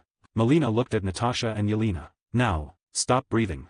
She moved a slider on the tablet. And the pig stopped breathing. It was as if it didn't know how to breathe and was just looking up at Melina. This is what the mission in Ohio was about. 3 years undercover. Acting as a big happy family with him and both of you girls. All to get the formula that could bring this to fruition. It was a front for S.H.I.E.L.D. scientists. Orwell Hydra. "I'm sure you know more about it than me." Melina looked at Natasha. Melina turned to Alexei, who was still offended, and said to him, "We didn't steal weapons or tech. We stole the key to free will itself." Melina drank the shot and filled up her glass of vodka. "All right, you made your point." Nat eyed the dying pig that was still not breathing. "It's fine. Alexei could have survived for another minute or so," Melina said and sent it away. "Dreykov has such chemically subjugated agents planted all around the globe that he can order around whenever he wants. It's completely out of your depth," Melina stated. "Do you know whom they used this stuff on?" Yelena interjected. No, that's not my department. But it's usually orphan girls with no one to look after them. They're the easiest to manipulate after all." Melina didn't realize how each of her words was hurting Yelena more and more. "Ah, come on, don't lie to them. You're Dreykov's architect. You definitely know." Alexei said. "No, I." "Shut up. You are an idiot," Nat said to Alexei. "And you are a coward." She snapped at Melina. "Oh, bullshit." Melina was interrupted by Yelena again. "You know those agents. Those agents that you chemically subjugated around the globe. Those orphan, easy-to-influence women. That was me. Yelena broke down as her voice started cracking. And you, she looked at Natasha, you got out. After you, Dreykov made sure that no one could escape. But you got out. Yelena blamed Natasha. Yelena, Nat said as Melina brought her hand to Yelena's shoulder. But Yelena ignored Nat and shook Melina's hand off before grabbing the bottle of vodka and getting up. I'll go after her. Alexei got up and went after her, leaving Natasha and Melina alone to talk. Natasha got up and Melina followed after her. What? You're going to do it alone? Melina asked. If you're not helping then I'll look for another way. You won't be the first mother that abandoned me. She said and looked at Melina, only to see her stiffen up. Nat narrowed her eyes as she felt an old doubt surfacing in her mind. Right? She asked Melina again. I believe that you weren't abandoned. Melina trailed off, thinking about what to say. What? Natasha had a dark expression and asked with a frigid tone. You were taken. Dreykov had this system that could determine if children had the genetic potential for his training. Your parents were paid off, I believe, she said, but your mother. She was relentless. She kept snooping around. Melina said. What happened to her? Natasha asked with the same frigid tone. Dreykov had her killed. Melina saw the slight confusion in Natasha's otherwise cold expression and explained, normally a snooping civilian wouldn't warrant an execution. But as I said, she was relentless. That's so, huh? Nat's voice lost its coldness and was not flat. I'm sorry. I've already informed the Red Room. Melina finally stated, they should be here any minute. I know, Natasha said with a smile, but her eyes were cold as she stared at Melina. Melina was confused about how Natasha was so confident. Alex, is she under control? Natasha asked Alex. Nope, fully conscious. I've checked those pigs and the widow from before. They were all chemically subjugated, but not Melina. He explained to her. We're done here.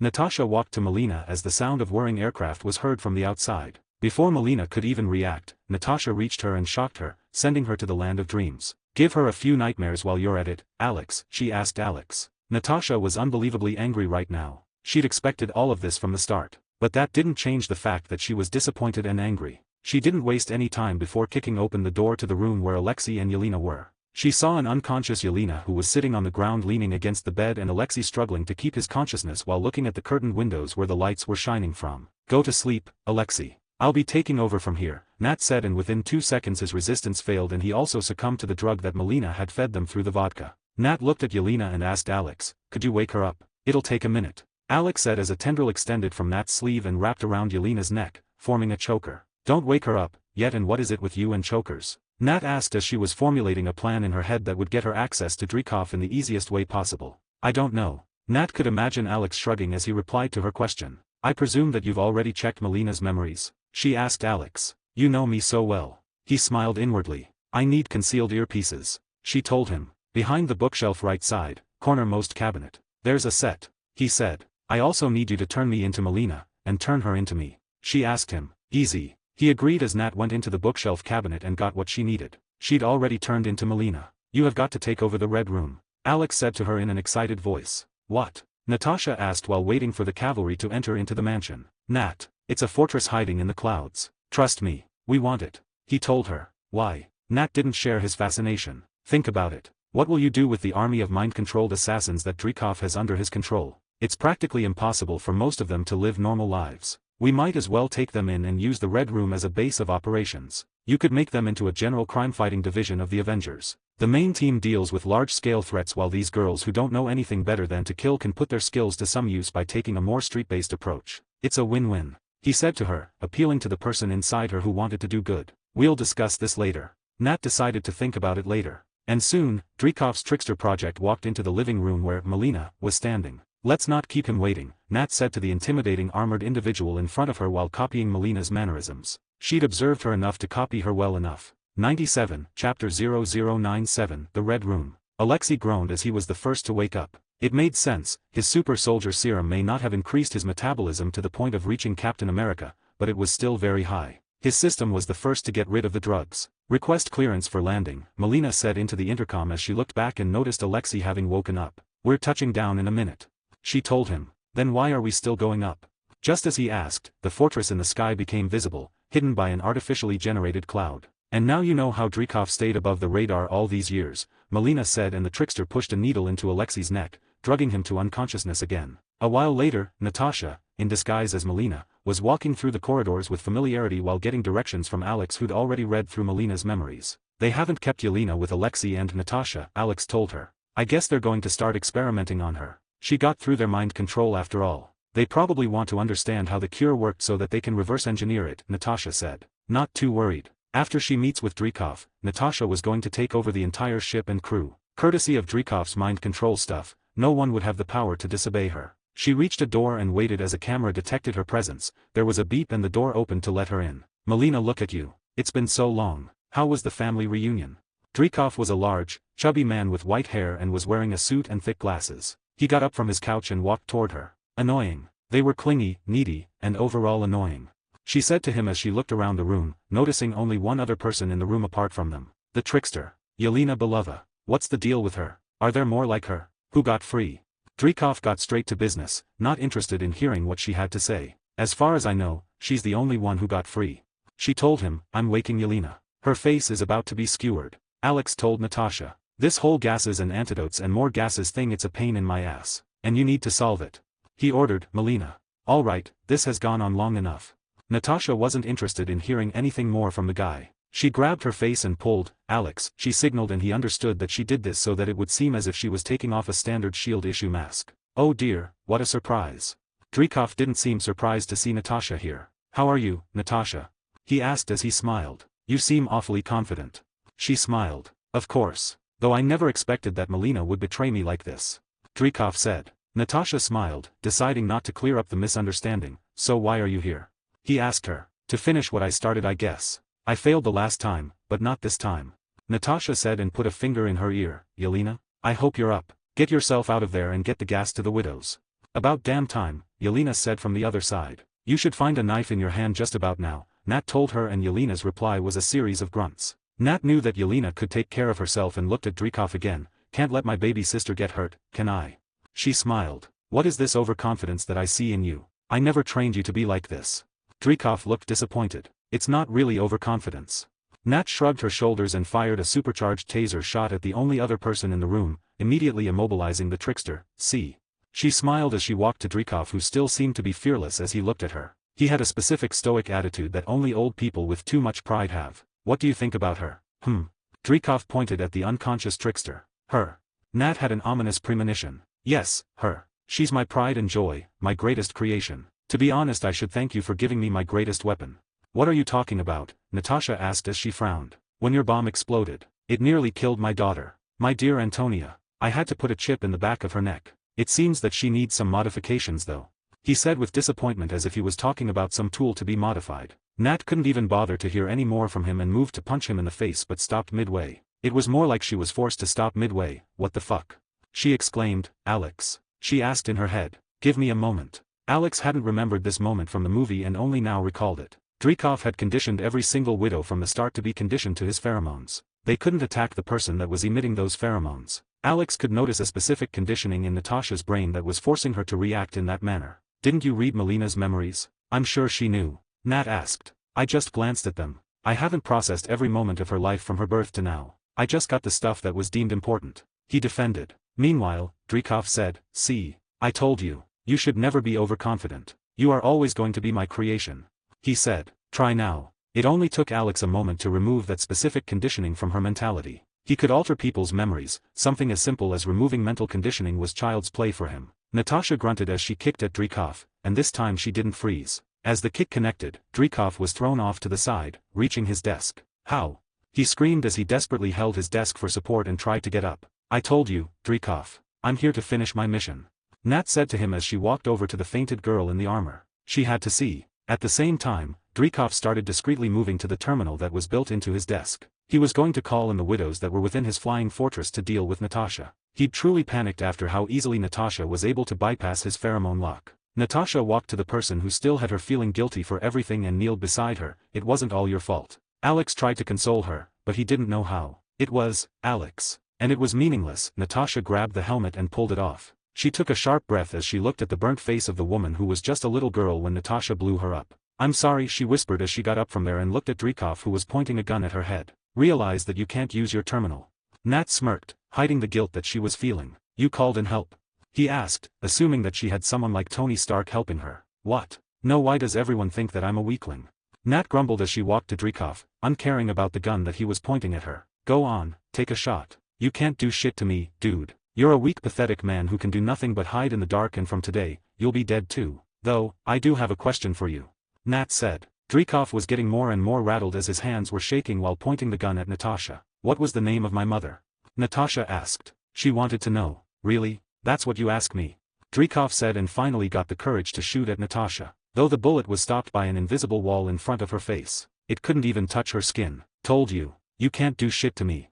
Nat reached him and grabbed his head. I presume you've got his memories, Alex. Nat asked. Totally. He said, and that was all Natasha needed to know before releasing an intense electric current at Dreykov's head, frying his brain to mush. It was a controlled strike that completely destroyed his brain and killed him. Well, that was anticlimactic. Alex said in her head. Yeah, you're right. Nat took a seat in Dreykov's seat. What now? She asked out loud. I still have my suggestion about giving the widows a choice between either becoming your personal assassin task force or retiring. For now, though, assemble every single one of them in this fortress. Quite a few of them are currently out on missions. Then we can collectively give them the choices that they've never been given. He said. I like that. Nat started operating the terminal and gave instructions to all of the widows that were out on missions. She told them all to converge in a specific location where they would be extracted and brought to the fortress. At the same time, Nat put her finger on the earpiece and said, come to the control room, you should be able to find your way here. I've already taken care of everything. We have a lot of stuff to talk about.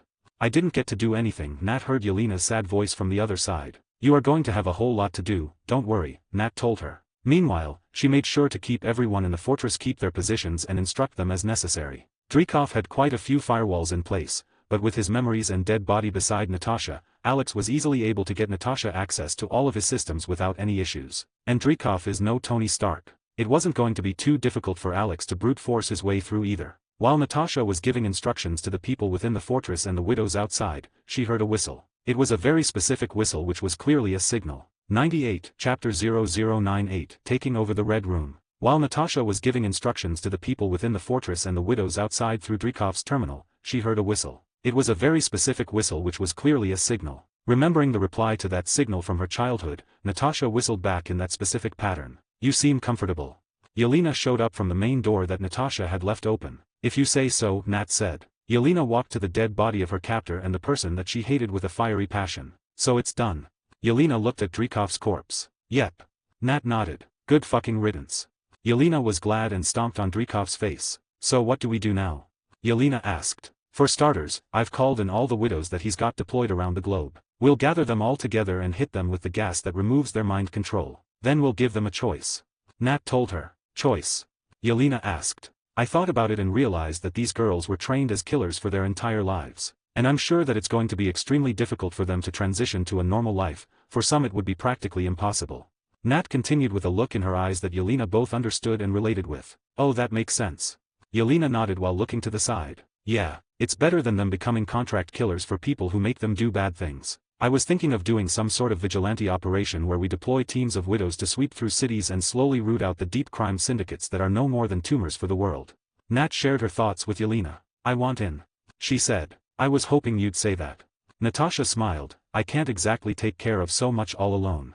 Nat said with a little smile. Yelena suddenly perked up and looked at Nat with narrow eyes. Now, we have the time, we've even completed what we set out to do. You have got to tell me. Yelena walked to Natasha and sat on Dreykov's desk, right in front of the chair that Nat was sitting on. What? She acted dumb, just to fuck with her. Come on, tell me. Yelena held Natasha's shoulders and shook her. Fine, fine. Stop, Natasha agreed. I'm being helped by an alien slime monster. He can take any shape and that's how I am able to instantly change my clothes. To drive the point, Natasha's combat suit morphed into a hoodie and leggings. She didn't even move from the seat and her clothes changed. Well, that's so cool. Yelena practically had stars in her eyes. It is. He's also the person that helps me turn invisible and shoot lightning out of my fingers. Nat said, bringing her fingers up and giving Yelena a demonstration by creating a bolt of lightning between her index and middle fingers. Can I also get one? Yelena asked with a pleading tone, as if she was a little girl asking her big sister for a toy. No, Natasha was just about to refuse when she heard Alex tell her, I'm thinking of making some automated armor mechanism for the widow system. Something to give them a basic enhancement to their strengths and also protect them from harm. Tell Yelena to touch the choker on her neck and think about activating it. Natasha was impressed by Alex's idea and said, on second thought, you feel that choker on your neck. Nat pointed to Yelena's neck. What choker? When did this get here? She grabbed it and started looking for the unclasping mechanism. See, they're weird. Nat said, won't change the fact that I like them. Alex was adamant. It's not coming off without my slimy friend wanting it to. But that's not the point. Think of activating the choker while holding it. Natasha instructed Yelena. Yelena was a little freaked out and decided to follow Natasha's words, and just as she thought of activating it, the collar burst into life and started expanding, taking over Yelena's clothes and forming a black combat bodysuit with red tones. There were 2 baton holsters at the back, forming an X shape, and the entire suit had multiple storages for guns. Now don't deactivate it, or else you'll be buck naked when it goes back to become a collar. Nat was amused and warned Yelena, who was too surprised at the situation. Tell the suit that you want to hide, Nat told Yelena again, and she followed instinctively. She didn't feel any different and brought up her hand to look. She was surprised to see that she couldn't see her hand. It was camouflaged. You can't shoot lightning from your fingers since it's a bit more of a complicated ability, but you have quite a bit of strength augmentation. You can stand toe-to-toe against quite a number of super soldiers with your melee prowess being boosted by the suit. You can at least beat up Alexei if nothing else. And at least kinda stand toe-to-toe against Steve. Nat told Yelena, much to her shock. Holy mother of fuck. Yelena looked at Natasha with wide eyes. This wasn't really a big deal for Alex. He'd already made a similar collar for Cindy and he just reused the capability of the collar. It had the same monitoring system installed that could send the wearer to unconsciousness in case they were deemed volatile. But Alex saw no point telling Yelena or any of the other widows about that little tidbit. I know. You can also set clothing modes for this. Mode 1 will be your default combat suit, and from Mode 2 and ahead, you have custom clothing options. You can just input any clothing outfit that you see and tell the choker to designate it to a specific mode. It's very flexible and you can explore it by yourself later. Nat told Yelena. Do you also have all of this? Yelena asked. That's a dumb question, I have a lot more capabilities. I have the real deal, what you have is just an automated item that Apex made for you. Nat decided to name-drop Alex in front of Yelena. They'd already discussed it and Alex thought that Apex would suit him. It painted him as a sort of Apex Predator or Apex Symbiote, which he quite liked the thought of. The name was also pretty close to his actual name while also matching the ideology of the symbiote names in Marvel. Venom, Carnage, Apex, etc. All of them were suitable names for the theme that symbiote names usually follow. I understand. Even knowing that she had a nerfed version didn't stop Yelena's enthusiasm. I'm thinking of giving this to the widows that stay too. They would be an extremely deadly force when their prowess is boosted. Natasha said to Yelena. That's a good idea. We would be an unstoppable force in any scenario. We could do so much good, all while living in a huge air fortress. For the first time in a long time, Yelena was looking forward to the future. It'll be fun. Nat smiled at her enthusiasm. For now, I'll gather all the widows in the training room and you can go there to blast them with the gas, Nat told her. About that, I couldn't find the gas. This fortress is huge and I have no idea about what is where. Yelena told her. My bad, I guess. I'll guide you on the way. Nat tapped her ear, signaling to the earpiece that Yelena still has. All righty. Yelena left the room. Take a left. Nat started guiding her through the fortress. At the same time, she kept making preparations and coordinating with the widows to have them rendezvous at the fortress. A few hours later, 100 free widows were standing in front of her in her office. Wasn't the number of widows that were already in the base fewer? Alex thought as he looked at the higher number of combatants in front of Natasha. Whatever, he didn't care too much about it. So girls, I presume that you all understand your situations. Natasha looked at each and every girl in the room and most of them nodded in response. So, as I see it, you have 2 main choices. One is to retire, look for a way to make a real family, and move to the real world. The other is to stay and become part of the Avengers. Nat told them and took a pause to let them digest her words. Instantly, there were murmurs from the crowd as they all started discussing. You all should have a basic idea about who I am. I'm Black Widow, an Avenger. What you might not know is that I'm one of you. I came out of this very red room. Granted, it wasn't a flying fortress back then, but you should get the point. Nat told them. These were all relatively most likely initiates, and she wasn't familiar with any of them, so she wasn't sure if they knew about her coming out of the red room. The murmurs got slightly more intense and were threatening to drown out her own speech, so she said, silence. In an authoritative tone. At the same time, Alex imbued a mental suggestion in her voice to make it more effective. Natasha wasn't a born leader like Captain America, so she needed some help to become a competent authority figure. Her voice had an instant effect as everyone quieted down. She inwardly smiled as she realized that Alex had a hand in this. She wasn't charismatic to the point of instantly silencing a crowd of competent women like the ones here. She continued, so today, I am extending you an offer. The ones who choose to stay will become provisional members of the Avengers who will act as a peacekeeping force for the globe. I will give you all some time to think. Meanwhile, the ones who absolutely don't want to take part in the Avengers can stand on the left side here. Nat pointed at another spot in the room. 99, Chapter 0099, Immunity. Hearing Nat's words, some of the women were hesitant and quieted down to think. Some had resolute looks on their faces as they decided to stay. At the same time, some of them didn't even think before moving to the left side. By the end, the numbers practically halved as half of them wanted to never fight again. Nat looked at the ones who wanted to leave. Yelena will guide you all to the hangar,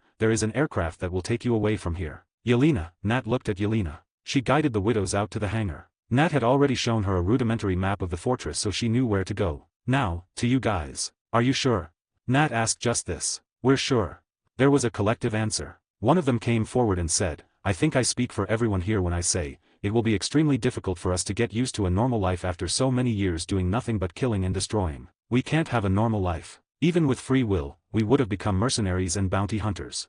She said, I appreciate your honesty. And this is one of the main reasons that I decided to take over the Red Room and make it a subdivision of the Avengers. We will act as a peacekeeping force for the world, uprooting the cartels and the families which have too much of an unfair advantage and are unrestrained in their actions. We will be targeting them.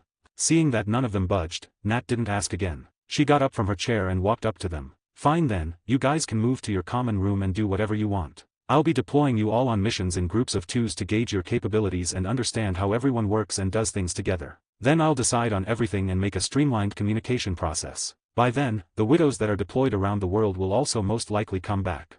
Nat told them. Also, I'll be setting up benefits and a job structure for you all. You aren't eternal slaves and will be paid for your services just like employees and will be contacted by me. I'll let you all know about it after I set everything up.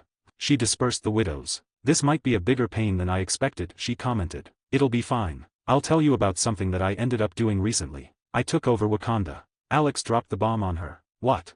She jumped up from her seat. Black tendrils started extending from her body and Alex's figure formed in front of her. Yes. I've taken care of Killmonger and taken his place. I'm in control of that entire nation now. And I have a huge number of things planned. He told Natasha. You've taken over Wakanda. She looked at him with disbelief marring her face. Yep. He told her. The same one that we went to. Natasha just couldn't believe it. Yes. He walked over to the seat that Nat was sitting on and sat on it. Holy fuck, she was going to need some time to come to terms with everything. In Research Earth. Finally. Alex looked at the vial of substance that would allow him to make himself immune to the whole sound and heat bullshit. Ever since he'd gotten the data to create Extremis from Laura's Earth, he'd been working to incorporate its properties into himself. This was the method that Tony Stark had used during the run of Superior Iron Man to create his strongest suit, the Endosim armor. It was basically a suit that he'd created using Venom and incorporating it with Extremis to combat Venom's weakness to heat and sound. Alex looked at the vial that would fix almost all his problems with an almost longing look before shaking his head. Not yet. He wasn't going to directly inject it into himself. He would be running some tests on this first. Alex looked at a glass box beside him and separated a part of his body before sealing it inside the box. Though this was different from his usual body creation. This time, he didn't forcefully control this body with his own will. He gave this part of the body free rein so that it could develop its own consciousness. He was basically using the usual reproduction method of the Clintar race. A part of the symbiote body that wasn't controlled by a consciousness would automatically develop its own consciousness. Now we wait. He thought. This process could take anywhere from a few minutes to a few days. What are you doing, Alex? Gwen asked from the side. She'd been a part of the whole process of the development of the cure. She was a vital part since she was at her core a biochemical engineer and she was perfect for this job. He hadn't told her about his testing process. You know how we made this to combat an issue with the suit, right? He asked. Yeah. She said. Well, what I just did was instruct that bio-suit to split a part of itself and store it in that container. Now the catch is that it's not controlling that split body, unlike the other times that it has formed clones. This time, it's not in control of that part of its body. What this does is that it allows this piece right here to form its own consciousness to become a living being. It's like how cells divide, or how microorganisms asexually reproduce. He gave an example. I see, and how long will this process that?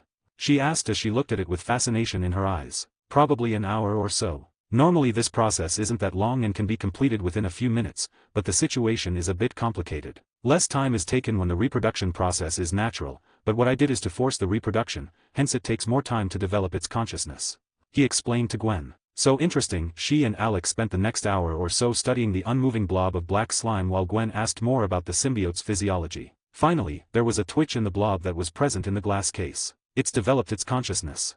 Gwen looked at it and Alex thought, could I devour more of these to increase my mental capacity? Not wasting any more time, Alex injected the fluid of substance into the blob that had just developed its consciousness. Now we wait before the testing period, he thought. A few seconds later, this might take a bit longer, he said as he turned to look at Gwen with a look that told her about his intentions. No, horny. She bonked him on the head. But, Gwen, he looked at her incredulously. Come on, big boy. Not here. We have so much more to do. The shield still hasn't been completed. She appeased him. Fine. She could have sworn that he was pouty as she looked at him. Soon, Alex left Gwen to her tasks and came to test out the effects of the Extremis formula on his new symbiote child, one that he will be devouring soon. He pressed a button and an imperceptible high-pitched sound was released within the chamber of the symbiote. It was isolated within the chamber so that it wouldn't affect Alex. The symbiote acted as if it couldn't hear or feel anything. And that was all the reaction that Alex needed to know that everything was perfectly fine. For different tries he thought as he looked at the symbiote that was finally unaffected by sound. He'd already tried this 3 times on his own before bringing Gwen into this, since that involved telling her about his weaknesses, which he didn't want to do. But in the end, he had to ask for her help. And it worked perfectly with her assistance. She was a genius biochemist for a reason. Looking at the immune symbiote, Alex decided to devour it to see if his plan about devouring his own offspring is viable. Another press of the button caused the released sound to cease and Alex put his hand within the jar before devouring his immune offspring. Damn it, he cursed as he couldn't feel himself getting stronger. Neither did he feel like the immunity affected him. It was like the devouring process was no more than him merging back with a clone of his. All of its properties disappeared and all that was left was Alex. Worth a try, I guess. He thought before injecting the second injection that he'd prepared into his own body. It didn't matter if he injected any of his bodies since they were all connected to the same consciousness. So he didn't waste any time. Fuck, that hurts. He held his head as he felt like his mind was about to burst apart. He kneeled on the ground in a fetal position while pressing on the sides of his head to feel some sort of relief, but it was useless. And within seconds, he lost consciousness. It wasn't just him, but all of his bodies. Be it clones or hosts or the body in the spaceship. All of them lost consciousness. His main consciousness within the Clintar soul dimension had gone dormant while its natural glow was fluctuating in intensity. Alex. Alex. Laura screamed as she tried to wake Alex up, but to no avail. What's going on, Alex? Wanda asked as she felt Alex's presence disappearing. Alex. Hey, wake up. Natasha shook him as she tried to wake him up while he was sitting in Drekhov's seat. Alex. Alex. She called out. Alex. Gwen screamed as her training session was interrupted. Alex's body just slumped to the ground as she was fighting him. Alex. The scientist Gwen came to the lab to check up on Alex and saw him slumped on the counter, seemingly asleep. Alex. Come on, come to bed. She shook him. Alex. Wake up. She tried but to no avail. 100, Chapter 0100, Awakening. Alex, wake up, please. Wanda desperately begged as she focused within herself on the connection that was Alex's body. It had just gone dormant and she couldn't feel his presence anymore. All she could feel was his body, but his consciousness was gone. Alex. Please. She knelt on the ground at the spot that she'd just been training on. Please, she whimpered while clasping her hands together and begging him to wake up. Don't leave me. Tears were falling down her eyes as she begged everything within her power to protect Alex. She didn't realize it, but her eyes had started glowing a deep crimson as she pleaded and pleaded. The tears that were falling on the snowy mountain were boiling as they melted the snow and made steam rise up. Wanda's body itself had grown warm enough that she was melting the snow below her and was slowly sinking within the snow. Thin tendrils of pure crimson chaos energy were extending out from her body and were connected to the ground as they pushed her energy within the ground while also sucking it back in. It was a loop that was concentrating and purifying the energy that she was naturally creating. Purer energy meant that the effect of her magic would be greater with the same amount of energy. But she wasn't focusing on any of this. She just kept focusing on her dormant connection with Alex as she begged again and again. Her chaos energy gathered around her instinctively, responding to her request. This process lasted for no more than a few minutes, but Wanda was just repeatedly begging Alex to not leave her like a broken tape recorder. And the concentration of chaos energy within her body had grown to alarming levels. If she could use it with full proficiency, it would be enough to completely destroy the Earth multiple times over until nothing remained. This was when she felt her connection with Alex fluctuating. Alex. She tried to call him but to no avail. It was just a momentary flicker before he went dormant again. But this broke a switch in Wanda. Alex. She screamed desperately and the huge amount of chaos energy that she'd gathered exploded out, practically vaporizing her surroundings completely. But that was no more than the remnant energy that was released due to her bad control and unfamiliarity with the energy. Most of that gathered energy had been thrown into the connection that she had with Alex, passing through space and even dimensions to reach his consciousness as the milky white sphere that was his soul, suddenly gained a light red hue. Just then, Alex woke up with a jolt. Is it done? He focused on how long it had been and realized that it had only been a few minutes. Shouldn't it have taken longer? He thought. He'd assumed that due to his huge consciousness, he should have taken even longer than the offspring. That was when the situations of his worried hosts came to him. Most of them were just worried and were fine, so he decided to appease them with a little explanation. But that was when he noticed Wanda's situation. He was standing in the middle of a wasteland with no traces that it was ever a beautiful snowy mountain with a collapsed Wanda in front of him. He hurriedly picked her up in his arms and looked around. Miles around her destroyed. I fucked up. I should have warned her. He didn't realize that Wanda would be so perceptible to his dormancy. He knew that the rest of his hosts would be fine and he would wake up by the time it got worrisome. But he had forgotten to account for Wanda's insecurity in this. She is why I woke up early. He had just now noticed the red hue around his soul that seemed to be strengthening and protecting it at the same time. It also seemed to be compressing his soul into a denser form. What did you do, Wanda? He looked at the fainted girl in his arms with a worried look and thought about where he would take her. Her actions had resulted in the surrounding mountain range getting completely obliterated and the mansion hadn't survived either. I guess I could take her to Wakanda, he thought. I should wake her up, first. Wake up, little Scarlet. Alex held her lovingly in his arms as he brought her face close to his and nudged his nose against hers. Wanda, he shook her awake again while revitalizing her slightly. Alex, Wanda comfortably shuffled slightly and pressed her face against Alex's face. Wake up. He shook her awake again and she finally woke up. Alex. Her eyes shot open with desperation within them. I'm here. He shushed her and held her close. You're okay. Wanda held on to him tightly and felt his presence soothing her. Alex felt his chest getting wet as Wanda's tears fell on his shirt. I'm here, Wanda. I was just asleep. You didn't have to worry so much, he told her before creating a couch on the ground. He sat on it with Wanda in his lap. This was different. Even when you're asleep, I can feel you. But this time I couldn't feel you. I was terrified that I'd lost you. She cried even harder as she said those things. Alex shushed her gently while rubbing her back and running his other hand through her hair. I'm fine, baby. I'm fine. He felt comforted inside that she cared so much about him, while also chiding himself for not informing her ahead of time. Some more time later, Wanda fell back to sleep. This time she was as at peace as she could be. She knew that Alex was fine and felt safe while being enveloped in his warm arms. Alex spent that time deep in thought when finally, a ship descended to the ground close to them. It was Wakanda's royal aircraft. It could only be used by the Wakandan royal family. As it landed, the ramp lowered, and Killmonger stepped down from the craft. He nodded toward Alex and signaled him to walk to the craft. This was all for the sake of appearances, as Alex wasn't planning on mind-fucking anyone in Wakanda unless really necessary. In fact, he was planning on taking over the country in the most normal way, by controlling the politics to be in his favor. He wanted all of Wakanda's manpower and intellect under his control, and mind-fucking people was a very inefficient way of doing that. Alex walked up the ramp of the aircraft with Wanda in his arms. Killmonger followed Alex and the ramp closed behind him. Go back to Wakanda, the royal palace. Killmonger told the driver after walking up. Meanwhile, Alex set Wanda down on a bed in one of the bedrooms in the craft. It was a luxury craft with multiple rooms and everything. Alex. Wanda woke up feeling the warm arms of her lover wrapped around her. Morning, sleepyhead. He kissed her on the forehead as she looked at him with sleepy eyes. Alex. Wanda hugged him tightly and nuzzled her face against his chest. She kept rubbing her face on him and clung to him as if her life depended on it. A few minutes later, there was a growling sound coming from Wanda's stomach. I'm hungry. She was a little embarrassed, but her actions didn't stop. Her face was still nuzzling on his chest and her legs were tangled up with his. I'll need you to let me go so that we can get up to eat, he told her. I don't care. She wasn't planning on budging. She was terrified that she'd lost Alex too and she would need some time to get herself together. Alex understood this and ran his fingers through Wanda's hair while whispering soothing words to her. Around half an hour later, she was finally satisfied and her hunger was starting to get a little unbearable. After all, she had just exerted herself to an extreme extent and nutrition was very much necessary. I'll talk to her about the level 3 bond after we're done with the food. Alex thought. I'll call someone in for the food. He told her after Wanda was finally willing to separate from him. Aren't we at the mansion? Wanda frowned and looked around, finally realizing that this wasn't their room in the mountains. You were too busy cuddling to realize that this isn't our room. Alex smiled at her. We're in Wakanda. He said. What? Wanda's lazy expression instantly changed to a vigilant one and she was about to get up. Alex noticed a red glow in her eyes. Hey, calm down. We're safe. I made some moves and took over Killmonger. I'm essentially the king of Wakanda now.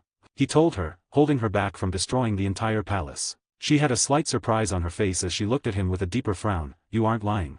She confirmed. Why would I lie to you? And how would we be in the royal castle of Wakanda if I was? In the master bedroom of the king, no less. He looked at her with a helpless smile. They were in the best room in the castle, which was obviously the king and queen's chamber. Cool. She didn't treat it as a big deal and continued. I want the stuff that you made for me on our date in the snow, she told him. Your wish is my command. He said. Meanwhile, as it's being prepared, we can continue where we left off. Not giving her any time to reply, he pressed his lips over hers and started making out with her again. Hi guys. I made a paid service in Telegram where you will find a great collection of fanfiction audiobooks organized and regularly updated. What you get? An unlimited access to the full audiobook library. New fanfiction audiobooks added regularly. You can play audios directly from Telegram anytime. Joining our service is available through a monthly subscription of $5. You can pay using PayPal or Ko-fi. So what are you waiting for? Send me a message on Telegram or Discord. I will provide the payment details. After the payment is confirmed, you will receive access to the private Telegram channel containing all audiobooks. If you enjoy fanfiction and prefer listening instead of reading, this library is made for you. Message me anytime to join.